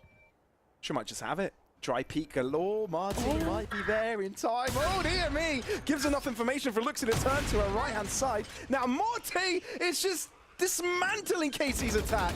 Give her an operator. That's all she needs. Just a big gun to knock down KC player after KC player. And there's only two that remain. Yeah, sure, they've got the spike, but 35 seconds and a dream. So uncomfortable now, too. No cover to be provided. One enemy remaining. Right into the open. Luxie will find one kill. And Roxy on the other end to try and stabilize, but there's nothing stable about this. It's an earthquake for KC as NASR knock them down. Lovely adjustments coming out from NASR. KC. And is that more default style of play? And they do so well to just funnel these players over towards Marty and the operator, over towards the heavier setup, towards that B site because of the pit presence on that A side. And now Carmine Court. I love, again, I feel like these teams, I don't know what it is, Pablos, but they're so heads up about these timeouts right now. Like, they're not allowing these rounds to just start snowballing away from them. They're trying to get ahead of the issue as soon as possible. I mean, it's the right thing to do. As soon as it's necessary, they start to lose grasp of the steering wheel, and you see NASR gaining full control. It's the right thing to do, but not a lot of teams always do. No, absolutely not, which is why we actually praise teams that do the right thing. I mean, you love to see it. You can really tell how much value these teams are putting into the second stage. Of course, it is that elimination match, nonetheless, right? But I just really feel like the scene has evolved so much over the past couple of years. The depth that we're seeing out of these squads as well, and their approaches to the game, not just in the server, but also mentally, how they want to handle themselves.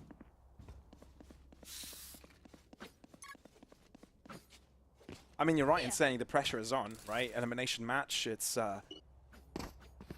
you know, both of the teams are looking to beat what they've previously achieved.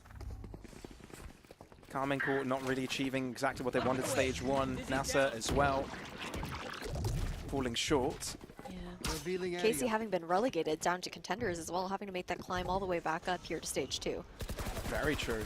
But this time looking a little bit stronger. It's up to them to show us they can recover in this round. Oh, yeah. And Casey have chosen a place where Marty is no longer there. Maybe for good reason. Avoid it at all costs. Placing alarm bot. Here. A little threatening toxic screen as well. Just alarm bot in case anyone had pushed up close. So wary. NASR playing so far back as well because Toka does have that Hunter's Fury available for the tap. Right here. Spit utilized. NASR.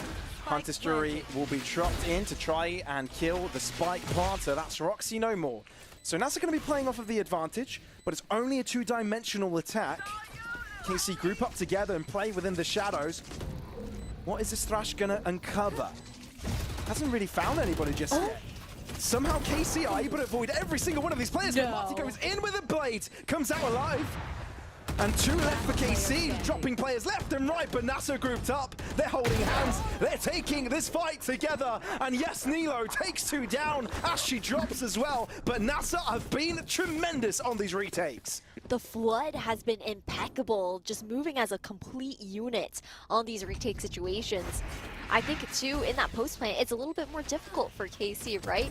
You have a solo player on site, everyone else is playing far back, so if she's getting backstabbed there on top of site in that pit, there's no one to cover her, no one to play that additional disruption, find that trade. And they just know to continue to push forward. Seeing an attacker-sided op coming out in the hands of Kuripoya, which is not something that you would necessarily expect Matrix, of course. I mean, she's so aggressive. She's going to have the Blade Storm up.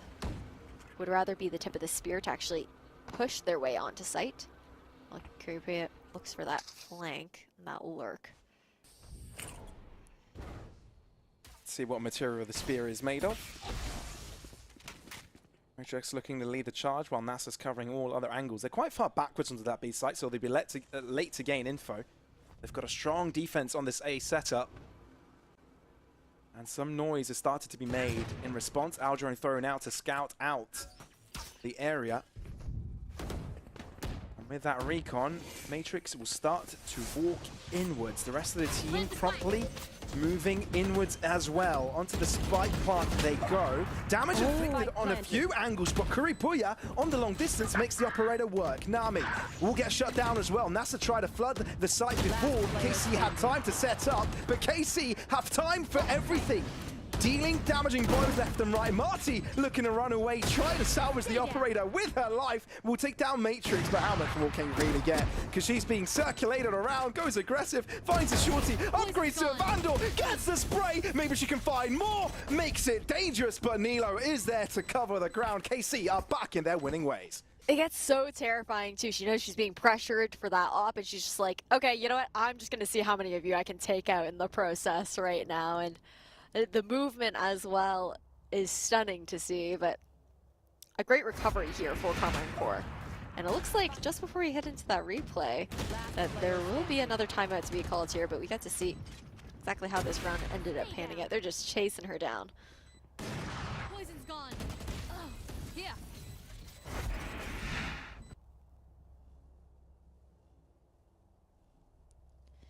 There we go. NASR timeout to be called. Looking to see how they can kind of recover. I can hear your smile, Ash. What? the timeout discipline. It's here again. Listen, they're aware of the fact that Carmine Core are 1 away from 2 big ultimates. You've got a Resurrection to breathe new life into a fallen teammate. Then you've also got the Lockdown. And then now it's okay. Do we want to contest some of these orbs? Do we want to contest both of these orbs? Are we going to have Marty posted up over towards B and try and deny that angle? It gets a little bit more awkward with how that orb has repositioned since the changes to Icebox. A bit more difficult to actually keep that hold onto it, especially when you can maybe expect Matrix to try and play that disruption by updrafting on top of that box. Instead, she's going to be repositioned back over towards mid, the typical position that Marty's been holding for the majority of this defensive side. Carmine Core, they lean over towards A. It makes sense. It's where you're going to find a lot more value out of that lockdown. How much can NASR deny? Kuripoya's operator as well. Yeah. I mean, you don't need to take first engagements if you know your opponents are pushing you, or you know you'll be playing long fights.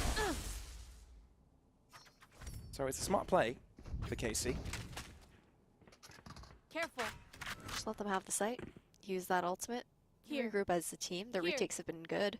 They also have a lockdown of their own to work with, of course, right? So might as well just save that. But based on this positioning right now, Nello being the one to watch that flank, it's not going to quite be the play. They're not going to push the issue. Matrix will be clearing everything out. The recon makes sure that at least the backside is cleared out as well.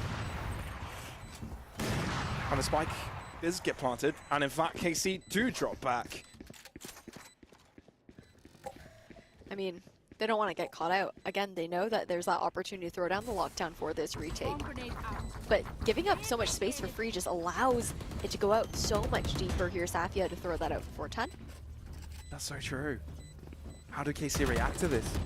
Now to have an opportunity here to go for the chase, and KC might be caught in the middle, stranded. One will definitely be locked up, and on the spike they are already. Safia shooting like a mad person, and she will keep on giving as NASR are successful with the defuse. KC overcooking a little bit, trying to get ahead of their opponents, but they weren't quite there. You can't give them that much space. I respect the idea of having your post-plant players who have that utility to back off, play further back, guarantee that they can buy time with that spike, have a couple more players fighting up front. But again, when you allow just the entire site to be taken by NASR, they will do it full force and they'll continue to fight forward. Something that's so good about their protocols is they won't allow you to comfortably try and push back in after they've denied that map control. Heading into the 10th round now. Same conditioning, the drone always seeping out, just in case Marty has swapped positions, but no, she's always going to be over towards mid, over towards 2. You should run. Well, lockdown dropped up instantly here for Nilo. KC, can see them reacting accordingly. They sort of keep Nilo backwards. See that Marty is also dropping in on mid, but now they do decide to just drop in together into that A site. Very deep placement from Matrix here. I wonder if Safia will be able to read it. Wingman is there to assist, but doesn't go after Matrix, importantly enough. The Matrix will be able to use the element of surprise. NASR left with 2, but I think the story's already been told. This is a Carmine Corp round written all over it, extending the lead just a bit further. Swarm grenade out. It was a great trap play. The setup there from Carmine Core into the post plant, just all of the bait while the off angle is being held here by Matrix. Just able to take advantage after the trades go through, not expecting her to have held the position for so long without peeking out. Makes all the difference. Now money is dwindling on the side of NASR. It's an important swing round for them economically, heading into the last round of the half. Look at the map though. I'm just loving the fact that there's a bit of a stack up going on here. Marty's going in aggressive, knowing she's a star piece of this roster, and the team is counting on her to draw it all back. Nilo doubles up as well to establish balance for Carmine Corp.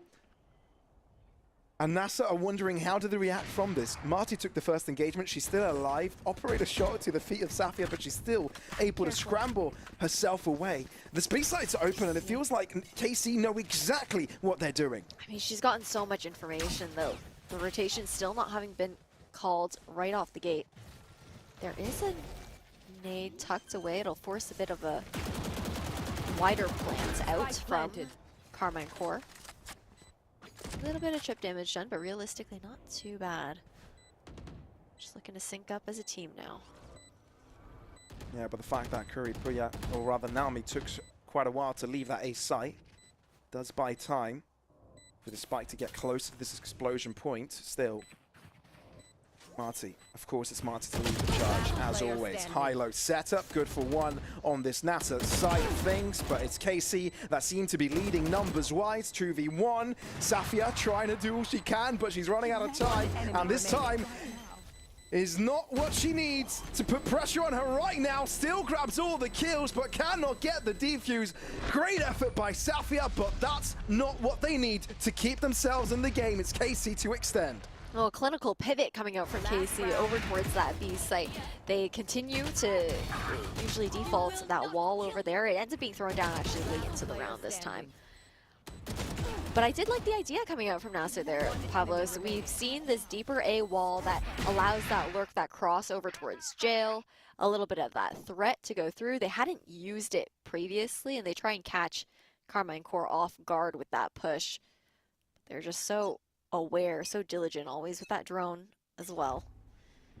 The last round of this first half. Marty's being sneaky. For good measure, KC throw the out drone.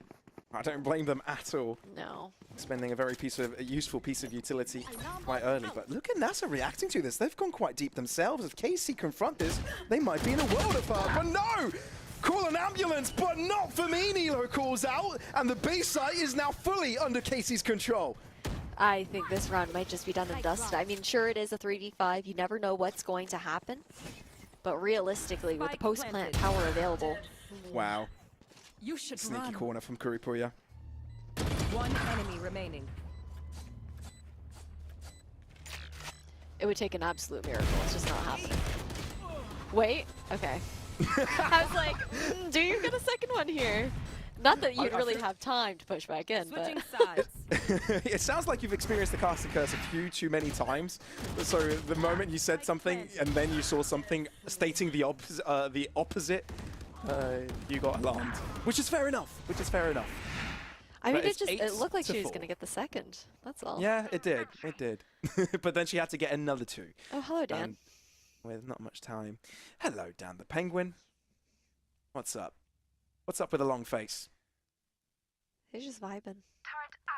I don't even. He doesn't look. Doesn't look sad. very happy, does he? He's stoic.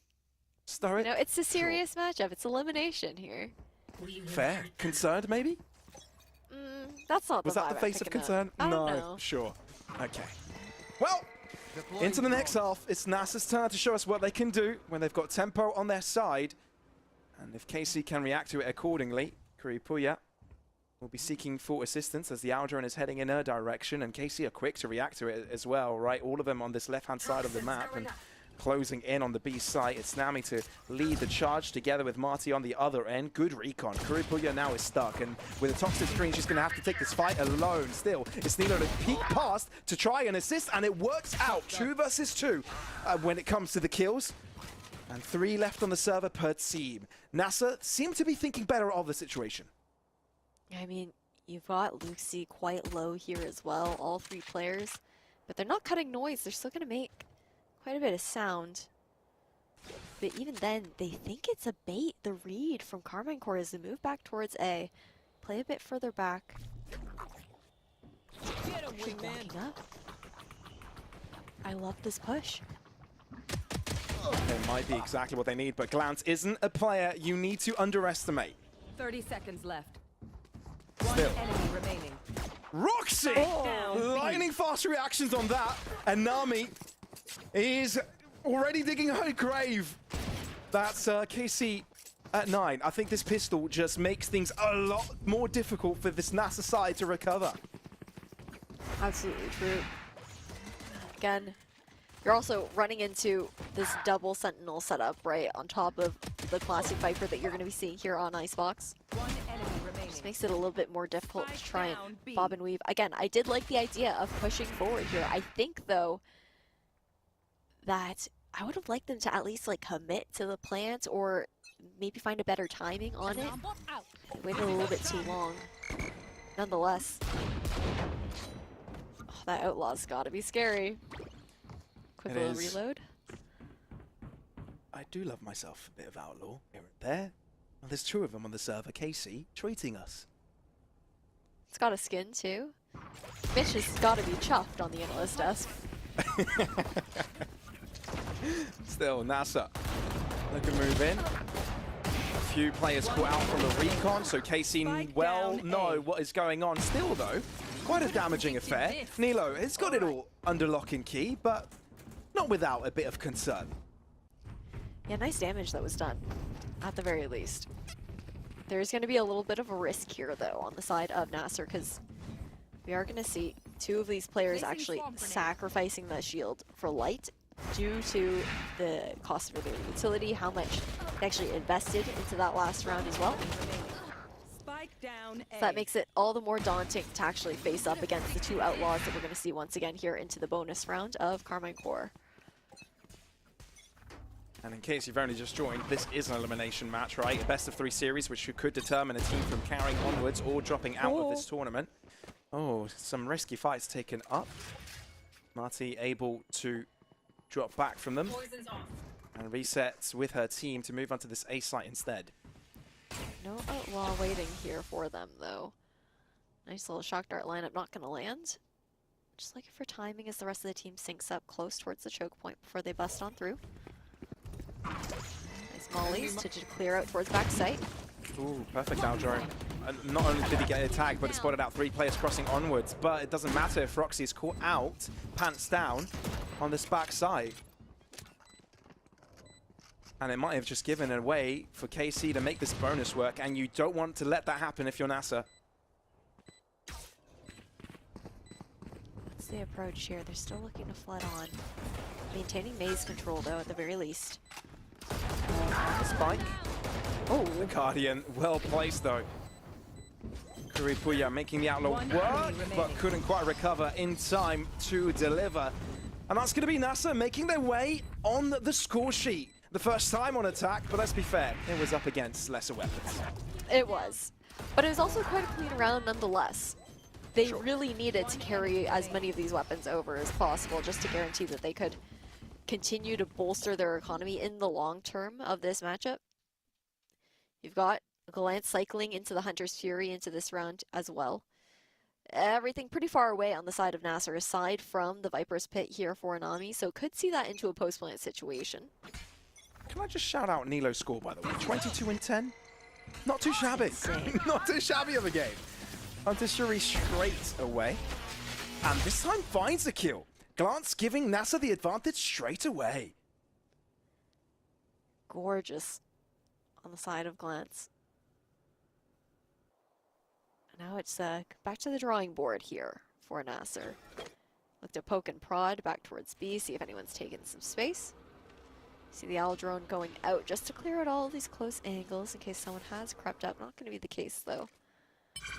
Carmine Core, they hold steady. The pit now online here for Anami.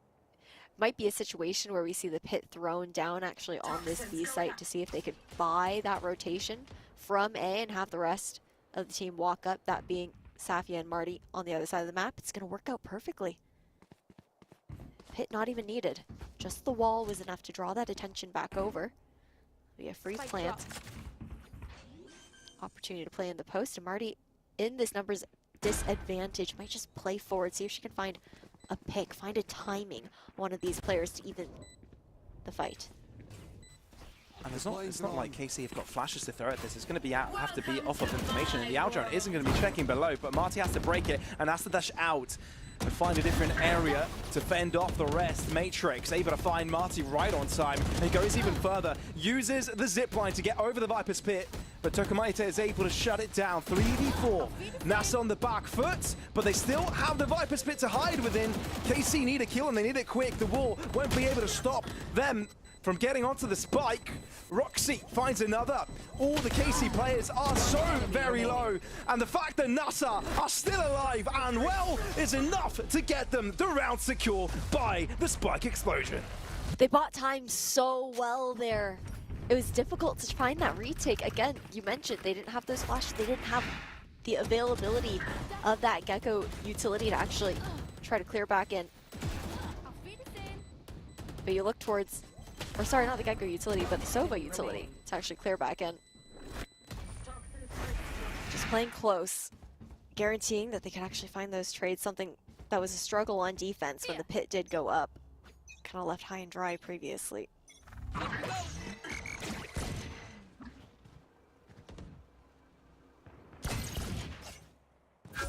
Kuripuya spotted early. I mean, this couple of rounds that NASR's been able to gather is exactly what they need to start nailing down a few chained rounds together. You did good.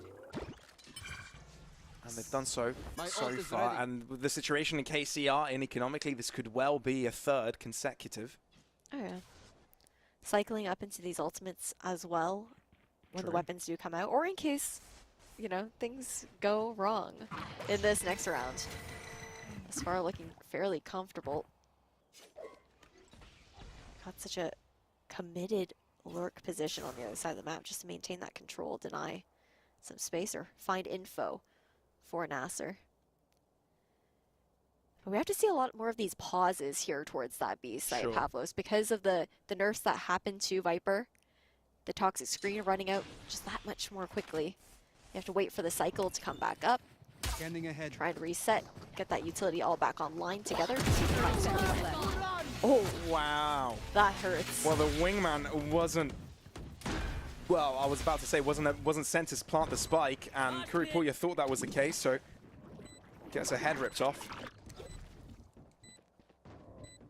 Cheeky little bait play. And you also have this positioning now. Safia ready to needle towards mid. One enemy And, remaining. you know, when you've got Vandals, you just stand at a distance and wait for your opponents to come to you. It's got to be an Andalusia flawless for NASR. And, for you know, it's been 3 rounds ago, and it was 10-4. Good, I can do maths. And now it feels like NASR are winning the game, right? It felt like Carmen Court, they had this game under control. They were easing up and nearly taking their opponent's map pick home, but they haven't done so yet, and NASR are making sure KC know that. Well, this was kind of the story for NASR as well. Just 2 days ago in their matchup against Heroic Valkyries, they would start off on the back foot, and then somehow into the second half, they start to heat back up. They make the adaptations, they get a better read. Definitely a slow starting team, despite the fact that we do see a lot of individual explosiveness when it comes to those mechanics. All drone clears out close towards Maze. You've got the lockdown coming through here as well. And one to return. Oopsie, speeding up. They're actually going to pivot over towards this B site. Kuripoya's on an island alone. She absolutely is. And her only friend is her Vandal. But it's a great friend to have, especially when you can use it to mow down NASR. Still, the returns are fruitful from NASR as they found 2 front kills. And it's down to KC with lesser players to bring it all back. Lance is a little bit further forward. They're going to have to buy time for Roxy to bring Nilo back to life. So it does even the ground a little bit. I love this positioning. And it's 2 players strong as well. If one player fails, there's always another to back it all up. And it's not well timed here from KC, but Nilo gets both nevertheless. Oh, this is insane. Still, not any other snake bites remaining for Nami, but the Thrashers there. How many can you find? This could be the catalyst of this game. Nami aggressing forwards. The wall is great, but it also at the same time, it allows KC to focus onto one area. Wall broken. Luxie trying to make it work, and she will secure the round. The Red Bull Clutch, and NASR keep on winning on this attack. Absolutely stunning, and that's with the fact that Nello just finds heroics to take down 2 towards mid as well. I just can't believe how scrappy this round ended up getting. The wall too. Just enough bullets left into the tank. It took up to the last one, the entire mag, just for that 3K to close things out. It was full bullets before she got to shoot against the 2 players that were remained. Just need 2 for each. I think it was 3 for the first and 1 for the last, to be exact, but yeah. Time out to be called. Because, I mean, why wouldn't you? It's getting dodgy now. NASR's catching up 4 rounds in a row. You've got to find that momentum. You want to stop the bleeding while you're still ahead. And you know what confidence looks like for NASR, right? Marty popping off time after time, fearless sort of play, moving in and out of battle. She's a wonder to watch. Absolutely. And then definitely don't want that if you're KC. No, and then once they have that economical advantage too, that's when Safia pulls out the operator. We saw her doing it in the matchup against Heroic Valkyries. She plays that lurk position. Even if she's not lurking, often when she has the op, she's actually playing with the team. They're playing as 5, but she'll stay far back, anticipating some sort of flank to come through, which I think is a pretty good read, considering the fact that Carmen Court haven't really gone for that type of aggression in quite a while, so this would be the round where they might look to switch it up. Kuripoya does spot some movement coming out onto this left-hand side, and she is alerting the rest. Cavalry galloping their way towards this B site, but it seems that NASR just a little bit quicker to the chase, and they don't only hold to the back of the site, they want to go even further. Kuripoya spray is good to end Marty's life.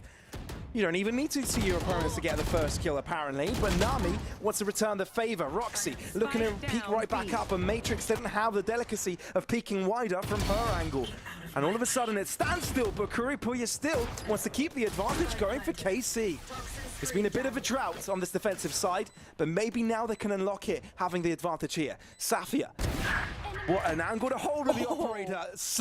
Well, that could have been a collateral. Goes in for more Safia, making the operator work.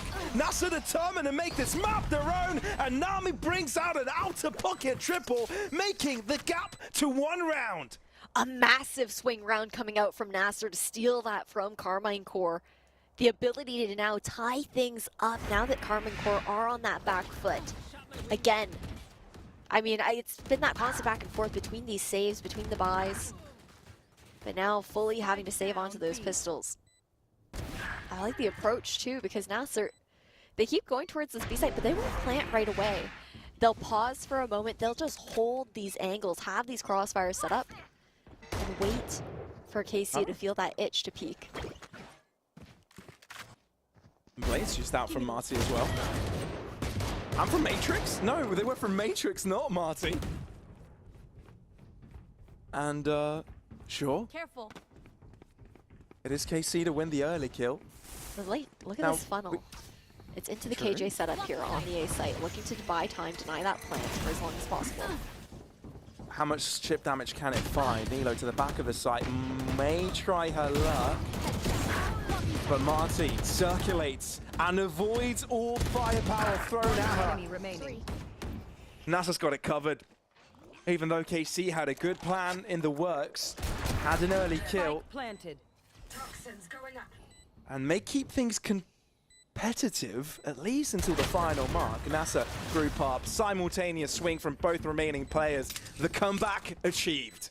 I absolutely love that. I mean, NASR, 10 to 10, the fact that they continue to go for these site executions, and again, they're not afraid to pause. They'll just look to take those fights instead of trying to force the plant, try and play those numbers, because the expectation for Carmine Core is, okay, let's try and see if we can stall that out.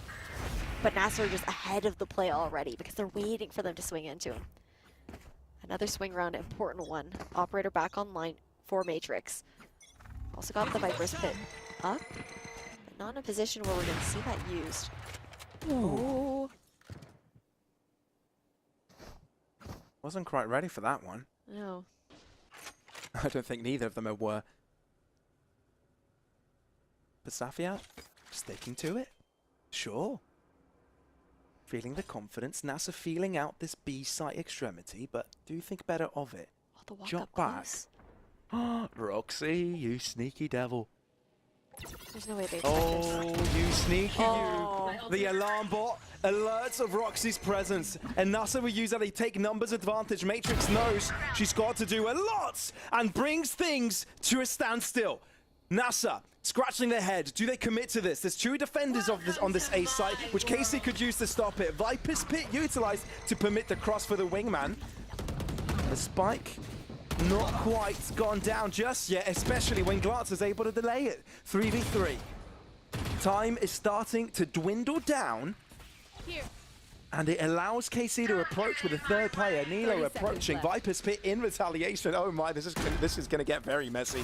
Matrix above all this chaos. Nanoswarm dropping as well, and it's enough to pick up one. Matrix does get retaliated upon. Nilo, aggression outside of the Viper's Pit. It's chaos within it, but Nilo makes it her home. And KC, after I don't know how many rounds, they finally avert the crisis. What a stunning retake coming in from them. You have that Viper's Pit. I was looking at the mollies that were set up there, and Nello didn't pop them off the gate. She was waiting for that pit to come through, allow the decay to apply, and make it that much more uncomfortable to play within the pit where you don't have that visibility on both sides to make it a bit more comfortable to funnel in and do that damage that was necessary on towards NASR.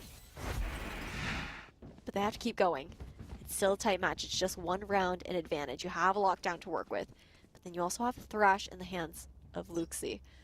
Again, a default style play leaning towards this A site. We're seeing Matrix swap over. It'll go over towards B. Pick up that Hunter's Fury. That was bold to actually commit to that. Taking that ult orb. Especially when typically Safia's been on belt watching with that operator.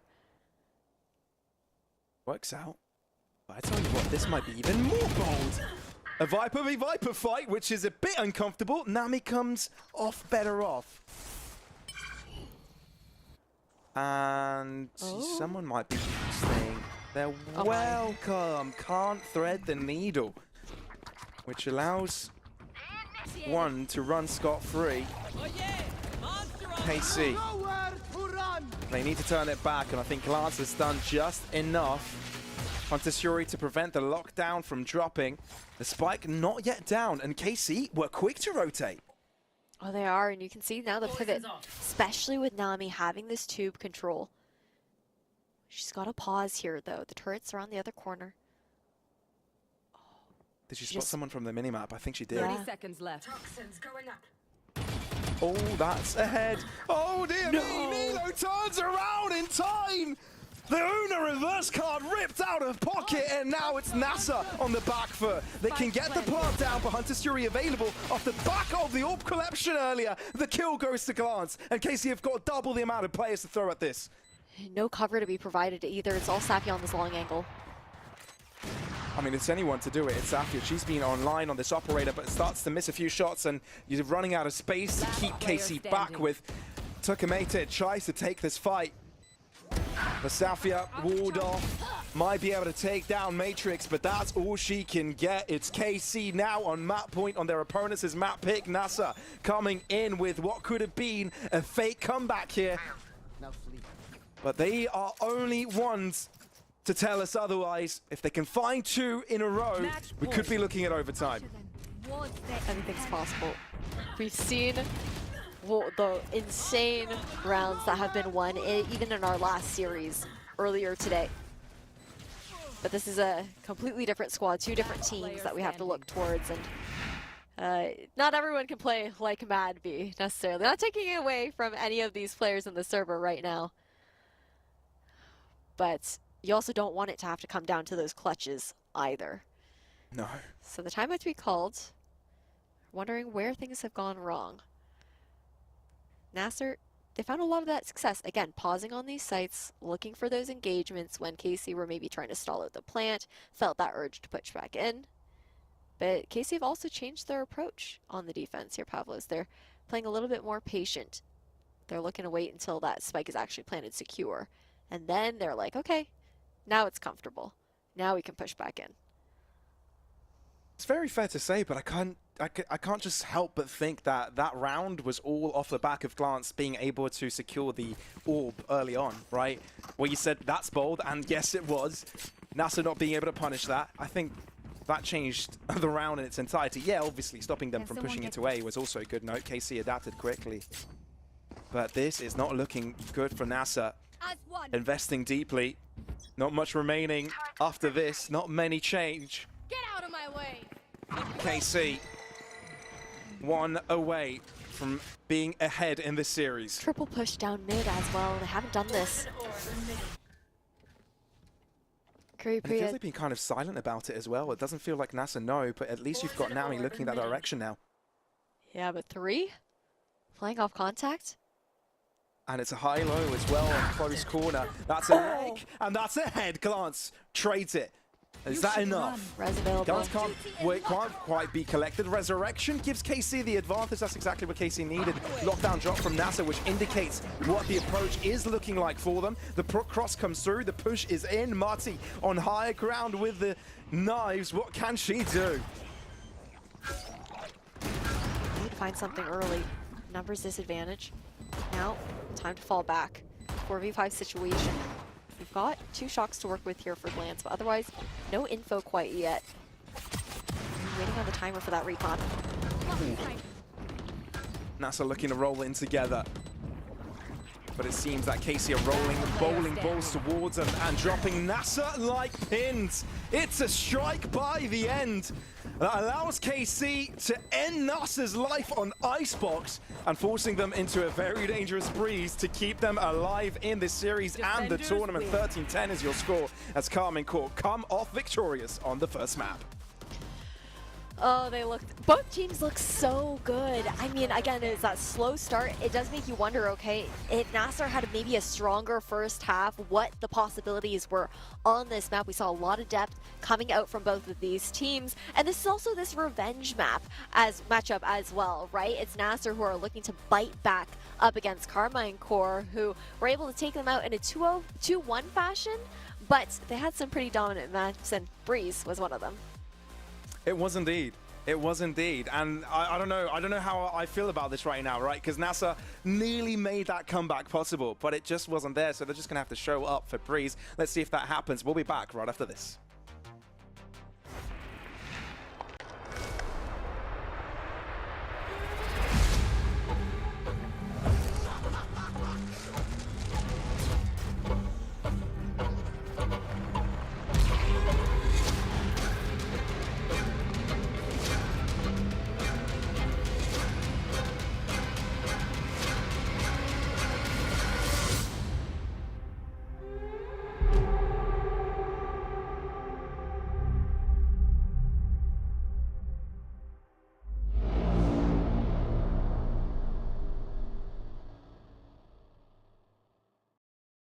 I know a place that will break you into 1,000 pieces. Stay away from them. Stay away from Lorca, Paco, and Picasso. Don't ask about Lola. Ay, Caballo Grande. Ay, Dolor de Nieve. But in spite of everything, it occurs to you to visit Andalusia. Don't say I didn't warn you. Be careful of the Andalusian crush.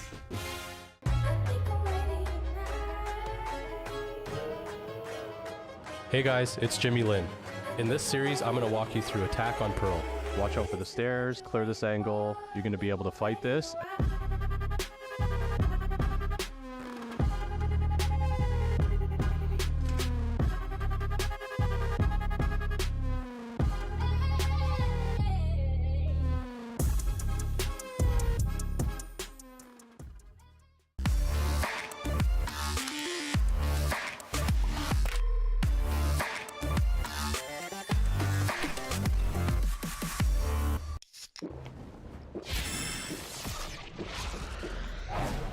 Red Bull gives you wings.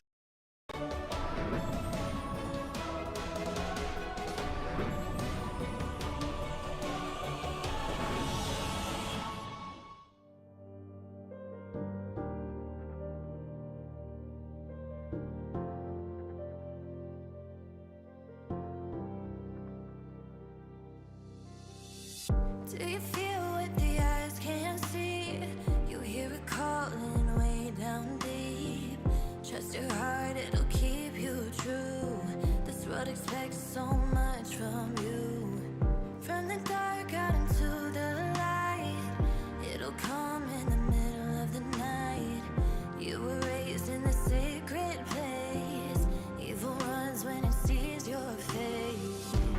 Throne calls your name, you know it's your time. Good will stand and the shadows will hide. 1,000 souls listen at your side. Take your people into the light.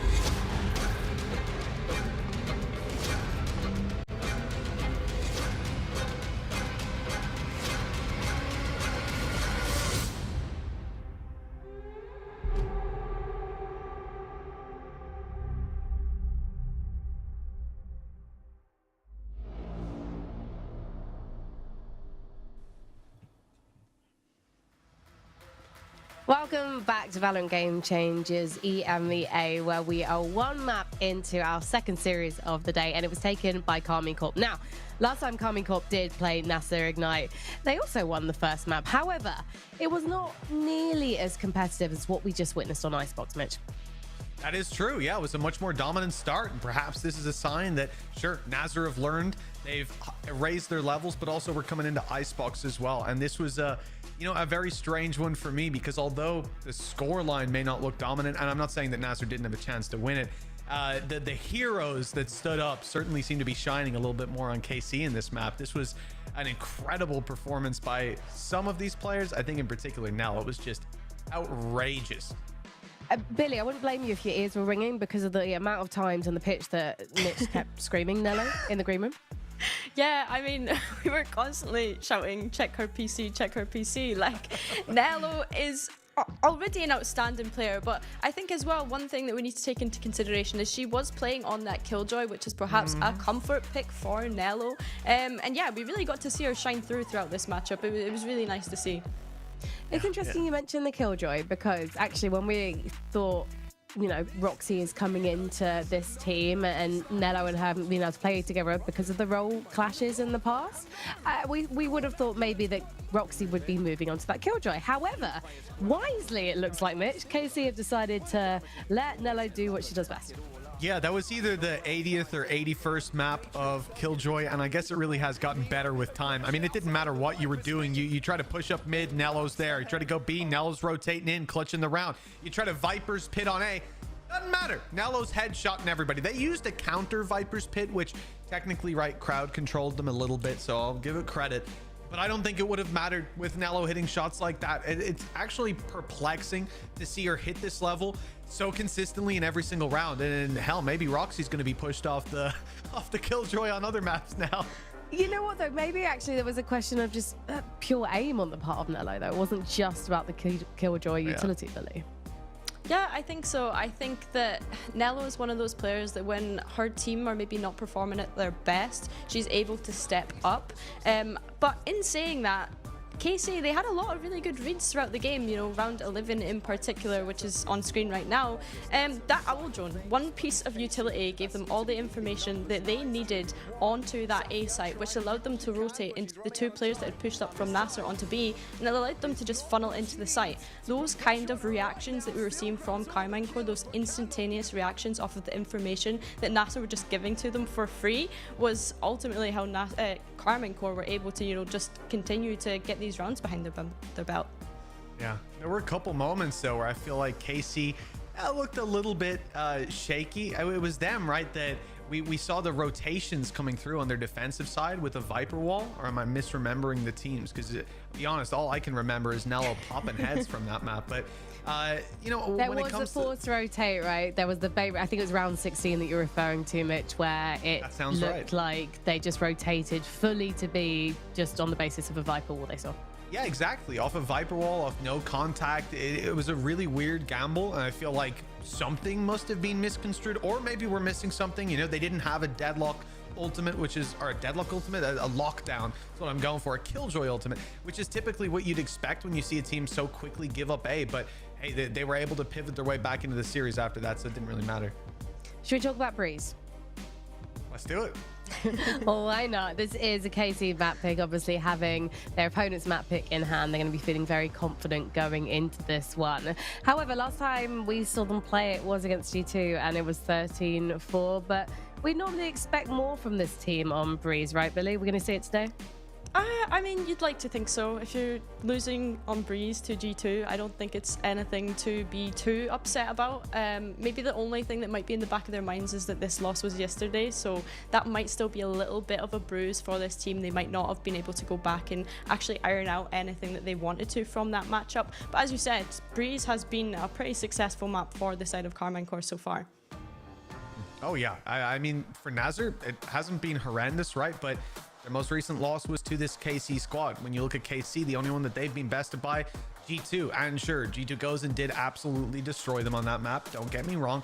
But when you look at their other results, not just the NASR 13-5, but the 13-3 against Odd One Out, the 13-5 against Sakura, it becomes very obvious that this is a very, very strong, comfortable map for KC. And coming off the back of winning your opponent's map pick, it seems to tee them up to close this one out. The only thing I will say actually is a little bit of a positive for NASR is that genuinely the hardest thing to do is to beat a team twice. So at this point, they have gone back, they have looked at that map, and I imagine that was a big part of their preparation coming in today.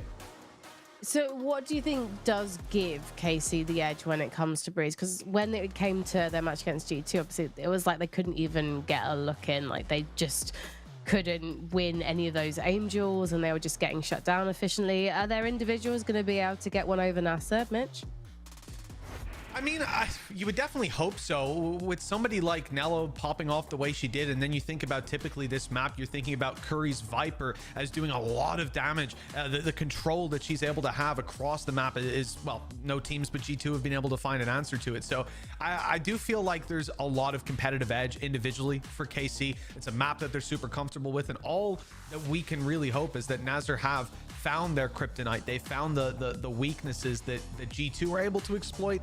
But again, you know, when G2 won that map, it was ResQ going 30-6. So if you can go 30-6, if that's your plan, then fair enough, NASR. Good luck to you. Yeah, I think another thing for Carmine Core and NASR in this one is perhaps just like a variation in experience. Like you have the players on Carmine Core that have all played on LAN. So even just like that differentiation in experience, that's when you can start to see teams crumble because they don't have that same sort of environment where they've played together on a LAN and they, you know, like it's little things like communication, which should be fundamentals at this point, given how many like top sixes we've seen from NASR. You know, it's going to be hard for them given Carmine Core's result on Breeze so far. But yeah, it could go either way though.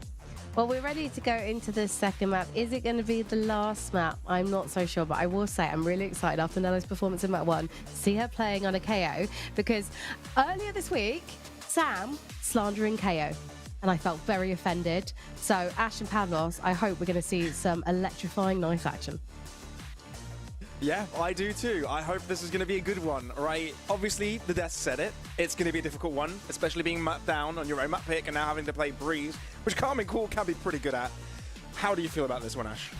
I'm a little bit nervous. I do think, again, Carmine Core did have to show quite a bit of their hand. They've played a lot of Breeze so far, and NASR do have the opportunity to learn from their mistakes, but it was an insanely dominant map for KC the last time they faced off during that group stage, and that's terrifying, to be honest, because you're seeing, at the very least, for the side of NASR, they're starting on defense first, which is a big difference. They had a really hard time on the attacking side, so they flip-flopped. This was the second half for them, a half where we didn't really get to see as much out of NASR, so this might be the opportunity to rack up more of those rounds in this initial half and try and close things out on the half that's a little bit less comfortable for them. Well, like you said, it is KC on this attacking side, now moving in towards B. There are two defenders nearby. It's the underhand flash to allow them to waltz in. Matrix finding a side angle, using the Cloudburst to use as a navigational tool. And KC just take over. The two defenders are lost in a heartbeat. Yeah, right off the gate. Now KC, I mean, they have so much map space on the site. Actually gonna fall back a little bit just due to the chip damage that's been done. Matrix super low. Oh, what a shock. Beautiful. Does this give them an in? We need a little bit more than that. No one is checking glances angle. Destruction coming through from Nami though. 2v2, Kuripuya holding out. This mosh could have been difficult, but instead it's NASR's shots that get it all done. How did that cookie crumble like that? I mean, you had a great Dizzy towards backside. The trades came in, they rang true, and Carmine Core just didn't quite have that coordination on those swings, a little bit more disconnected with the positioning, not able to play off each other quite as well. We'll see it in the replay here too. But the flood back in, I mean, that's an insane round to try and convert. The fact that Nami gets 2 initially there is absolutely massive, and it makes all the difference. It was that volley that divides them up too. Yeah, 100%. Bit of a dinner party here, but let me remind you guys, this is potentially one map away from NASR being eliminated, so they're going to have to put their big girl pants and put the last map behind them, trying to come back in this series, because They definitely want to beat the score that they set up for themselves, a previous stage. KC the same. Similar approach to the previous map. This time, a lot of mid-pressure. And with Matrix finding 1 kill, I'm just wondering, what do KC do with this? Here. I mean, mid-control found, but then you also have the opportunity to push out. NASR are looking to take that A main space. The read now a bit more comfortable. There's my buddy. A lot of respect being given. Toka falling back. Because realistically, they do have the weapons, but they also don't want to get overwhelmed by those numbers. You want to keep as much as you can without giving anything over. Marty's just going to have to tuck and wait for her team. Will find more kills. And do some further chip damage. Switching to another Guardian because she doesn't want to reload. Because she's smarty. She can do stuff like that. And the fact that reinforcements arrive, it lures KC further out. But Glance has done quite a lurk. Covered quite the 30 distance. seconds left. Off angle. And as an off angle for the ages, Luxie seems to be somewhat aware, but Glance might have just turned this round back in KC's way. Going to open the door here as well. Plant's going to be taken out. Plant to be found, but this is going to be a difficult post to actually hold here for KC. True. On the back foot, and the firepower definitely favoring the side of NASR. Kuripuya hiding the cross. A shot that puts Kuripuya slapped down. No! Dunk Nilo! What is that? 1 left to add to the tally, but it's all recovered by the end from Tukamete, and that is going to be NASR right back on track. But what could have been a very destructive round for them? She's making us sweat. I mean, I have full faith in Nello. Full faith in Nello, especially after seeing her on Icebox again. This player who's just able to step up for that team, be that kind of star power when necessary. But a great recovery, although it was an extremely expensive round on the side of NASR to be losing so many of those weapons, only really carrying the 1 back over. And you have, sure, a Vandal to buy up because Luxie, they go for that buy where you have 1 player on a pistol just to see if you can bolster that bonus a little bit further. If you look at KC, Nello is now also only 1 away from that null command here as well. Not that they'll necessarily need it into this round. Much different approach this time from Crumbling Core, spreading out. See what they can poke and prod, maybe draw out some of that utility out from NASR. But they do like keeping the pressure up in mid. Whether that's with 1 player, or 5, 2. Poison's gone. Albeit their venture in mid. They come away with 1 less player. And as the spike is now being collected, KC maybe look to rejoin their forces together. That's not too bad of a kill for NASR to collect, but Glance looking to split this map in 2 and deter any rotations. This could be actually quite the approach from KC, and to isolate the 2 remaining defenders of NASR to the side. Smarty holding back. Excellent shot to keep NASR on top here. KC losing players left, right, and center, but this time it's Safia to keep Roxy down. Holding down the 4, even when their teammates are looking away. Marty not looking at the right point at the right time. So Mike giving in here for Matrix, but she's got a lot of work to do and barely any time to do it. The Aldrone revealing her, tagging her, and biding time for Nami to come in for the lurk. That's a 3-0 start from NASR, as good as it could ever be. Marty making such a big difference to be able to get those initial picks towards site.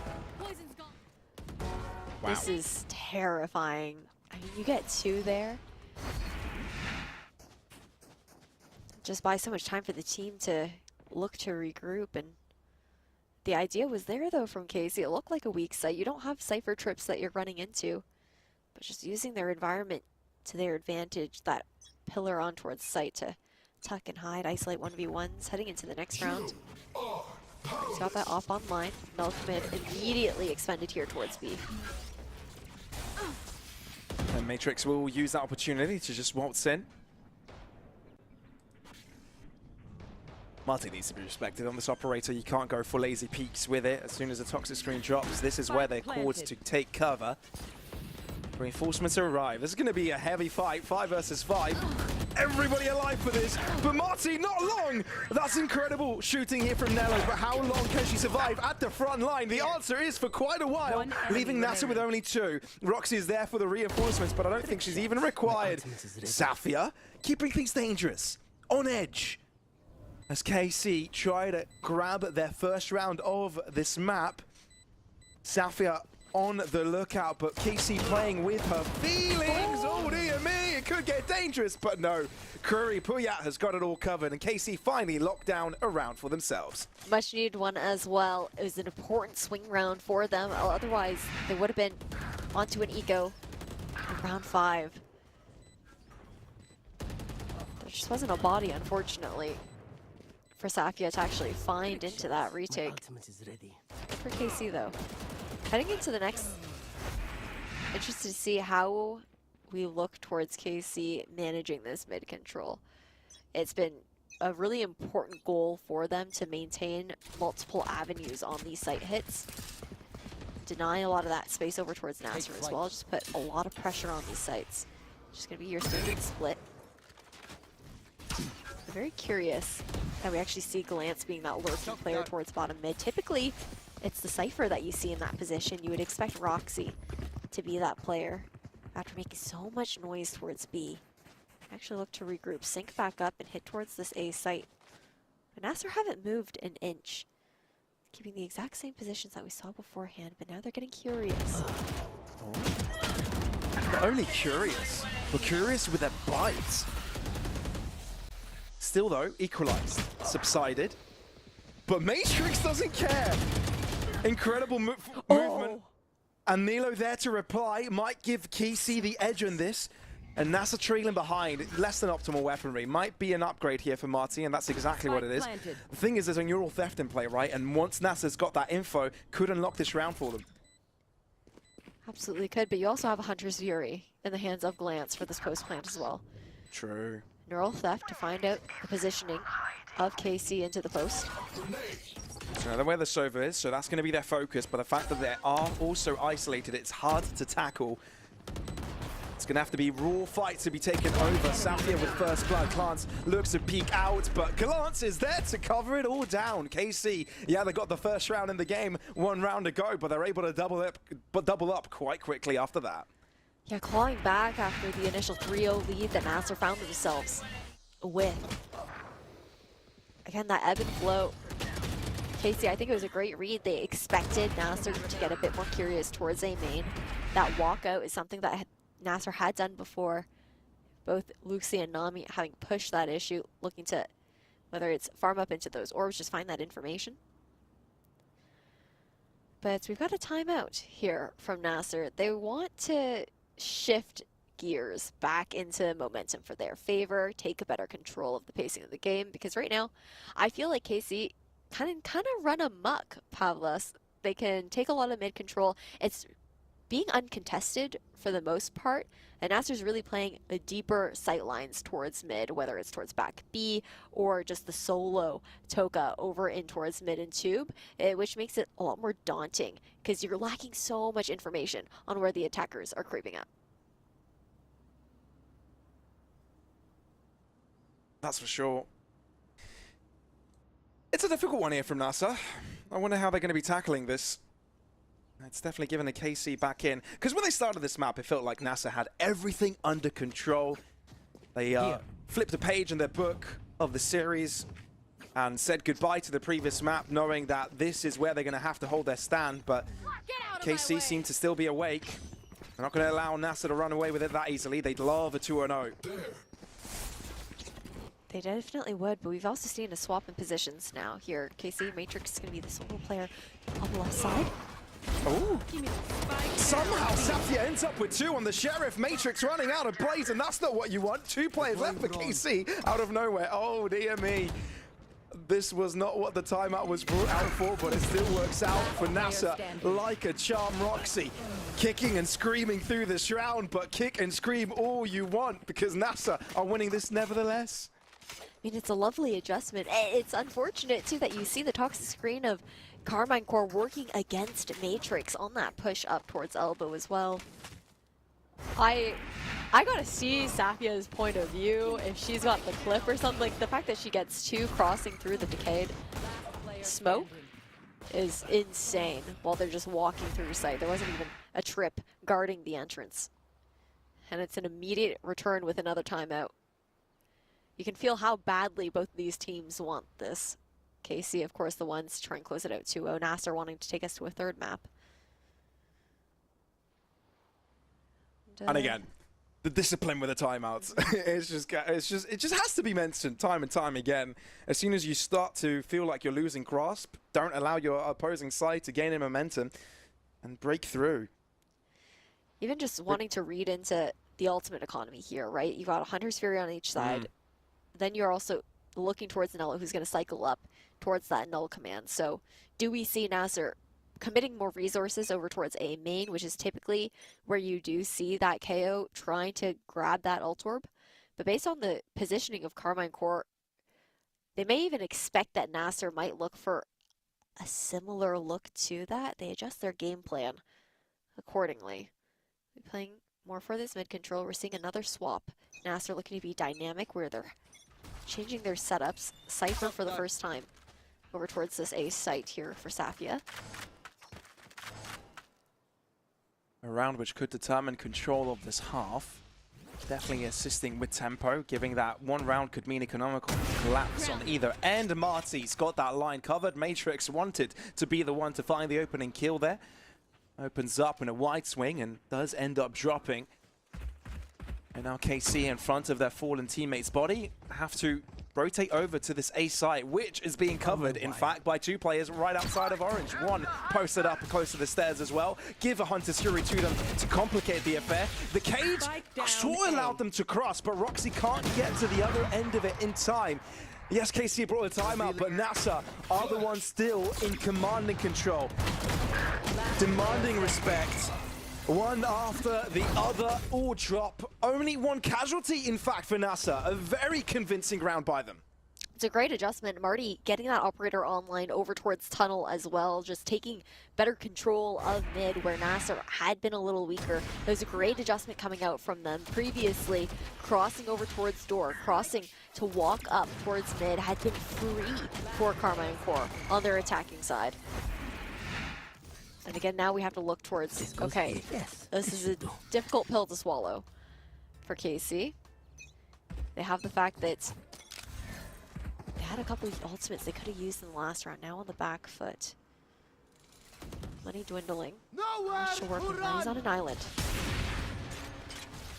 Marty looking to hide back here. A bit out into the open, a risky position to take, but somehow still alive and still able to take one down player with that. And there is Tokamite at the back of the site. Matrix, what on earth is that? How on earth did she find that kill? Still, they're looking to keep on shooting. Yeah, they've got a sheriff, but my oh my, are they mighty. NASR looking to collapse upon them and show them who's boss by the end, but KC definitely know how to get us on the edge of our seats. Oh, they definitely do. It was a phenomenal recon that came out from Glance to Grant to that line of sight over towards Marty. But the flood back in was so quick that KC really didn't have any chance to try and adjust up against NASR. The wombo combo too. You had the snake bite and then you also have the mosh on the side. There's just nowhere to go, but a tech pause actually coming out this time. Hopefully we'll have an update for you guys soon. But overall, I'm looking at the scoreboard. Nami is 13-4 right now, finding so much value with her utility. She's being dynamic as well, swapping from the B to the A site depending on the read. And KC, they're struggling to adapt from the mid control that they were looking at so early on into this half. That's very true. I did receive word on the issue, by the way. It should be a quick pause, given that we are talking about a mouse issue, so I imagine it's a simple matter of replacing it and getting right back in, and that's exactly what it is. Wow, very, very quick with it, quite pacey. Nice, we love to see tech pauses like that. Quick little battery change. Yeah, why not? Maybe a battery change, sure. Most of them are wired or need charging at this point. I don't know how many use batteries that need changing. They use a mouse like that? I do have one that needs a battery change, actually. It's not one that's destroyed. All right, yeah. Yeah. Okay, fair. Listen. It's not a gaming mouse, though, is it? It is a gaming mouse. It's a Razer It mouse. is? Yeah. Oh, wow. Okay, sure. Then I take it back. Take it all back. Casey, going quite far forwards out in lane. And again, it feels like Marty's in a position that she knows quite well. Takamaite able to move forwards and uppercut on 2 as she moves past this site.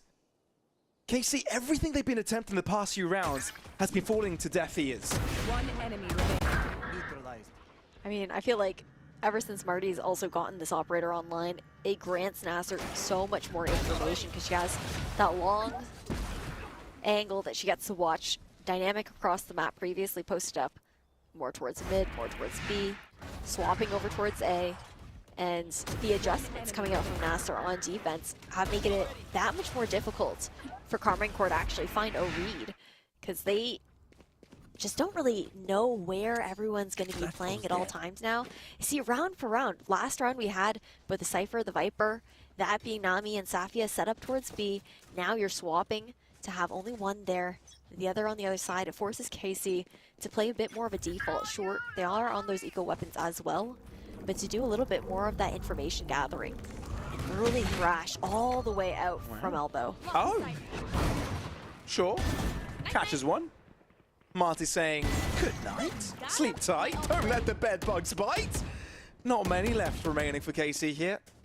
NASR looking to not only be there when they're awake, but be also in their nightmares, in their dreams, haunting them till the end. This is a very different NASR from the previous map. Yeah, they had their moments, but it was nowhere near as consistent as this. Sort of shows us why they decided to enter the defensive side first.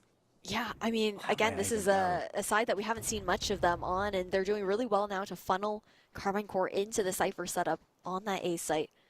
So aware that there's nowhere else this team could be. The last 2 players have to be stuck in towards shop if they're not shallow in towards halls. They're just waiting, seeing if anyone will bite. So patient.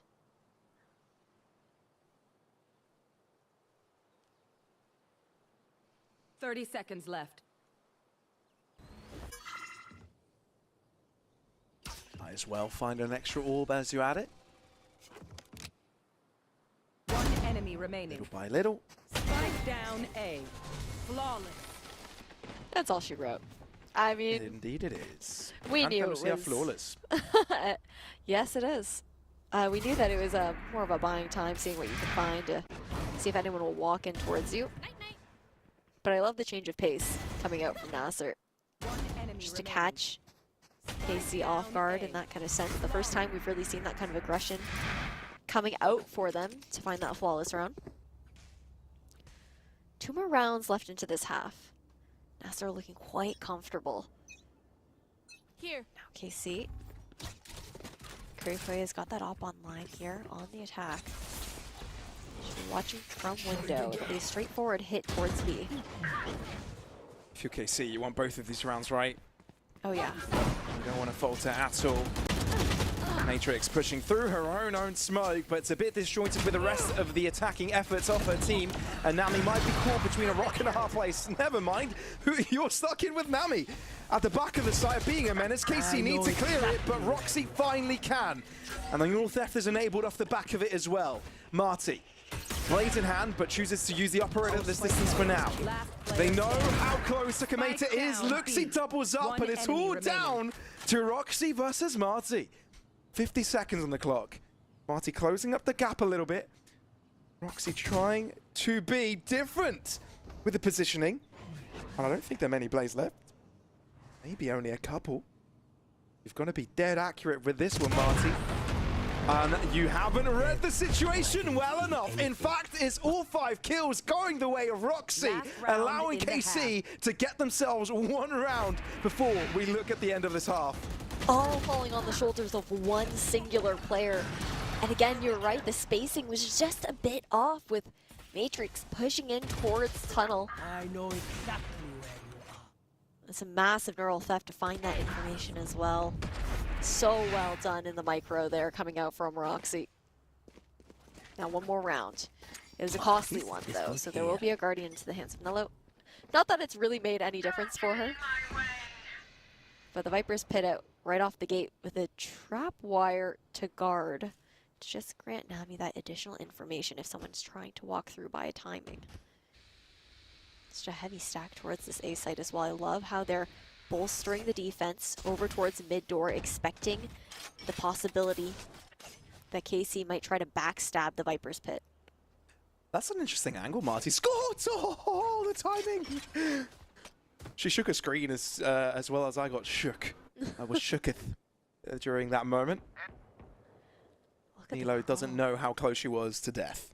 No, now all the way towards elbow. The reading is massive.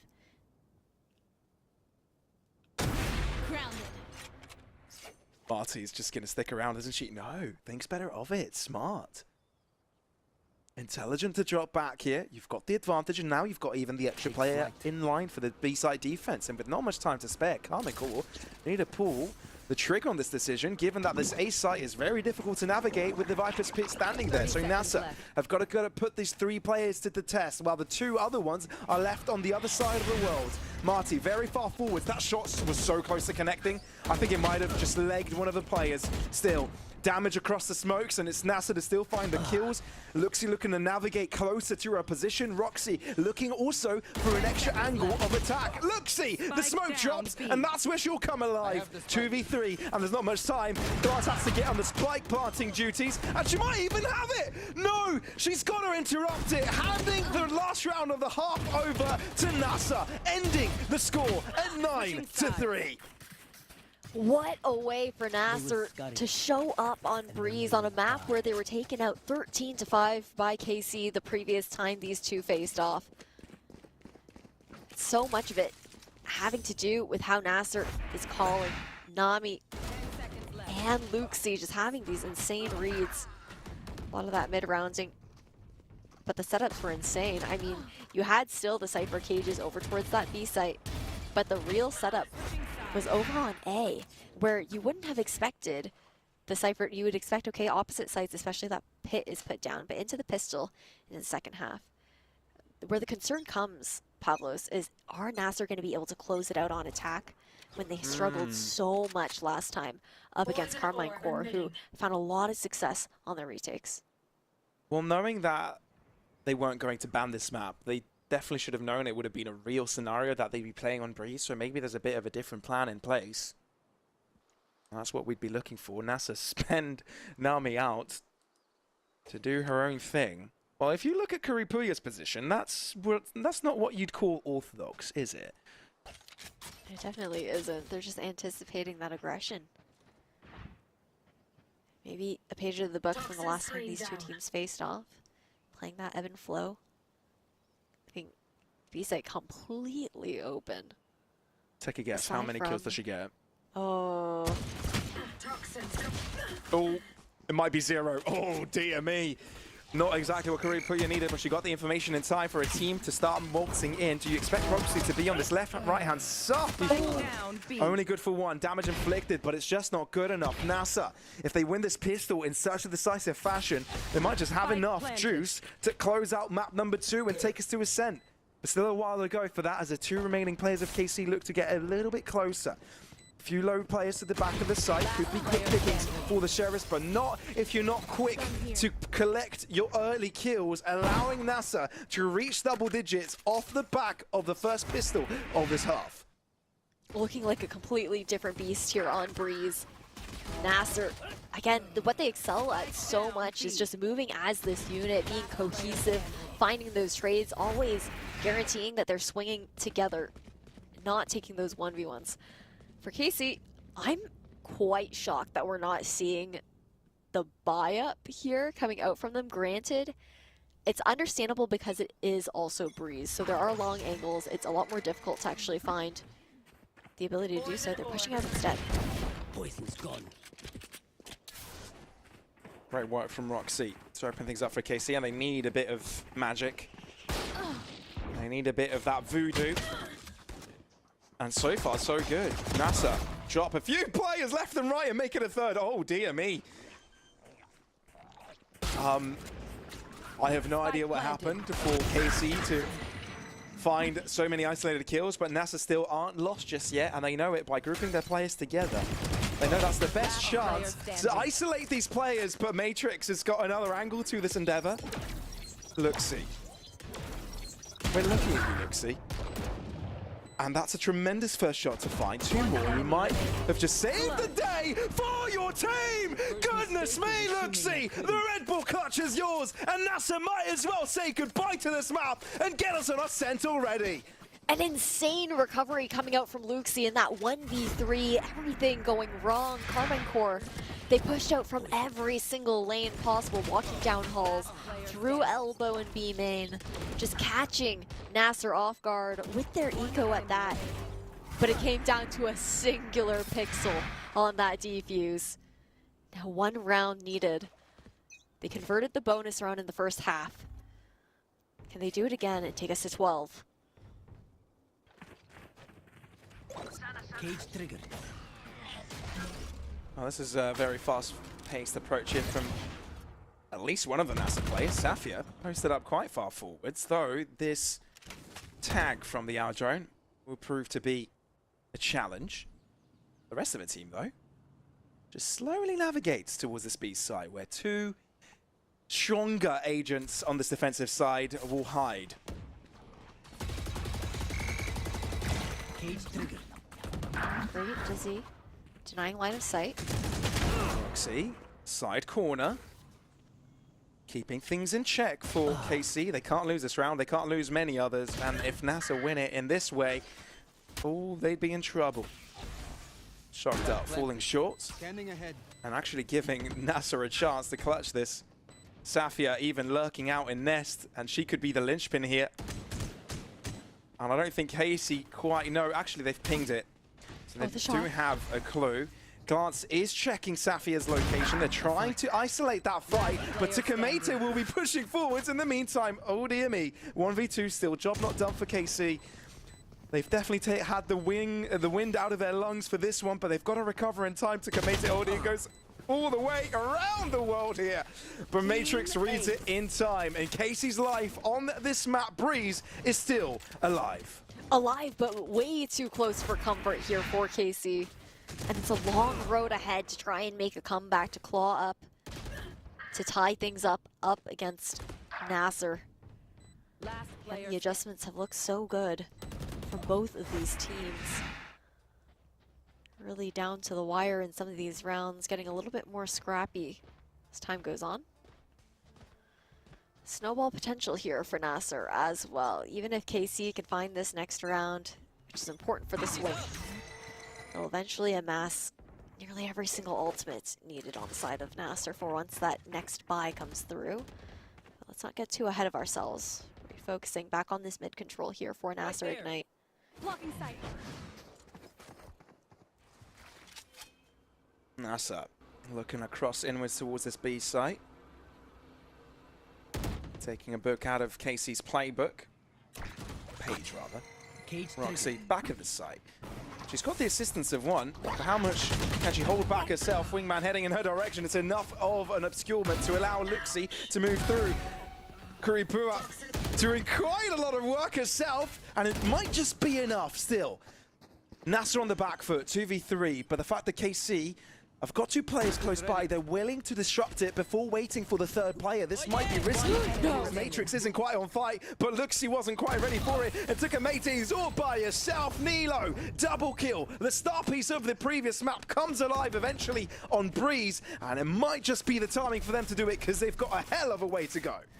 They really do, but you've also got now Null Command is up here for Nello, and there's a lot of ults waiting on the other side for NASR once they find the weapons again. I mean, who knows, they might rip them as an effort to find that match point and dwindle that economy. That is so unfortunate that the Thrash was actually popped in that moment, now denied. But a timeout to be called here from NASR. They're looking to close this map out. Sure, 6 rounds seems like a lot, but we also saw how close it got on Icebox. Very true. Got quite dicey. And then again, it was NASR with a fake comeback. Well, we don't know if KC have got that comeback in them, right? might be just easier to just pull the plug on this one and focus on Ascent. I don't mean that, literally. Obviously, you want to be fighting for Breeze, but some teams' mental just doesn't work that way, right? It's just better for them to just focus on the next one, put this one behind you. But as long as they're still alive and they still were able to grab a couple in a row, the hope is there. And for NASR to be forced into a timeout themselves, it means there are some levels of uncertainty. Definitely does. Or maybe not even levels of uncertainty, but the desire to kind of recalibrate as a team too. You know, you're up 11-5, you're feeling a lot of confidence, and then it's okay. Starts to fall away. It's still a massive lead that you have, but sometimes the comms get a little bit too crazy, a little bit too excited. Just reset back to baseline. And also look towards the approach and the long run for this game. Looking forward to whatever else might amass in the future and how they want to deal with it in the upcoming rounds. Meanwhile, this one, not necessarily a throwaway, but not where we're going to expect to see that big difference being made. Silent walk. Choosing to actually completely back off that A site when they have no information elsewhere. But they're diligent and aware of the fact that Karmine Corp may have chosen to push out. They choose to play as a team, as an entire unit, to see if they can catch anyone off guard. But KC, look how far they're playing on both sides, so far back, knowing that there is that possibility of getting caught with your pants down. They want to create the distance against the shorter buy. Longer Guarantee range. they don't throw anything away either. True. And this stall has put a lot of pressure on NASR now to perform. There's not much time to spare, and I think KC have got the reel as well. 4 players dedicated to the back of the site. Well, you're breaking down the wingman. The trip is lining up for Matrix. Make it look insane, they said. And Matrix performed her miracle. I mean, this was a difficult round from NASR, nevertheless, but a confidence builder that KC need to start lining up this comeback. Lovely trap wire, especially knowing that NASR on that low buy, we're going to be trying to creep into the side on towards elbow. Again, the distance that you were talking about, but now this is the round where we're going to expect to see a bit more value out of the timeout that was called. You've got 4 ultimates online on the side of Karmine Corp. NASR, they had to have been chatting about how they want to deal with this round in particular. It's curiosity if Kiripoya will be throwing out that Viper's Pit early on based on this positioning. Maybe over towards elbow, but unlikely.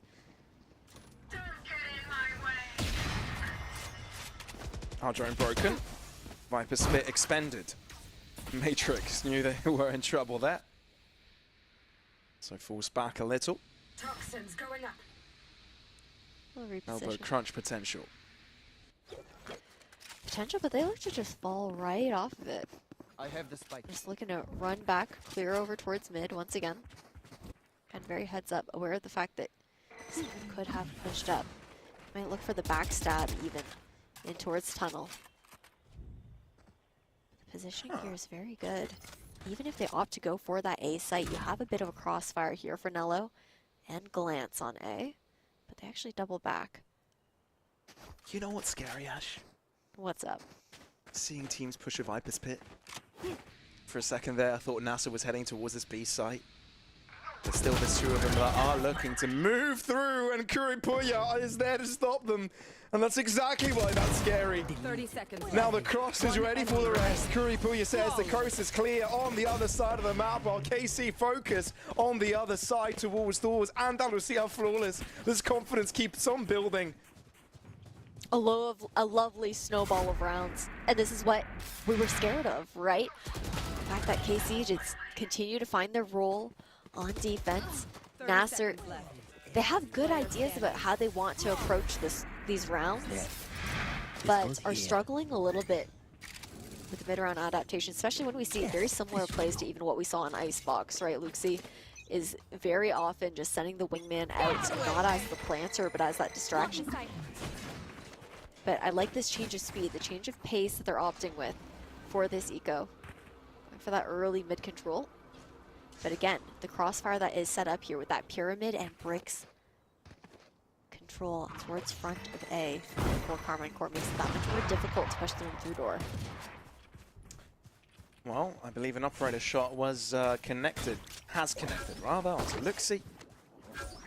But it was through a block of wall. Still though, Nami on a bit of a journey on this A main side. Glance is hiding out. Poison orb emitting. I mean, given they haven't been able to find much success with the rifles, it's hard to see how they can win it out with pistols. I guess it's just finding pick after pick, but KC aren't giving them an inch. No, it's going to come down to heroics if some sort of conversion can even happen, but again, the crossfires make it unlikely. Oh dear me, Nello troubled, but still no one loses their life. How is that even possible? Safi are trying to find an alternative angle, but KC get another Andalusia flawless back-to-back. I thought Glance was in trouble there. No, again, it's the crossfire. You've got Nello who shoots out the recon towards back pyramid, and you're not expecting Glance to be playing up towards bricks in this situation. And even then, you don't have weapons that are going to be able to spray into that corner. You're just swinging. And by the time that Nello's done dealing with the dart, she's back in your face. This goes here. NASR, so you have a Hunter's Fury to work with. You've got the pit for the post. It's also neural theft for that information. Struggling a bit as far as the pivots that they're finding. It's just lacking a lot of that map control, that pressure that you would want to see here on Breeze. You can't consistently just funnel through one choke point towards B, especially when you're walking into that Cypher Viper setup. Sure, the trip might be down. There's also that snake bite, it's possible. Good work of clearing out the trips for now. The Hunter's Fury does reveal Roxy though, and NASR find a clean entry. Kuripuya trying to return the favor, successful in doing so, but very low in health. Viper's Pit looking to guarantee a spike hold here. KC with a difficult decision to make. 4 players look to approach, but how do you take on this attack? I mean, for KC, they have all of their initiator utility up. Both flashes, 0 point. Glance has the recon and the drone. There's Tuka Mate hiding out. Stop! Oh, and she can just stop everyone in their tracks. KC, a lot to do. At least Glance now has a Hunter's Fury, but you don't really have much time to use it, do you?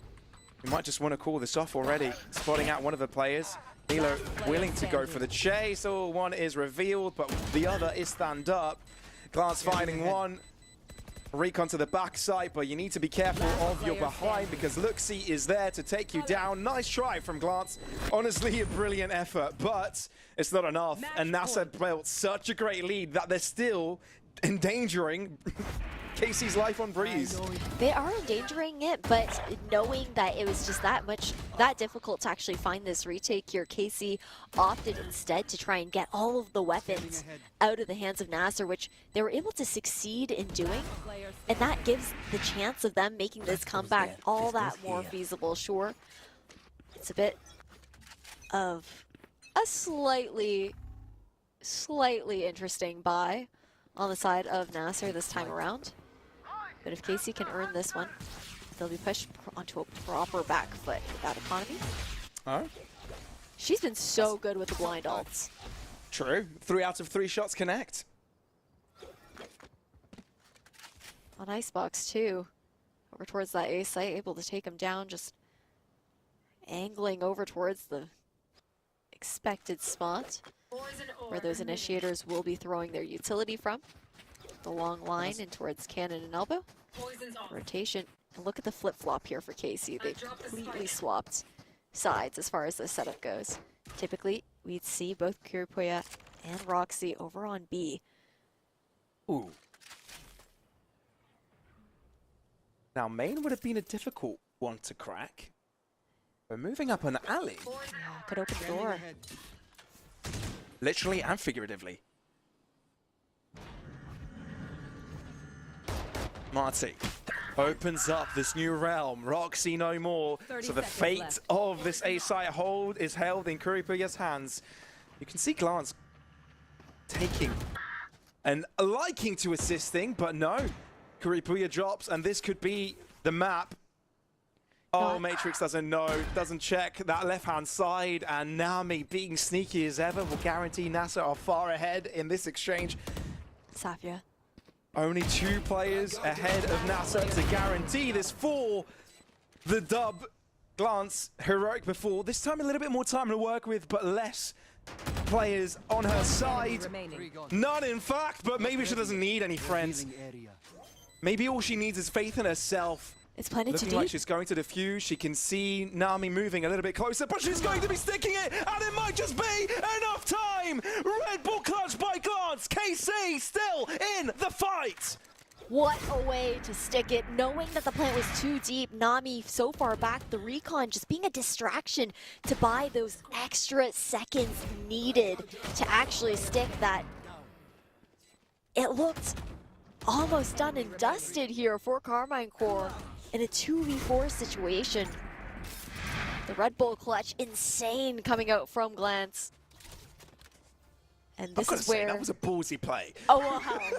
I mean, you see where it's planted, and it's like, okay, you're playing far back, you don't have a molly. What else are you going to do? I'll make you shoot my dart, or else you're going to have to stand in it. I know exactly what's happening. Super smart play from Glance. Wow. Still got a mile to go. NASR back to an economical deficit. Only got the faith of a rifle in the hands of Nami. Luxie loses her life early as Casey figure out a bit of the approach. They've also noticed the spike has dropped. But you can see there is a bit of an A-site approach. You can already notice Safia has aggressed quite far forward. And I'm not quite sure Nilo knows of this. Maybe she is all too well aware. Oh, that was the opportunity. And it was missed. Spike down. Front sight.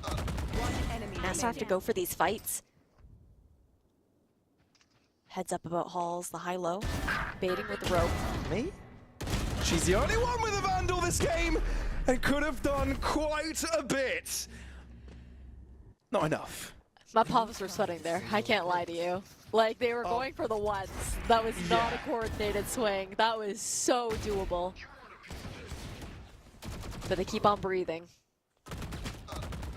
Hey, I've got to hand it to both of these teams. NASR, KC. They've given us a few scares already, keeping us on our toes, keeping us excited, engaged with the screen. We love these games. 2 rounds left for KC to commit this incredible comeback. But NASR have got to buy in them. That they do. Oh, great dash away. I love the molly to also just deny the snake bite, not allowing the repeat to happen. And then this mid control here for NASR. A look that we've only really seen the past couple of rounds. Aldrin puts a pin in it though. They have to back off, look to regroup. But playing a lot more retake style here, knowing that Nello does have that null command to work with. Finds the lurk with that 0 point towards A main as well. The rest of the team, the green light now to move over at B. And NASR's head right now. Did they sell the fake enough? Thrash coming through. It seems those questions are no longer asked. They're the ones asking the questions instead. Interrogation turning 180.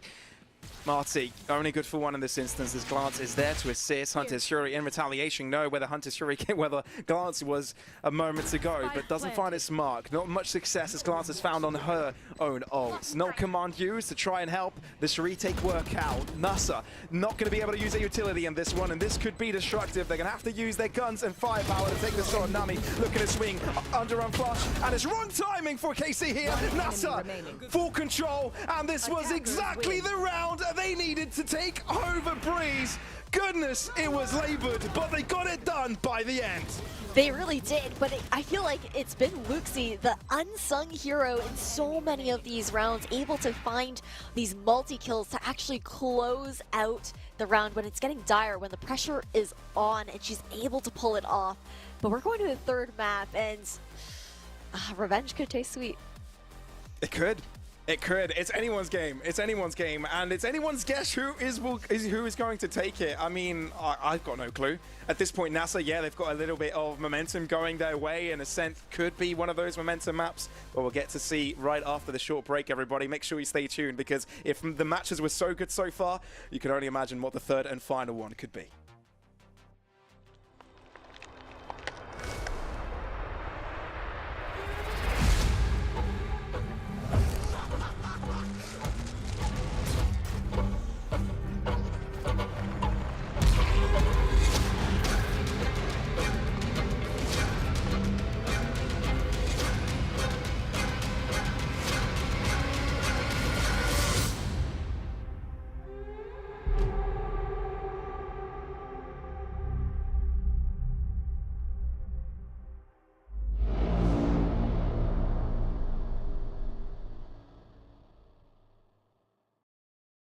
I know a place that will break you into 1,000 pieces. Stay away from them. Stay away from Lorca, Paco, and Picasso. Don't ask about Lola. Ay, Caballo Grande. Ay, Dolor de Nieve. But in spite of everything, it occurs to you to visit Andalusia. Don't say I didn't warn you. Be careful of the Andalusian crush.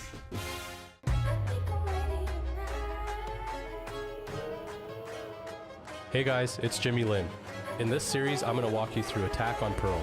Watch out for the stairs, clear this angle. You're going to be able to fight this.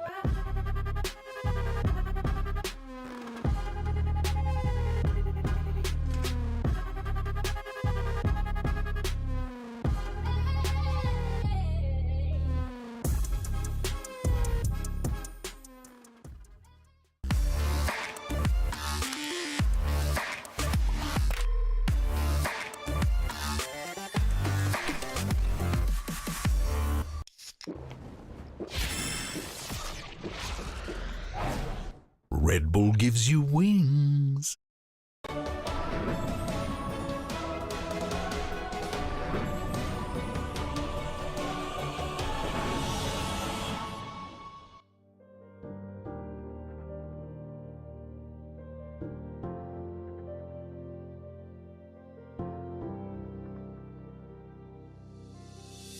Do you feel what the eyes can't see?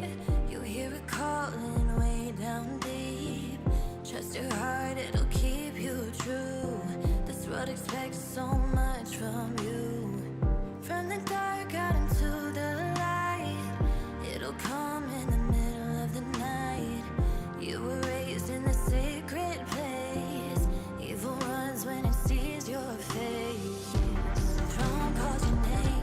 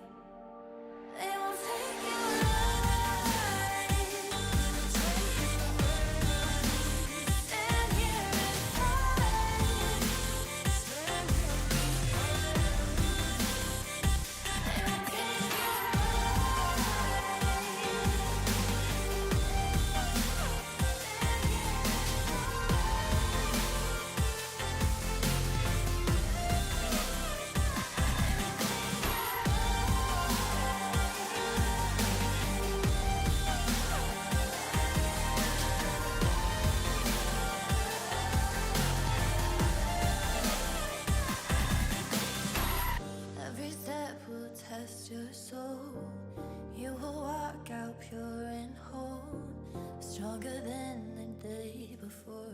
Tomorrow you'll fight for more.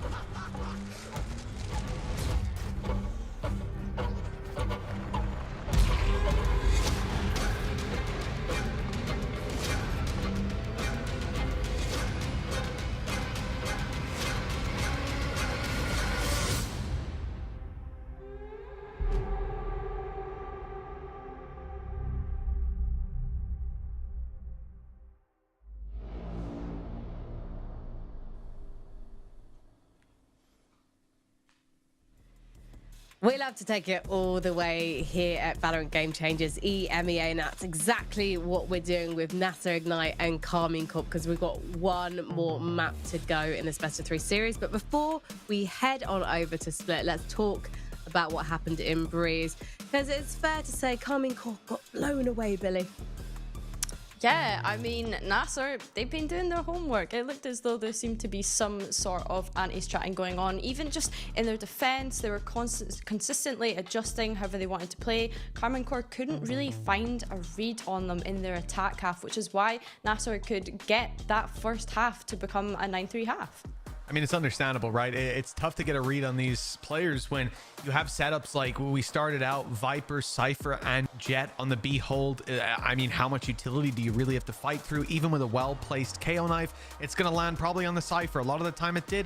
Viper wall goes up. Jet's here to fight. Much more difficult. Then they keep changing it up at round 10. Remember that Viper wall they put down against an Eco to thrash deep into window to then dash through to get the kill? And they did the same wall in round 11 to try to fake out this team into thinking that there was more B aggro, right? This was constant mind games being played out by NASR. And I think, you know, I was a little surprised. They usually start on the attack here. They chose the defensive start. And that's somewhere, to me, when you're coming off a map loss you don't want to be on, because you want to set the pace. You want to bring the attack to your opponents and get to control the game. But here, I think NASR did a great job of that on the defense. And I think that speaks exactly to what you said, Billy, that they clearly did a lot of preparation coming into this map, coming into the defensive side to just get those rounds on the board. And sure, it ends up being close. We knew their attack was a little shakier, but they had enough runway to get off the ground. Do you think it was also due to some amazing individuals on the side of NASR that actually got them, prevented them, I should say, from going into another overtime again, Billy? Because Luxy was absolutely ridiculous in this map.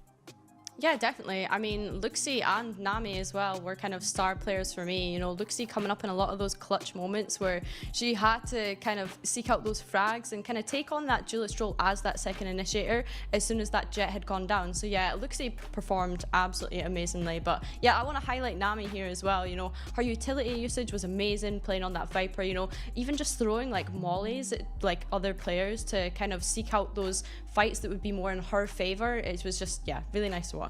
Yeah, it's really nice. Oh yeah, go right ahead, Mitch. Sorry, Frankie. I was just going to say that for Luxy as well, those clutches came online in the second half. Such an important time for them where you're already on the precipice of taking it across the line. You see that the impact of KC creeping back up into it and making it close. And if Luxy couldn't get the, 2 of the last 3 rounds that they won to close this map out, might sound like it was very recently, but, you know, they didn't win a lot of rounds here on the attack, were clutches by Luxy. So really pushing them across the finish line when they needed it. It was really nice to see Nami performing so well, given that she's also got this extra pressure and this extra expectation of now taking up that IGL reign. I don't know if this is like a honeymoon period or just it's Nami's comfort zone, given that she's been with this team so long. She obviously has been part of the Game Changers system for an incredibly long time as well. What do you think of this new look for Nami, Mitch? I mean, I've always been a fan of Nami. I think as a controller, I love her Viper, but obviously we see a lot of Omen out of Nami, and I think here looked incredibly comfortable on the Viper. The reality is, for me, this NASR roster, like I said, they have a little bit of work to do when it comes to the consistency. Like some results are up and down, but here we got to see them at their peak, and some of those elements like Nami, like Toka as well, who looked like she's back on a duelist again. This was a really, really nice look to them. I enjoyed this map, and I think if the same level of prep is being done for Ascent, we could be in for a pretty interesting result. So we talk about what's going to happen on this third and final map, Billy, on Split. What are we expecting? Because now actually NASR have impressed so much on this past map of Breeze. I'm actually wondering if it's going to go their way, given that they actually beat Falcons and Carmine Corp lost to Falcons on this map. So I'm just basically doing the Falcon test here. Yeah, no, definitely. I think Ascent is one of those maps where it really tests the team's fundamentals. You know, it's been in the pool for so long. It's such a puggy sort of map that both of these teams should be able to, I mean, I say they should be able to win, but we're at a point now where we're on the third map. It's been a long day. But what I am excited to see is that Phoenix pick coming out from Safia from NASR Ignite. I know that you kind of wanted a Phoenix pick earlier, Frankie, and we are in fact going to see it here on Ascent. We are going to see it, and we're going to see Ascent. I was thinking we're going to see Split, but actually that was the last map to be vetoed, isn't it? Okay, I just wanted to see Split. I haven't seen it at all today. I'm clearly showing a desperation, Mitch, and I've ruined your ability to make a decent analytical point because it's actually time to head to Ascent. So let's go. You could have lied there, just a tip for the future. Let's head back to Pash. It's Pavlos and Ash. Pash? I've heard Ashlos, I've heard different variations. Pash, not quite sure I'm feeling that one. I don't think that one's hitting for me. That one's not hitting for me, but it's okay. You'll get it next time, Frankie. But this is a really important map, right? The final one, the one which will determine if they will continue their journey in Game Changers or they're knocked out altogether. It's going to be quite a doozy. I don't know if you managed to catch the NASR game up against Heroic Valkyries the other day, but it was a pretty wild Ascent. They kind of steamrolled. I'm not going to lie. The double duelist were really good, but at the same time, I do think there is that possibility where this composition can also fall flat if the aggression isn't working out, if you're going for those first engagements like they were previously, and you're not actually able to find the kills on that. That is where things get a little bit more questionable about how you can adapt. But the depth really is for that type of composition, but maybe they also take a page out of maybe Natank's book on Gentle Mates with that Phoenix pick and try to get a little bit more cheeky with some of that positioning. Maybe, maybe. But look, we saw what we've seen so far, right? We obviously saw what we've seen so far. I don't know what I'm on about. But, you know, this first two maps sort of showed that there's definitely a back and forth between those teams, and tempo is a massive factor. We saw big streaks of round being covered from both of these sides. Now, being that this is the final map, how do we feel the streaks, given that most frequently, by frequency bias, right, and recency bias, it's kind of NASR leading the way there. Is this alarming for KC? I don't know if it's necessarily alarming for KC, because realistically, both these teams, at least within the main event here for Stage 2, right, they're 1 and 2 each. And I think that there is a little bit of the surprise factor that can come out from the surprise factor for NASR to come out with the composition that they have, but you also have tried and true within the composition of Carmine Core, you know, the very meta composition that we're very used to seeing here on Ascent. But they also, the last map that they played was against Odd One Out, which was a 15-17 loss. So that does also just provide a lot of tape that you can work off of at the same time.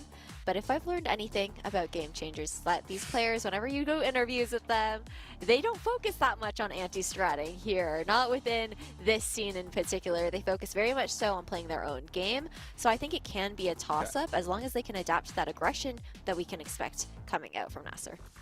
Maybe that's what they say. Maybe that's what they lead you to believe. But also, maybe that's just because it's early stages of their development right in this year. They're all trying to line up and be the best possible selves by the time they get into champs, if they do qualify, right? So they're just trying to build themselves and maybe don't want to focus so much externally rather than internally. So let's get this show rock and roll. More tech pause. It's time to get rocking and rolling as NASR is starting off on this defensive side. KC on attack. Our final map of the day, it's Ascent. It is Ascent, and again, NASR, the way that they're positioning right now, previously on Pistol Round, we've seen Safia just go straight up over towards tiles. You can see the curveball is poised and ready to take that peek, and they just go for often a quick flank in that regard. You can see they're playing completely off-site on B, looking to swarm back in on a retake situation. Instead, manages to find Matrix due to a great tripwire that leads to an advantage in numbers here for NASR. Somehow, if felt like Luxie was dead close to retrieve a couple more kills, but Marty, holding back from the other end, is making quick work of it. How about that? Round number 1 being an Andalusia flawless from NASR. Did not expect that. Well, I think you look towards the way that they were looking to set up, and I think had there been maybe a bit more contention over towards tiles, we would have seen a bit more of that aggressive mid-push.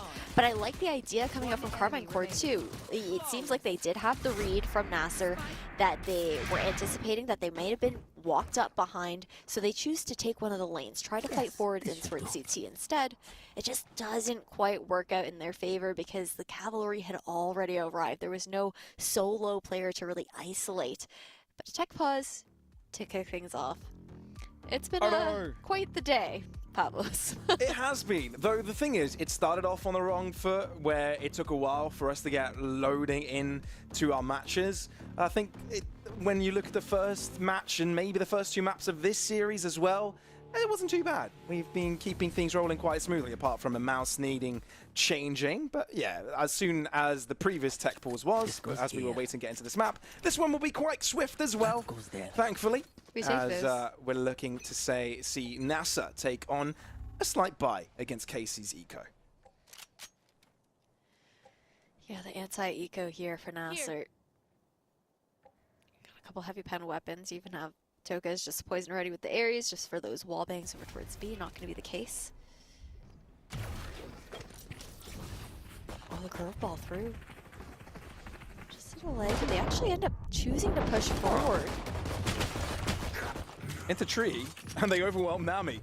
Didn't expect that, but at least she's a player with a pistol, so it doesn't quite change the endeavor all that much. But Safia might be walking into a pack of wolves. And Kuripuya counts as multiple wolves all by herself. KC, this is a topsy-turvy. No one had on their bingo cards. From a flawless round to potential thrifty turnaround in round number 2, this could be immaculate. Now, 2 left for NASR, round's not over, you can't count them out just yet. Scanning ahead. Especially when their names are Luxie and Tukomati. Still, Luxie first to enter, but Roxy with a classic makes it work instead. Oh dear me. I don't see there's much life remaining in this particular round, and it is going to be indeed the thrifty to allow KC to square up quite quickly. A stunning one at that. They just opt to walk up towards Cat. They take the closest angles that they possibly can, which is swarming over tree. Then you break glass, you head over towards heaven. You just find the time and catch these players off guard.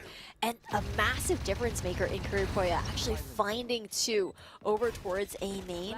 2 picks that she shouldn't have gotten realistically, with a great reposition coming from that shrouded step. Now, look at the money already that KC are amassing for themselves. Looking so comfortable for NASR. Again, we see the 2 duelists stacked up with each other towards A with the 1 way to play off of. KC are more than happy to make as much noise as they want. They know that NASR will be stuck on pistols for the majority of the team.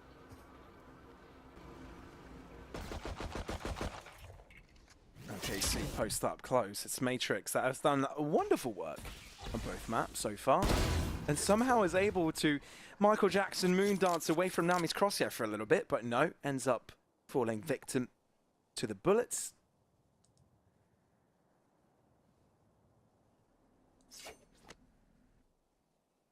What do we do now? Sync back up, plenty of time to work with. Smoke goes out towards A main. Quite a deep one as well, so it makes it a little bit more daunting. There's now the threat of a possibility that someone's crossed over Twine. That's why you see the ping going out. And it's just about posing that threat, not actually dedicating a body there. 30 seconds left. Well, the paranoia has been dropped, and only one of the 3 defenders have been affected by it, but it's taken quite some time for the push to come into play, so NASR have been able to also place a lot of players in defense. Nami. Down A. Great on the Bulldog, and the Vandals, even though they're hitting back, there's not much time in the matter. And the repositioning from NASR, complicating the affair, finding alternative angles, is just dancing circles around this NASR, this KC side. And they're able to collect a thrifty. We've seen 2 consecutive thrifties, even though this wasn't too bad of a buy from NASR, actually. Carmine Court they managed to scrounge up just all of the weapons that NASR had dropped previously, so it all comes down to the fact that Nami finds this initial pick. Safia just maintaining control of Jenny as well. It just becomes really awkward. But we've got kill trip on site, so boathouse position expected for Luxie in this round. Playing back from that knife, just waiting for the drop. They're more than happy to give front side up. It's very reactive plays here. We're waiting for the timing on this dart just to reveal. Be able to play off that stairs position. And due to the lack of hearing a trip at the front, seeing the initial utility pulled, something smelled a little bit fishy on that B site.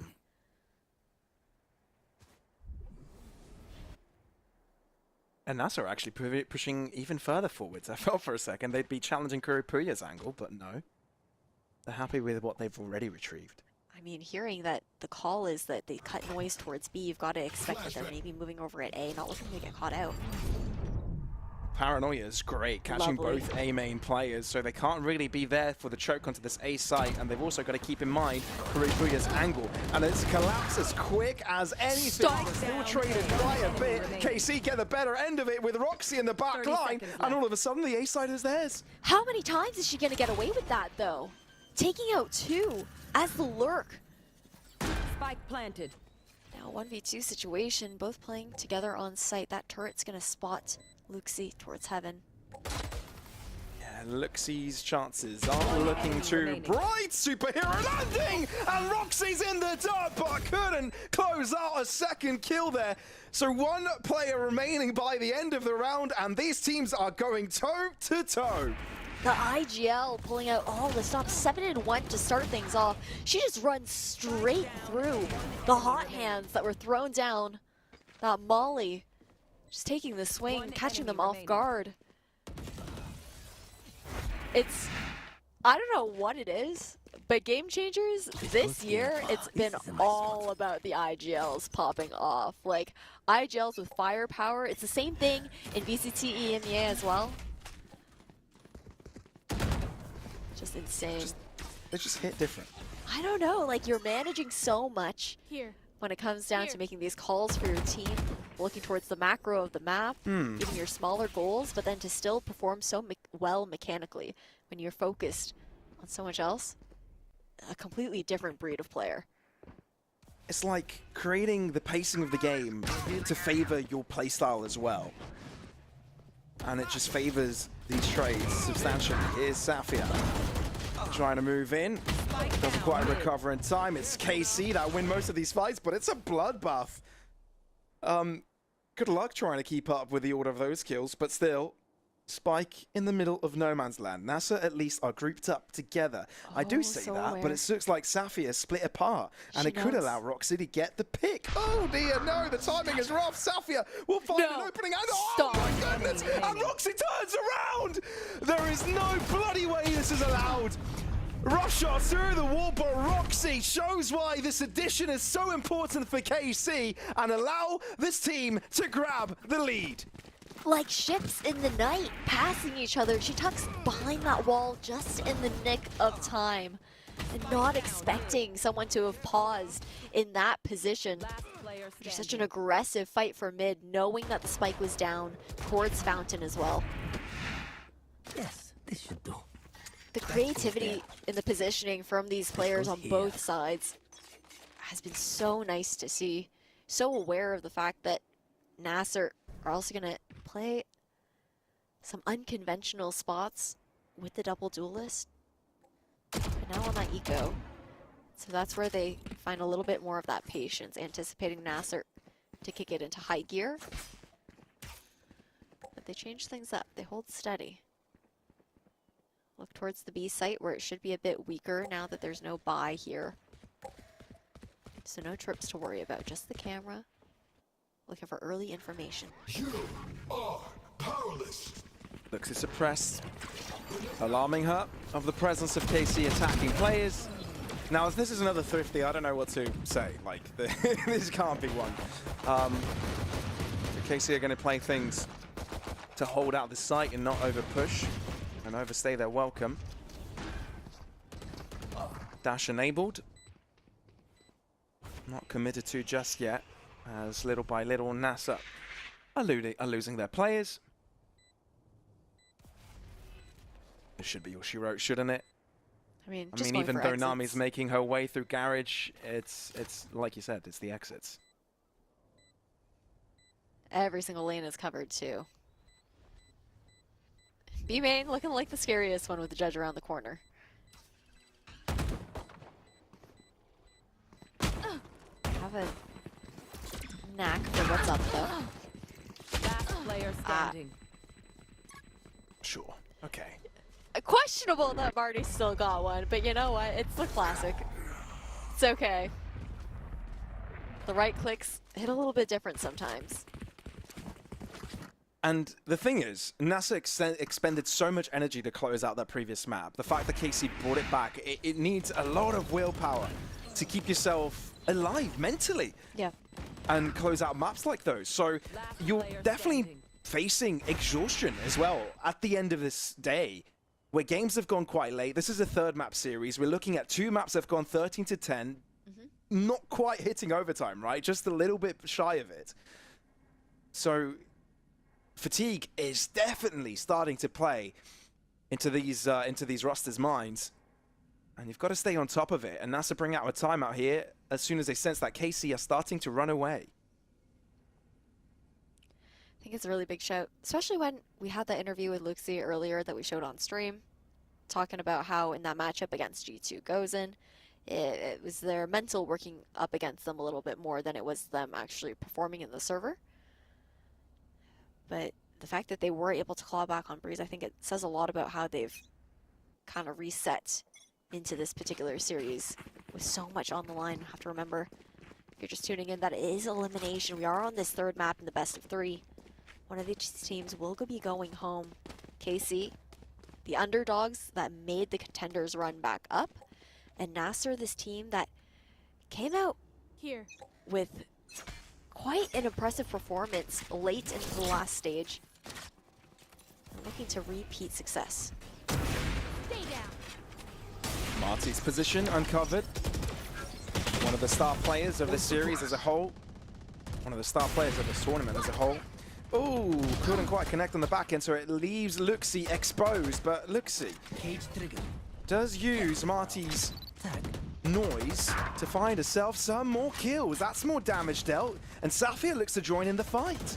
And 2 stranded in the middle of the site, both trying to get the spike down and keep themselves alive. And that's an impossible task. NASR seem like they're not letting KC run away with anything. It's just neck and neck, toe-to-toe every single round. And a great timeout to be utilized to find the success off of it. Oh, this is a nice spot. Going into this one, we've also got lockdown available here for Roxy. This goes here, that goes there. And you're also going to be looking towards that Hunter's Fury to deny that. That's why we see them playing a bit further back here on this B site, trying to guarantee that they can go through if they go for the ults in the corner towards this B site. See the adjustments as well, just with the tripwires alone. Ones that are feasible for the wall bang. But knowing now that Toka is towards B, they opt to push away, lean back over towards mid where they've been lacking some of that information. And NASR has previously contested mid very heavily, especially towards tree. Well, here's an interesting fact for everyone. If NASR lose this game, they will still achieve their personal best of 5th, 6th in GC. The same with stage 2 of last year. If they win, they surpass their personal best, organization's personal best rather, in placements. And they're definitely looking to do that on form. Hard to do against big names, like in this case here, roster. World champs. Regional champs, hard ordeal. Big mid push in play here from KC. From the shadows, allows backside control for a second, but thinks better of it. This is going to be a double-sided attack for KC that NASR are going to leave uncontested. Hunter's Fury for backside, just in case someone's hiding in towards Boathouse, but look how patient NASR are.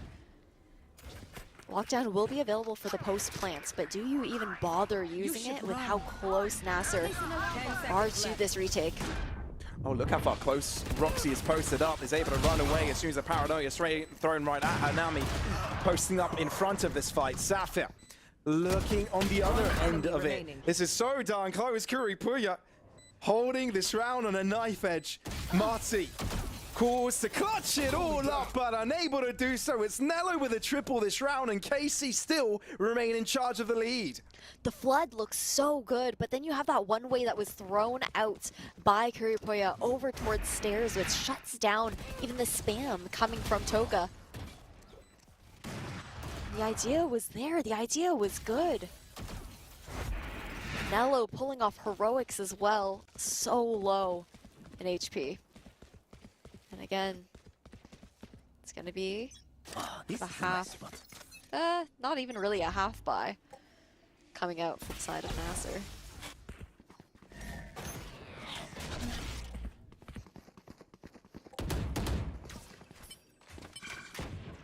Well, they are going to go and group up together, at least on this B site. 3 players strong. KC haven't really figured out that approach. But I do see a Bucky. And that just makes me a little bit excited. A Bulldog there. But usually on these Zika rounds, I don't know, you're not typically trying for like a big tree push because of the risk of those shorter range weapons. So you take the long angles. There's that drop over in case someone is holding close. No one in mind, cleared out. Nami brings that Bucky to the fight. Oh dear me. Nilo at least can be brought back into life, if that is, of course, allowed. 40 seconds, and it looks like they do have the high ground covered as well. Now Roxy, she wanted to make a lurk work. She wanted to be a guarantee. 30 seconds left. But that would have only worked if Casey took over the site, and they haven't. It's a lonely world for Roxy. And maybe this is where she thrives. 20 seconds. They know where she is. And Marty from behind finds the backstab. NASR holding a lasso onto Casey's torso and keep on tugging at it. All thanks to Nami completely stalling out in that choke point and allowing that opportunity for the peek from Rafters as well to help clean up coming out from Toka. That's done. It's been pretty consistent now. I think NASR have quite the read on Roxy's lurks on top of that, but another tech pause to come through. Fingers crossed it's another quick one. But as we wait, Palace, we've got Safia has her ultimate online. Got to run it back here for the Phoenix. It's a little bit dodgy, but sure, we could probably expect to see it used pretty early on. I feel like on defense so far, especially even historically, like in the last matchup that they played, she just tends to use it to scout mid, try and get like 1 or 2. But I wonder if they change the approach because it's been conditioned at this point. It's something that you can expect. I mean, like you said, there are some tapes available for this, right? It's something that can be anticipated for. NASR can definitely try and take extremity control. They've done it before. They've tried to keep KC on edge, but it's not really what has been working for them so far. I mean, the last time it was used this game in particular was on a short play when they tried to go for a pincer maneuver in mid from both sides. Didn't work out. KC won that fight. But this is a mighty close score. Like, the first 2 maps, sure, back and forth, but some, you know, there were some moments where a lot of rounds were chained up. Both teams seemed to be willing to go for a bit of a comeback, but eventually the team that was ahead at the first half seemed to be able to close out the distance in the end. But for this one, there's no real challenge at the beginning. There's no real headway being made from either of the teams. They're just going toe-to-toe. Anyone's game. It really is anyone's game. Granted, though, KC, at least between the 2 of these teams, has been able to chain together a few rounds as opposed to the more sporadic rounds here and there sprinkled for NASR. But again, it really doesn't mean all that much. You look at the economy for both these sides as well. And realistically, it's pretty close. NASR having maybe the slightest edge up in that regard. It's getting tight. I do wonder, we do have Marty obviously on the op here. So there is that chance where we could see that pop on one extremity. Marty's holding the line. Wouldn't have necessarily expected the op to be posted up behind a Phoenix who's ulting out to have that element of surprise. But maybe I'm overcooking a little bit. We'll have to see what actually ends up happening. Look, no matter how much we cook, we will never know the outcome, No. right? So much craziness is being brought out today, not only in the previous series, but this one in particular. Anything can happen. And I think a big testament to that is the individuals that you look at, right? How much impact they can bring, whether that's Safia, she had a lights out performance on Icebox. I think you can pair that up with Marty as well. It wasn't quite enough to grab the win, but that's what made NASR competitive in those instances. And then you turn it flip side over to KC, when Nello had a completely disruptive half by the end of Breeze. So it's a matter of these individuals showing up. But for now, it seems the duelists of both sides are not the ones that are leading the charge for both these teams. No, definitely isn't. I mean, the impact that Kuripo has had as this IGL who's just able to frag out and just consistently get her two has been huge for Carmine Core and has rescued a lot of these rounds or opened them up even. We're back online and playing. Marty spots out some early presence out in B main, but you can see KC, they just back out. Not considering any more entry. Oh no. And dynamic too, she immediately repositions deep mid on the defense. And again, that patience, KC, they're waiting, they're expecting that run it back play to come out towards mid. It's the aggression that happened last time, seeing if NASR will bite, but they hold steady. They're aware of the fact that KC maybe looking to counter strat a read into the previous play. The read and the call leans back over towards A.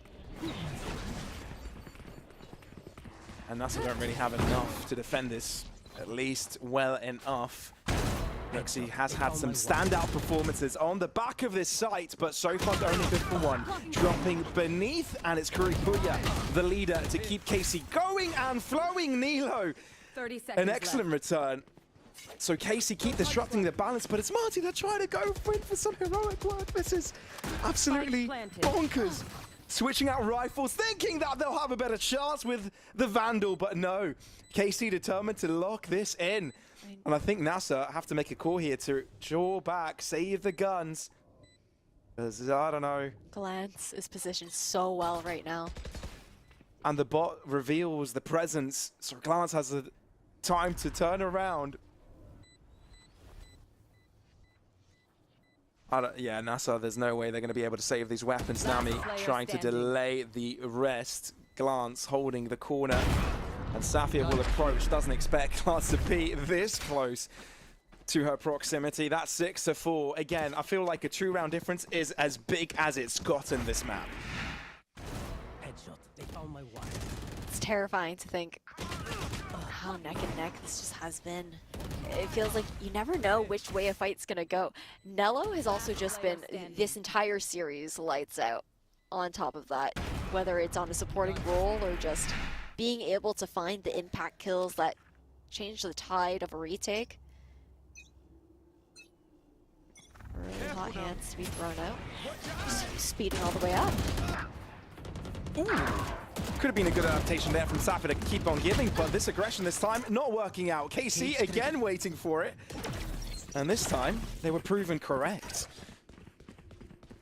I mean, they play so far back. It worked out against Heroic Valkyries, but this is a completely different team. Quite a bit of damage done. It's a 2v4. Nello's so low, but Matrix is waiting for the trade right around the corner for that cross. She drops down.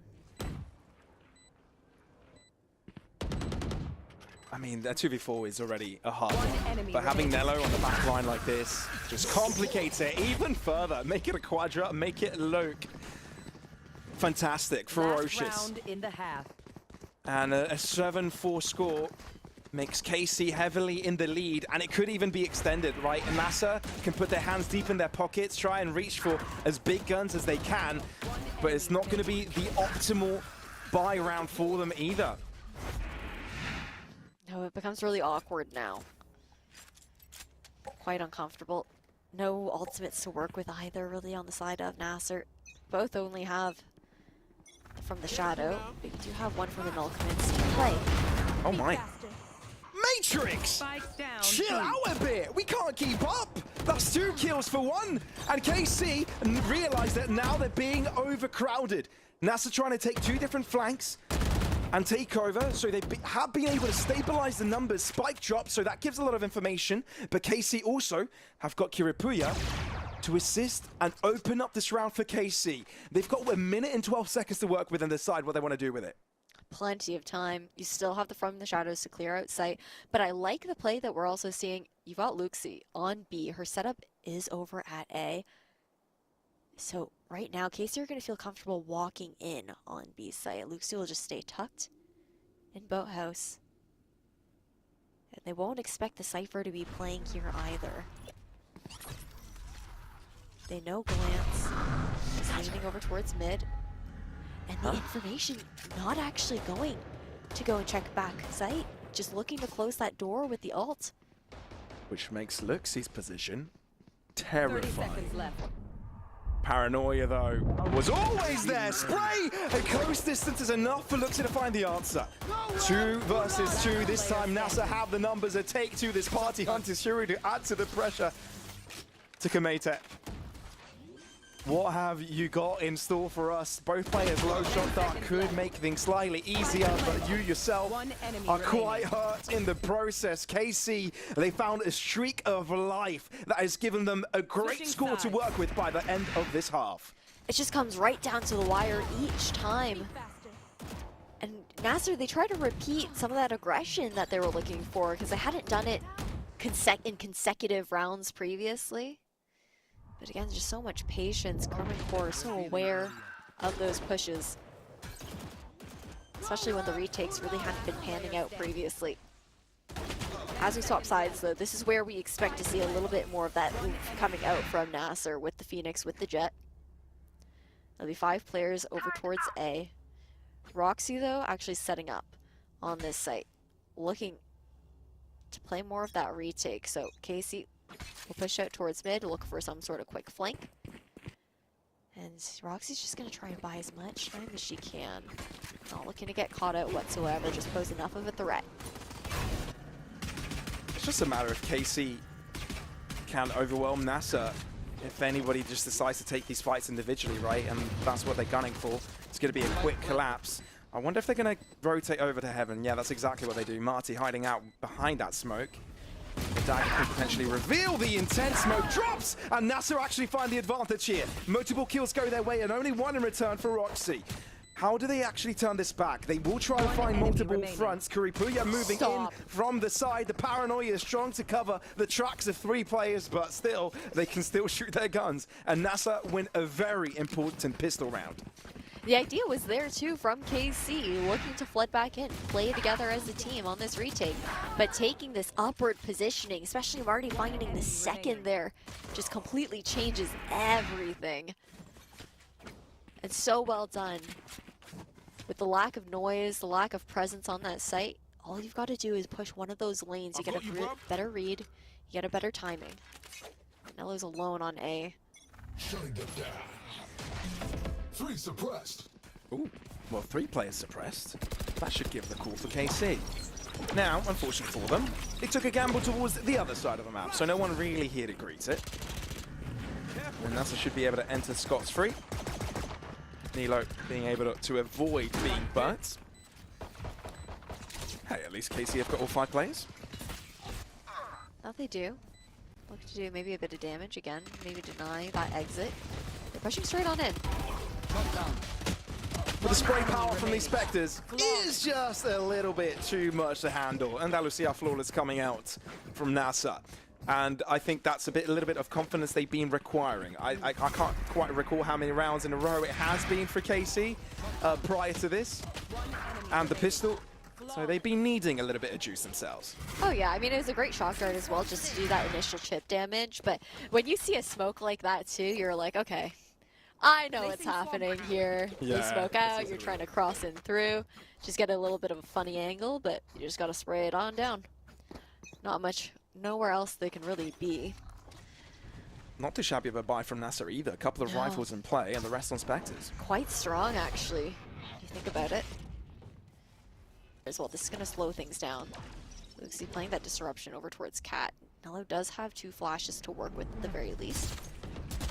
Ooh, paranoia. Nilo was able to avoid it, but still, Luxie does end up on top with the kill. KC this time around, I've got a solid defense and plenty of players to throw at this problem. And Matrix is just performing wonder work from above. Kuripuya just below tries to do with a 1-2 switch, but Luxie keep things fathomable. Within the realm of possibility, yeah, the fact that she is spotted, the shot that can do a little bit of damage. No, it's got a right click on it, and Roxy being able to find the bullet to the eyes of her opponent means that it's KC with the round, albeit labored. A little bit, just a little bit. But it was still honestly quite decent overall. Just a bit of an awkward fight over towards Tree. They held well up on Raptor, especially Matrix finding the 2 here. The recon was phenomenal to try and help out in that regard. Now, looking at this round, what can we do? More forward play this time. Marty. Oh, that smoke. The timing of it was brilliant.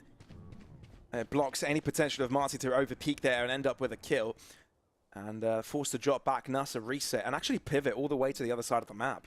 What's nice about this too is you have the run it back available here for Safia, right? So sure, you're walking into the KJ setup, but that Phoenix ultimate could easily just be used to try and draw out those mollies right off the gate, allow a free entry for the remainder of the team.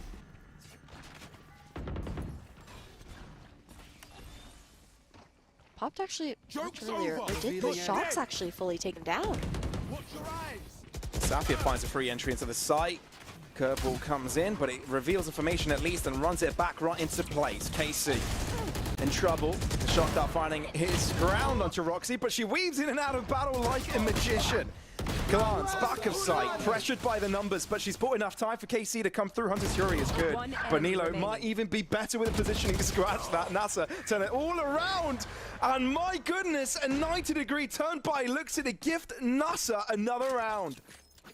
High octane play over towards that B site, catching them off guard, and just, again, so much awareness.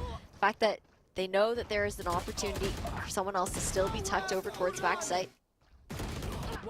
Canceling that ult as well, trying to bait, thinking that maybe you're taking a 1v1 while the Sova is ulting in Boathouse. Now KC, they have nothing to work with into this round. It's just going to be the Bulldog in the hands of Glance. And remember what I said about fatigue, Ash, because it's getting later and later. You'll see more and more mistakes if tempo starts to go your way, and then you'll definitely be favored in closing out this map. Safia looking to close up the distance into B. Won't be finding any resistance this time around. It's a simple plant. KC now to answer the question. Yeah, the general ability to just continue on with this momentum. Yep. That's made. Information found. Only saw a couple. Nami hears all of this. Sneaky.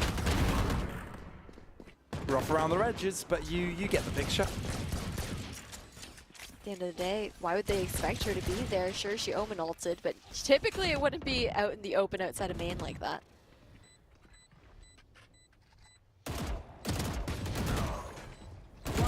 Kuya won't be living for long. The only player with a rifle is Glance. Even though she's had a couple of spectacular moments at other times, it's Andalusia flawless to put an end to KC's streak. I mean, it's been a while which NASR put an end to the streak, but they just closed up the distance now. Only one round remains to square things up. One enemy remaining. No, it's been a massive shift in momentum again. This is where we said that we would feel a little bit more of that punch coming out from NASR. Their ability to really speed up on a lot of these plays, catch KC off guard. Matrix is going to have an open hand, see if this could be a difference maker. But it gets smoked off immediately on Cat. No one peeking it anyways. She walks all the way out. Luxie got Roxy watching the top. Ooh! Great jump spot. And for a moment there, Roxy wasn't even looking at top mid, so there could have been a chance where NASR are able to take advantage of KC far forward push, but no. You can actually see Roxy going even further, sticking around. NASR aware of it. There's a recon on the ready here from Tokamete. And you can see also Luxy pinging this area. Roxy It doesn't catch her. can still hide. And Luxy is no longer looking in this area. Spots out one Roxy, swings that to pick. KC will take it, but now they need to keep Roxy alive. And that's why Nilo pushes to try and assist. But there's Luxy as well to help out. It's a bit of a back and forth with NASR ending up on top in the grand scheme of things. But they haven't gained any space control. It's all under Matrix lock. And NASR on the back foot. I've got 30 seconds to try and crack the code. But look at the positioning right now. Kiripuya all the way towards A, in towards Wine. Sure, they move back towards this B site, but that would have been important. They're splitting up as well on this site take. Both players opting to play on site here on Carmine Core. 10 seconds. 10 seconds left. No, they've chosen the wrong site as well. Two defenders here.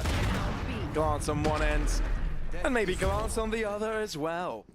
And KC able to get back from their drought and hit double digits first. So much to work with here as well. Now that NASR, again, sure, they have the buy available, it's a little bit more difficult to scrape together some of that money on the side of Carmine Core.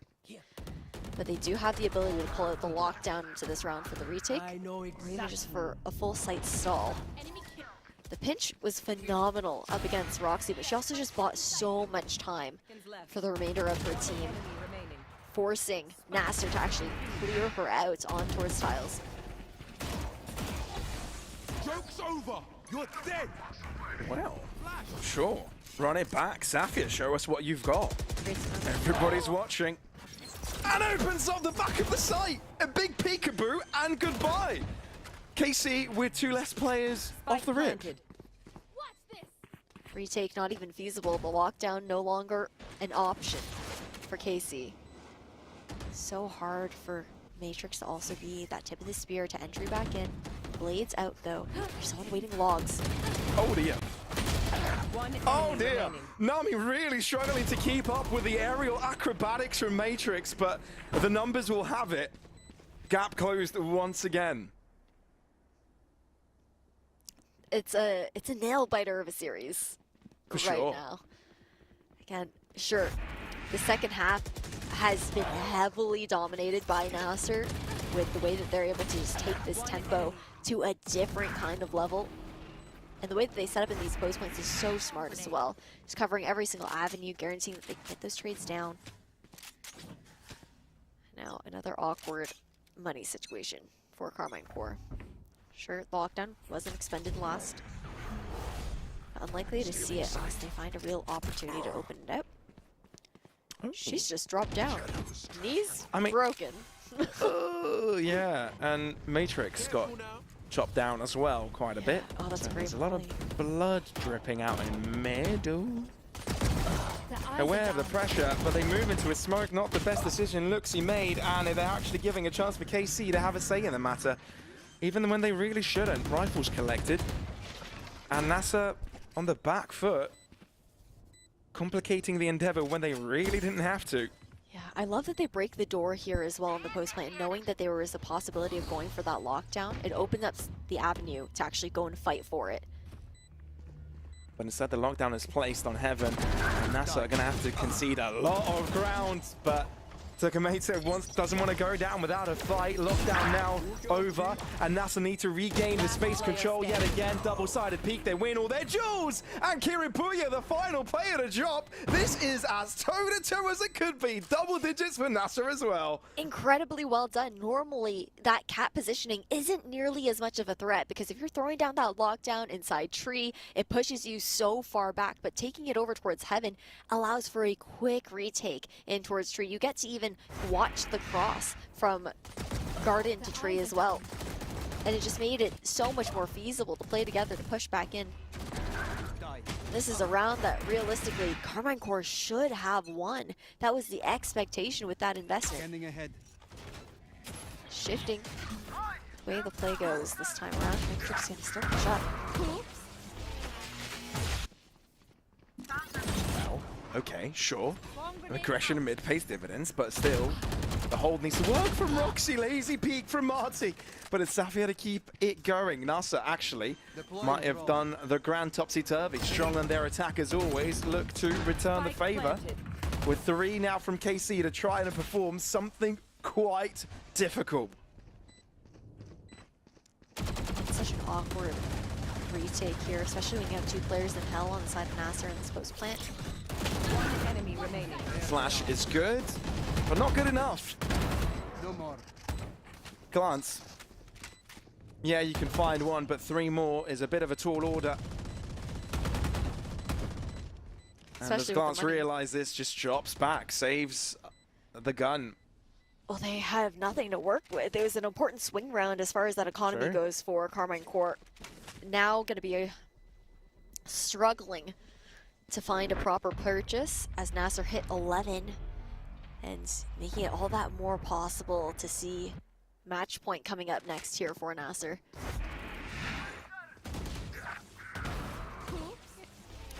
I mean, I like the idea there. You go for that Hunter's Fury. Yeah. You've got TP up, but the spacing just isn't quite there when you have the drop down coming in from Curry Priya. The timeout to be called. It feels a little late on this one. I mean, yeah, look at the streak of attacking rounds that NASR has been able to get, right? A lot of red on your screen. Yeah, sure, the KC won their first buy round and were able to intercept one, but we knew NASR coming into this, and with the agent selection that they've got, they would be leaning on this attacking side, and the aggression they could provide, the explosiveness that they can bring to some of these sites, and it's shown. KC haven't been able to keep up. Now they've tried to spice things up themselves, go aggressive themselves, sort of group up your players, spread them out. A few varied approaches, but this time out, hopefully for them, can give them the solution they need to start shutting NASR down. This is unsustainable, and going in the same way, NASR could close out this game in their favor, knocking KC out of this tournament. And I really like the perspective that you spin on that, right? Because KC, they have been changing things up. They've been making attempts to try out these counters. But when it comes to NASR, the mid-rounding has just been so good with how they're handling the map control.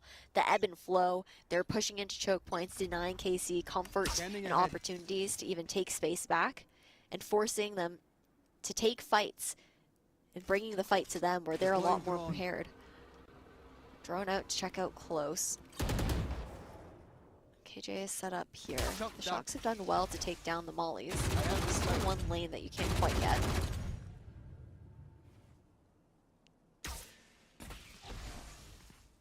They are making quite a lot of noise approaching into this B site. Yeah. It's no secret they've approached. This does have a Vandal. Huge dagger. Suppressing, I believe, 3, maybe even 4 players. And KC know exactly what to expect. Flash out, but no approach from NASR. Again, another curveball. But it was only a 1-for-1. A weapon that could be retrieved here as well for the side of KC. Ooh, and a crossfire from KC to hold off this attack. Matrix, close to this fight. He's got a dash. We'll try and run away, but looks is pretty damn fast with that swing. Kuripuya looking to run away and try to find a different angle for this fight. But no, NASR have taken over. And even though things slightly looked favorable at the start in that B site for this Carmine Corp side, I think NASR are begging to write the script themselves. It was a cool trap play that we saw in towards Tree, but just not able to land that paranoia on a single person. That's all she wrote here for Roxy. You can't do anything. This could be a knife as well, by the way. I think she's going to call for her teammates to not shoot. Never mind. Okay. Doesn't want to risk it. Like we said, it's elimination on the line here. Match point. Any of these teams lose this map, and it is goodbye. See you next time. You can't afford it in any sort of capacity. You have to play as diligently as possible. Try and carry on forward.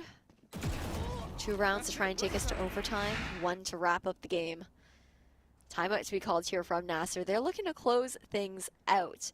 There is, of course, that risk of stopping your momentum, giving Carmine Corp that opportunity to have a chat themselves to see, okay, how do we want to approach this? Do we want to change up how we're positioning ourselves? We're playing a lot of that retake.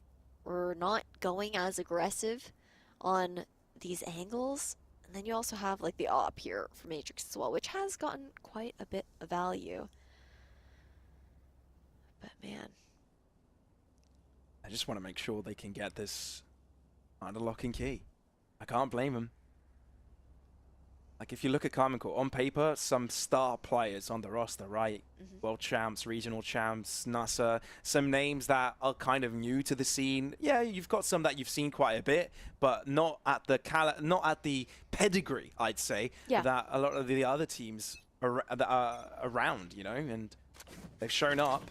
They've shown their own twist to this game. And they're surprising a lot of people. And they're only one round away from making another surprising run and finding their best score in Game Changers, beating their score 5th and 6th and getting themselves to the next phase. Nello finds one, but quickly traded, and NASR pivot back. Yeah, I mean, Nami is a great pick to get there as well if you're going to take one down, denying smokes. You really only have to rely on the cloud bursts, and then sure, you have cages with Luxie as well, but it's just not the same. I know exactly a bit closer, where you are. that Cypher. Great neural This is gonna theft. give them everything that they need to take on this attack. Lay out the lay of the lands, but Matrix has got this upper ground covered, and as long as he has control of the skies, NASR will have hard time pushing through the site. Ooh, there was a pixel there, but Matrix saw better of it. Bunny hopping away, it's going to be a 3v3 fight. And it will be an immediate Hunter's Fury, knowing that the drone was coming through, trying to catch off guard the Lance. Hopping out quite well. Everyone Casey were stuck able to towards Jenny is disperse so dangerous, quickly. though. That's true. It's like a mate 8. Close to the action. Matrix, inch by inch, clearing these corners. Marty close by, crossfire beneath. As soon as Roxy is spotted, she is no more. NASR getting closer and closer to getting further in Game Changers and knocking out Carmen Core. What a match to do it on. This entire series has just been neck and neck, Pavlos. But NASR, the fact that they come back from that initial loss on Icebox, where sure, they started to claw their way back, but it was looking pretty tough in that first half, and they are able to take it all the way, closing it out on the second half here on Ascent, where the double duelist just looks so sweet. Yeah, it really did. I mean, we knew they were going to be strong on the attack, but we didn't knew that Carmen Core didn't have any answers to it by the end. The pressure got to them, the fatigue. It's been a gruesome best of 3 series. 2 maps going 13-10, 13-10. Both teams exchanging sort of maps in that way. But I wouldn't have it any other way. Neither would I. Commiserations to Carmen Court. They are out, but NASR, they can celebrate or at least be happy about this one. There is more to come from them. We'll be tossing over to the desk to break this all down and hear what they've got to say. Thank you very much. As I learned at the end of yesterday's show, Mitch loves a toss, and that was a perfect one from Ash and Pavlos. Thank you so much for your casting today, guys. And what a result for NASR. Having spoken to them earlier today, Luxie was determined to say, you know what, 2-0 in the group stage, write that off, my friends, because now we're actually going to start playing like ourselves. And this is what we are seeing from NASR. We are seeing there's something that's really exciting. We're seeing a team, Mitch, that's determined not to settle for 6th place again. Well, this is it, right? There's, I'm sure their goals are set that little bit higher, but they've quite a road yet to go. I talked about this team in terms of their identity. Well, more so they spoke about it earlier on, right? Is that they like to thrive in the chaos, and I feel like there were definitely rounds here where that was an example, and Safia brings that to the forefront of our minds. The Phoenix that, well, Frankie, you were very excited to see. I think it's certainly delivered here.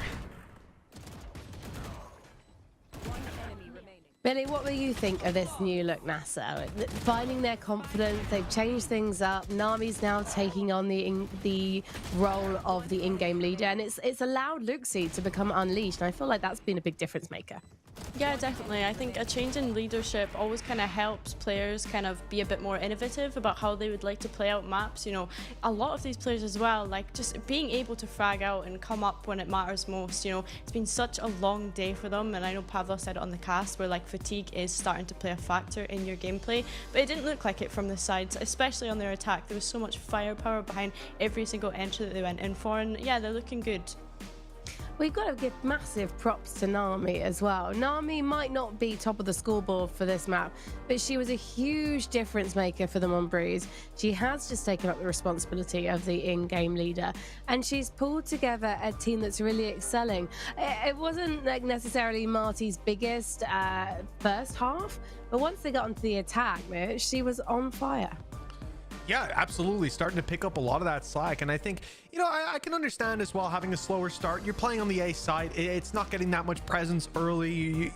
You're sort of just sat there holding on to the angle, waiting for the retakes a lot of the time.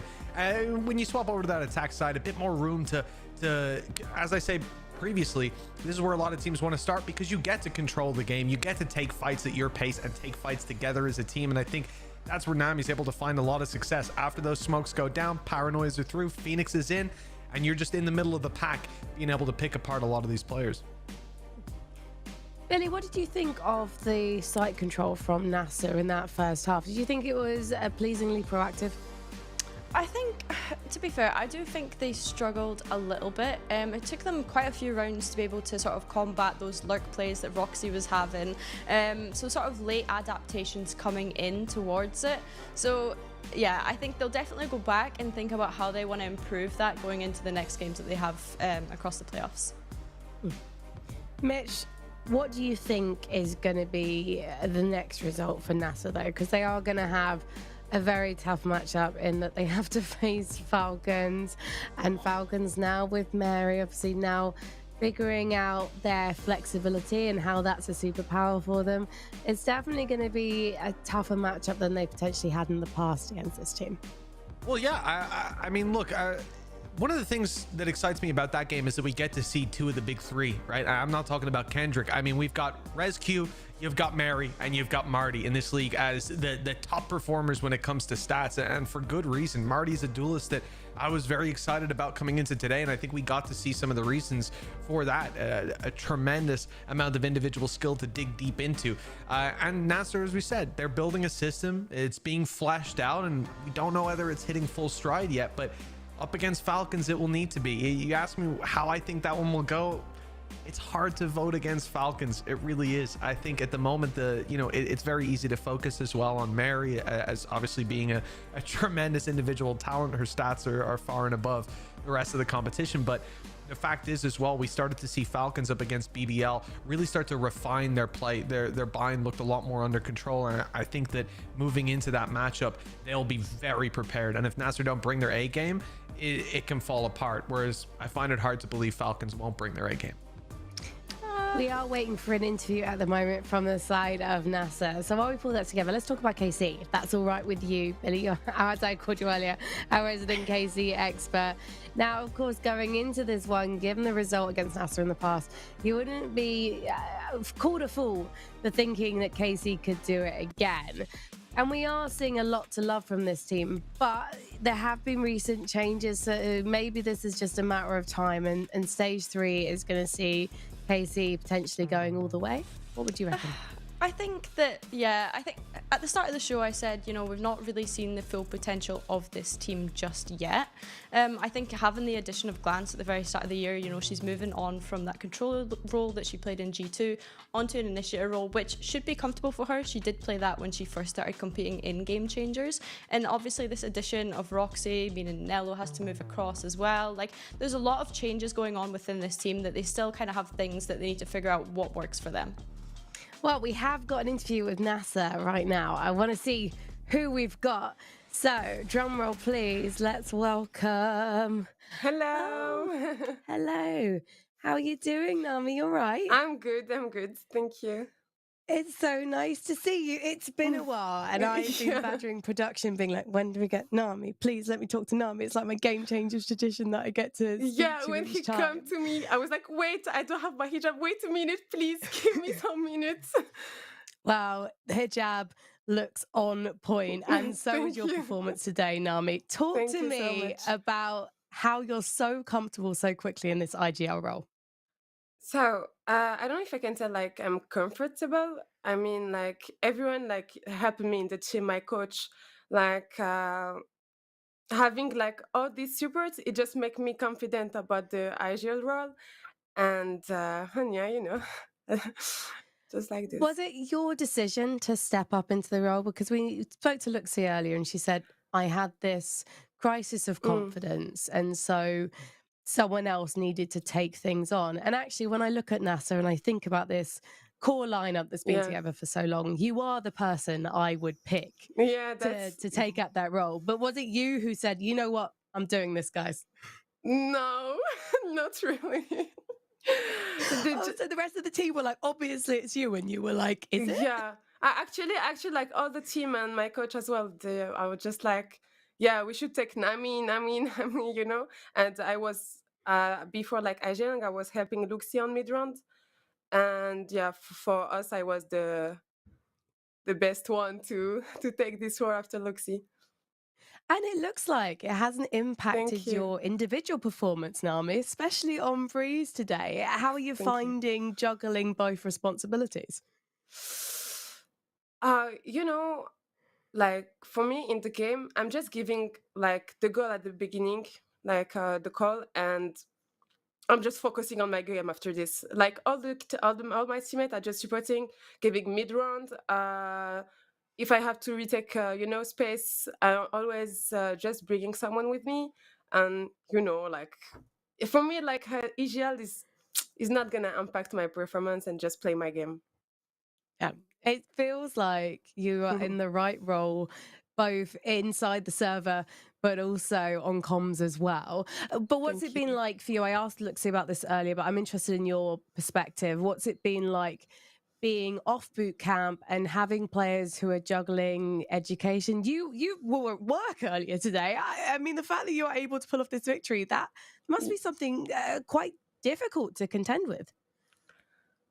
No, not really. Like everyone is just doing their job. We just keeping the mortal up. Everyone is trusting each other, and I think this is why we win. Like no one I was thinking twice about a code that someone gonna give, and everyone was giving it actually. You know, mid round, everyone saying let's do this, let's do that, and you know the way that we trust each other. I think is just from this that we win. So, Nami, you're like, we don't need to go to boot camp anymore. I mean, it would be nice still, but yeah, we're doing with what we have. So, how do you feel about this matchup that's coming your way tomorrow? Facing Falcons again, you faced them many times before, but you know this is a new, strong-looking NASR. Yeah, I think if we're just playing like always, without like these bad habits, the pressure that we shouldn't have, and keep the mental, for me, it's doing everything, you know. There is no game lose yet, even if for me it's 10-2, you know. We still can come and win if everyone is up on the team, you know. We're 5, so it's all together. And with my coach, obviously. Of course. Nami, thank you for winning today, because it meant I got to talk to you so again. much. Congratulations, and we'll see Thank you. you playing tomorrow. Yeah, bye-bye. Thank you, bye. I'm very happy. I mean, obviously, I would have been really happy to get to talk to Carmine Corp as well, because that series truly delivered, Mitch, and that's what we want to see here in Game Changers. We want to see this league going from strength to strength, and the competition in Europe is tougher than ever. And you'll actually be able to see that if we take a look at this bracket. And I'm just going to stick with you, Mitch, as I'd already asked you to switch on your brain cells. Are you happy with the way that things have gone down so far this week? Yeah, I mean, in a way, yes, and in a way, no. I would have liked to see KC go that little bit further in the tournament. At the same time, I think NASR have a very good opportunity up against Falcons. It's going to be a hype matchup as well regionally, but G2 up there in the top, expected. The fact that Falcons are in the lower, a little bit disappointing also, but again, they faced off against G2. I think things have gone as expected for the most part. Billy, what do you think of the two matches that we've got lined up for our viewers tomorrow? Which one are you thinking is going to be the most explosive? I love seeing how much Giant X have progressed so far with the changes that they've made. I think G2 and Giant X is going to be a great match.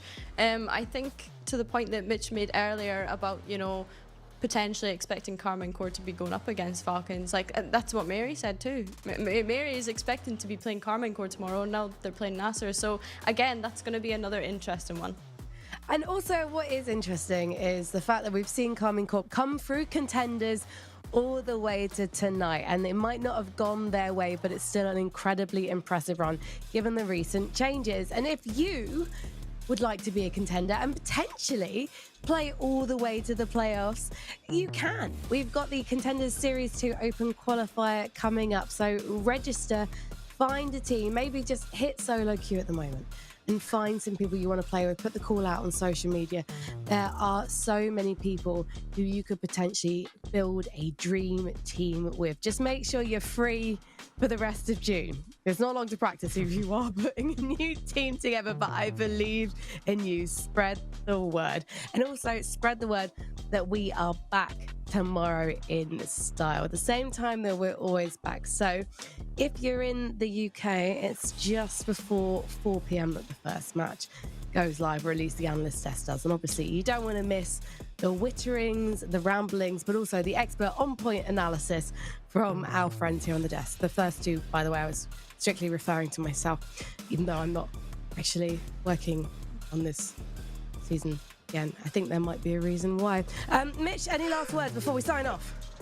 Well, I'll use my last words to cancel out yours, Frankie. It's been an absolute pleasure working with you, and I hope we get to do this again soon. Billy as well. It's a first for me, but hopefully not the last.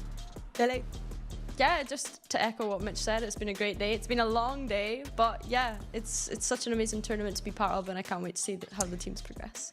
Well, as Mitch started the tradition yesterday, let's toss to some glorious highlights as we say goodbye.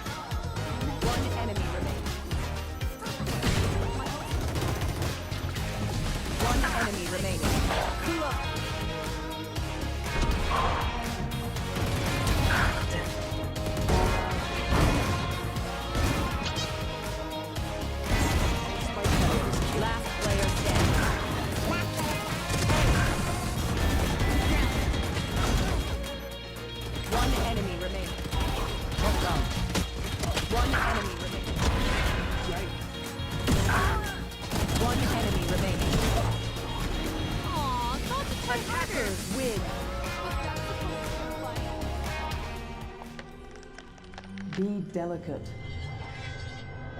gentle, precise. Calm down. Why are you trying so hard?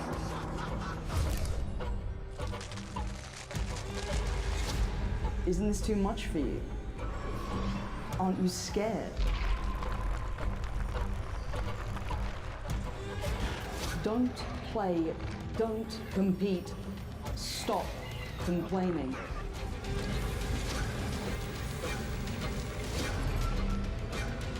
Whatever you do, it'll never be enough.